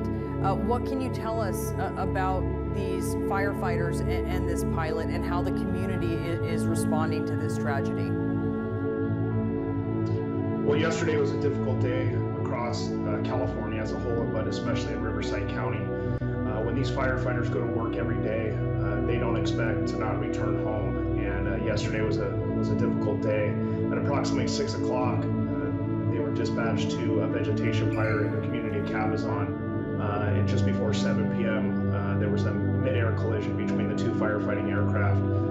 The cause of that is yet to be determined, but the NTSB and the FAA are actively investigating. Look, these are dynamic situations, and this is really driving home what you all are putting on the line when you're fighting these firefighters. We see the vegetation here. We see how quickly a fire can get out of hand and how they are rushing to the scene, no doubt, to try to minimize what could grow. Do you have any information about how this all happened? This incident just occurred hours ago, and our number one priority was making the unfortunate notifications to the family that a tragic event had occurred and they've lost a loved one. And secondly, taking care of the other firefighters and their families. There is an active investigation going on to determine why those aircraft collided. We have one of the most highly sought after aviation programs in the world. Last year alone, we dropped over 24 million gallons of water and retardant on fires, and this is an extremely rare event, so it's extremely important that the investigation is methodical, but currently at this point it remains under investigation. Can you tell us a little bit about the role of these aircraft? I mean, these helicopters were 2 of the 6 aircraft that were responding to the fire. These are obviously essential tools for fighting fires in Southern California. Yeah, you're correct, Brianna. In Southern California, or in California in general, we respond to thousands of fires each year. And one of the aircraft was a helicopter coordinating aircraft that essentially coordinates the fire traffic area for all of the other resources. The other helicopter that fortunately landed safely is a water dropping helicopter known as the Sky Crane that can drop approximately 2,600 gallons of water. It's a tragic event, but we are happy to report that 2 of the pilots in the other aircraft were able to land safely and were uninjured. Yeah, thank goodness they were able to land. According to CAL FIRE's tracking site, these deaths that we're talking about are the first of the 2023 firefighting season. Are we going to learn more information? Can you tell us when we'll learn more information about what happened and about the lives lost? Yeah, you know, the lives lost are a story that will continue not only at fire stations around the state, but in memory of the families, and that's something important to remember. As in regards to the investigation itself, we're going to look to the experts who are the FAA and the NTSB to provide us guidance, and we will fully cooperate and support that as the safety of not only our aviation fleet but our firefighters on the ground are our number one priority. Nick, thank you so much for taking time with us today. We're so sorry for what you and the entire CAL FIRE community and these families are going through as you continue to fight fires during such a critical time in California. Thank you for your time and thank you for covering the story. Given the popularity of AirPods, it's easy to forget that Beats makes some of the best Apple earbuds out there. That trend continues with the new Beats Studio Buds Plus, which improve on their already great predecessor with improved active noise cancellation and call quality. Plus, they continue to work great on iPhone and Android alike. And at $180, they're a lot cheaper than the AirPods Pro. My absolute favorite thing about the Beats Studio Buds Plus is this really cool translucent color option. It just gives them a retro feel that stands out from any other pair of wireless earbuds out right now. You can also get the buds in black and ivory if you want something more traditional, but what's the fun in that?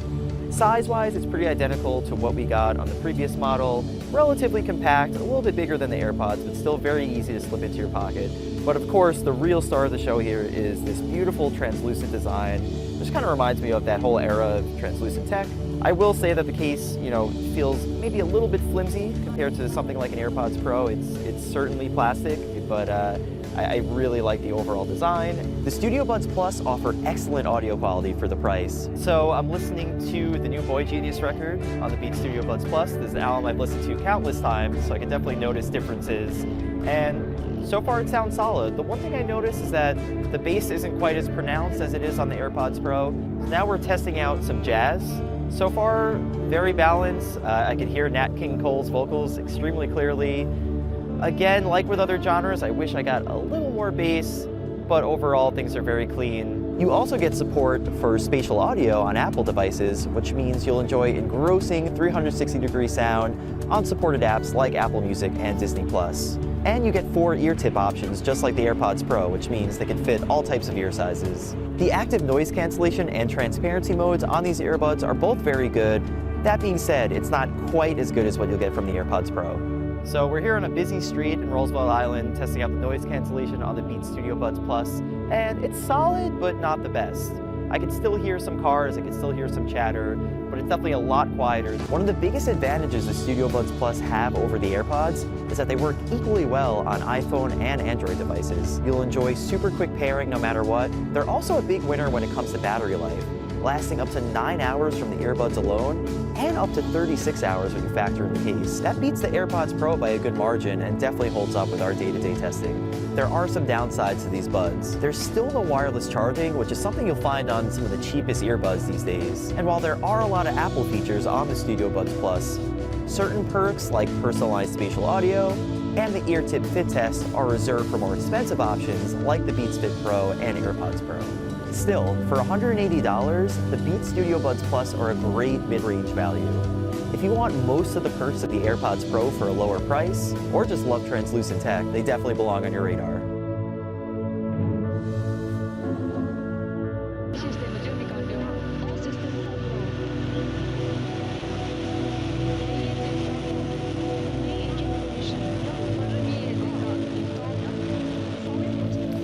Finally happened just hours ago. The successful liftoff of the H-2A rocket carrying Japan's Lunar Sniper. It's a lunar lander as well as a new X-ray satellite telescope. The satellite telescope is called Prism, already in Earth orbit and will study galaxy clusters, black holes, and the chemical makeup of the universe. Japan's smart lander for investigating the moon, or SLIM, or SLIM, will arrive in lunar orbit in a few months and attempt a soft landing on the moon using high-precision vision-based navigation landing technology. Apparently that's how it gets the nickname Moon Sniper. Joining us now from Houston, Texas is retired NASA astronaut Leroy Chow. Good to have you with us. Good to be here. Okay, so this truly was a moment of truth for the Japanese space program. 3 delays for this mission, a year of setbacks and failures, to say nothing of India's success last month with their lunar lander. So the pressure was really on here, and I guess they pulled it off. So how successful is this? What does this mean for the Japanese space program, and also for space travel in general? Sure. Well, this is a big deal for them. This is their first lunar probe they're trying to launch. They've successfully launched it, but they're not out of the woods. They've still got to get it to a soft landing on the moon. So the main purpose of this mission primarily is to actually soft land successfully on the moon. They do have some scientific instruments, but the main goal was to establish Japan as a lunar power, if you will. Okay, and this is a twofer here, this mission. There's a new X-ray telescope. There's also that lightweight, high-precision moon lander. Which one do you want to talk about first? Which one? I'm sorry, which one what? Which one do you want to talk about first, the lander or the telescope? Oh, well, either one. Okay, let's go about the lander. Space.com says it will take a long, looping and fuel-efficient route to the moon, finally reaching lunar orbit 3 to 4 months from now. It'll be another month or so before attempting a touchdown. And that's a big shift towards being able to land where we want and not just where it is easy to land, as had been the case before. So again, why is this so important when it comes to not just exploring the moon, but future exploration of other planets, and just how difficult is this? What they're trying to do here? Well, trying to land on the moon is not a simple task. Only 4 countries have done so far, and there have been multiple failures by others. And so anyway, this is a big deal for Japan to establish that they have the technology to do this. The fact that they're taking a couple of months to get there shows that they're conserving their fuel. But as you mentioned, the image-based, the data source being image-based is a big deal, because if you remember on Apollo 11, Neil Armstrong was coming down under the autopilot, and the autopilot was taking them to a big boulder, and he had to take manual control and fly away from it. And so that's kind of what this Vision landing system is going to do. It's going to look for the obstructions that weren't anticipated and hopefully be able to make adjustments and avoid any kind of problem. Okay, well, the main payload was the X-ray telescope, which, according to NASA, a new generation of high-resolution X-ray imaging that will help scientists and astronomers better study stars and galaxies, including particles launched at near light speed by supermassive black holes at the centers of galaxies. Can you translate what that means? Yeah, so this is an important observatory. Like all the other observatories, they complement each other on the kinds of data that they bring back. Helps the astronomers and the astrophysicists put together an accurate picture, or as good as possible a picture of the observable universe. So obviously, being the X-ray spectrometer, it operates in that band, in the X-ray band, and so it complements the other telescopes, the visual, the optical ones that actually see the same things that we see as humans, visible light. Also, radar astronomy. There's infrared astronomy, which the Webb telescope is really famous for, and ultraviolet. So, I mean, there are a number of different kinds of observatories, and this is an important addition to that constellation. Just very quickly, if you go back in history, President Reagan, President George W. Bush, President Trump, they've all talked about returning to the moon, but not just going up there for a day or two, but recently to build a colony there. A lot of other countries are now interested in sending up some kind of permanent base on the moon. How close are we to that becoming a reality? We're still a ways off. I mean, we haven't sent humans back to the moon since 1972. We are now starting to land some new next generation spacecraft on the moon, some of them successfully, some not. And so it's a little bit of a relearning process. And so I would look to the future, NASA, of course, SpaceX, maybe in collaboration. This is going to be a big deal. The moon is kind of a stepping stone towards Mars. So if we're serious about pushing farther out, the moon is an important part of that. Leroy, great to have you with us. Thanks so much, Leroy Chow there from Houston. My pleasure. Thank you. We are tracking post-tropical cyclone Lee as it continues up the New England coast. The huge storm continues to bring 50 to 60 mile-per-hour winds and heavy rain and storm surges to the New England coast. And CNN's Gary Tuchman got up close with the storm while on board a plane that is tracking it. The Gulfstream 4 is typically a business jet, but this one is reconfigured.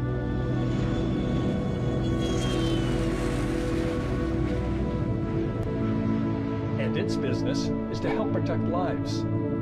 These are the hurricane hunters, 8 scientists, engineers, pilots. They work for the National Oceanic and Atmospheric Administration, known as NOAA. Paul Flaherty is the flight director and a flight meteorologist. We want to make sure we're collecting data in data-sparse areas in which there's currently no data available, very little data available, for the weather models to use to make forecasts.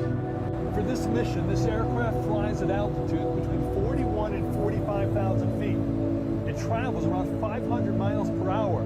This is essentially a flying weather station, a weather station that goes to the weather.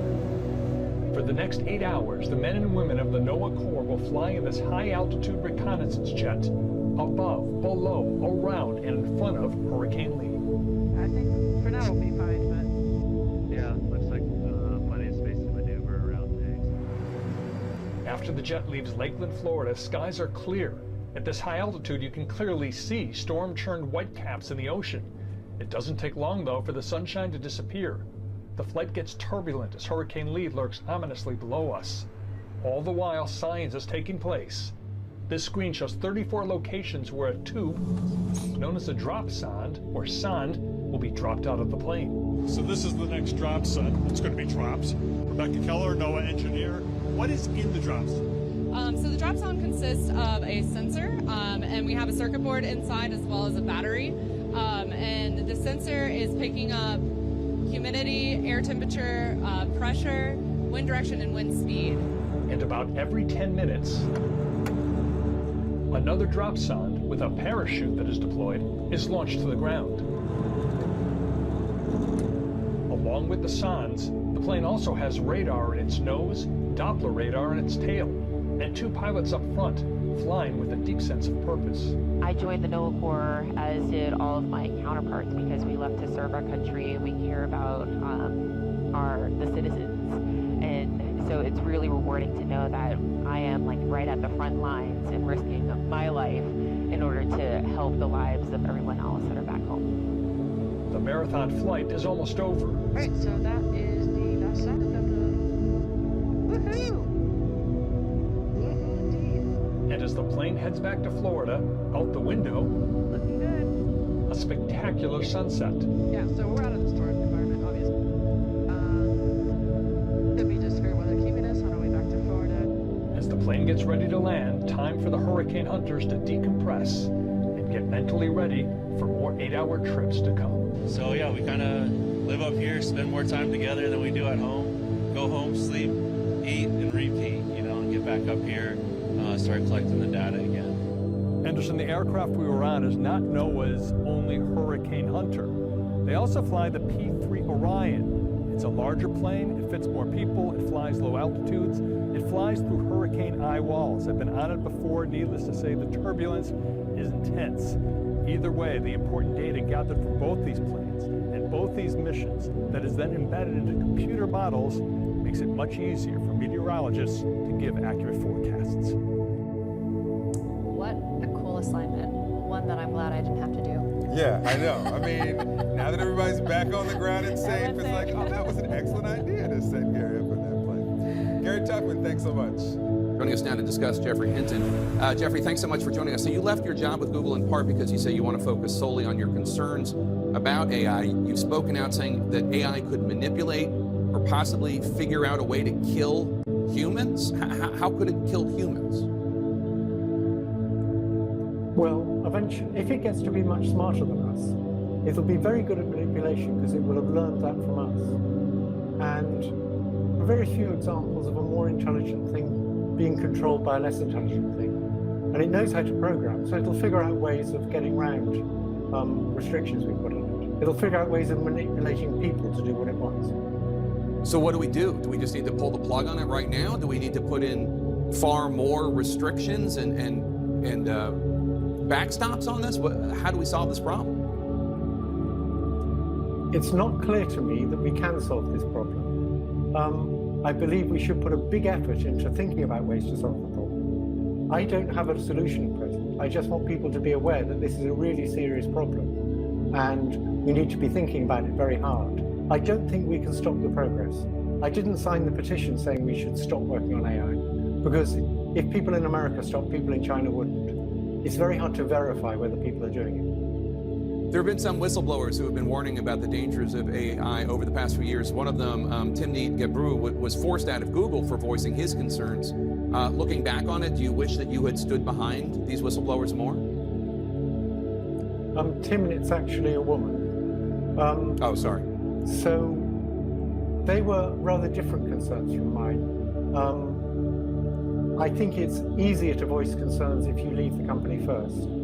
And their concerns aren't as existentially serious as the idea of these things getting more intelligent than us and taking over. Steve Wozniak, one of the co-founders of Apple, is also speaking out about the dangers he fears will come from AI. Take a listen. Now AI is another more powerful tool. It's going to be used by those people, you know, for basically really evil purposes. And I hate to see technology being used that way. It shouldn't be, and probably some types of regulation are needed. It sounds like you agree. I agree with that. Yes. Yeah. What should that regulation look like? I'm not an expert on how to do regulation. I'm just a scientist who suddenly realized that these things are getting smarter than us. And I want to sort of blow the whistle and say we should worry seriously about how we stop these things getting control over us. And it's going to be very hard, and I don't have the solutions. I wish I did.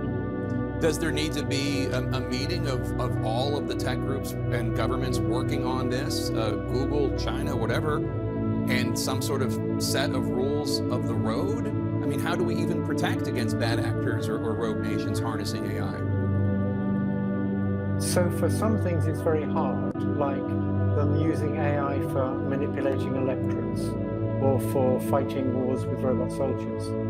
But for the existential threat of AI taking over, we're all in the same boat. It's bad for all of us. And so we might be able to get China and the US to agree on things like that. It's like nuclear weapons. If there's a nuclear war, we all lose. And it's the same if these things take over. So since we're all in the same boat, we should be able to get agreement between China and the US on things like that. Do you think that tech companies will be the solution, or are they so invested in this financially, and also, let's be frank, in terms of power, that they're not going to be part of the solution here? I think the tech companies are the people most likely to be able to see how to keep this stuff under control. Jeffrey Hinton, thank you so much. Come back. We have more questions for you, and we appreciate your candor.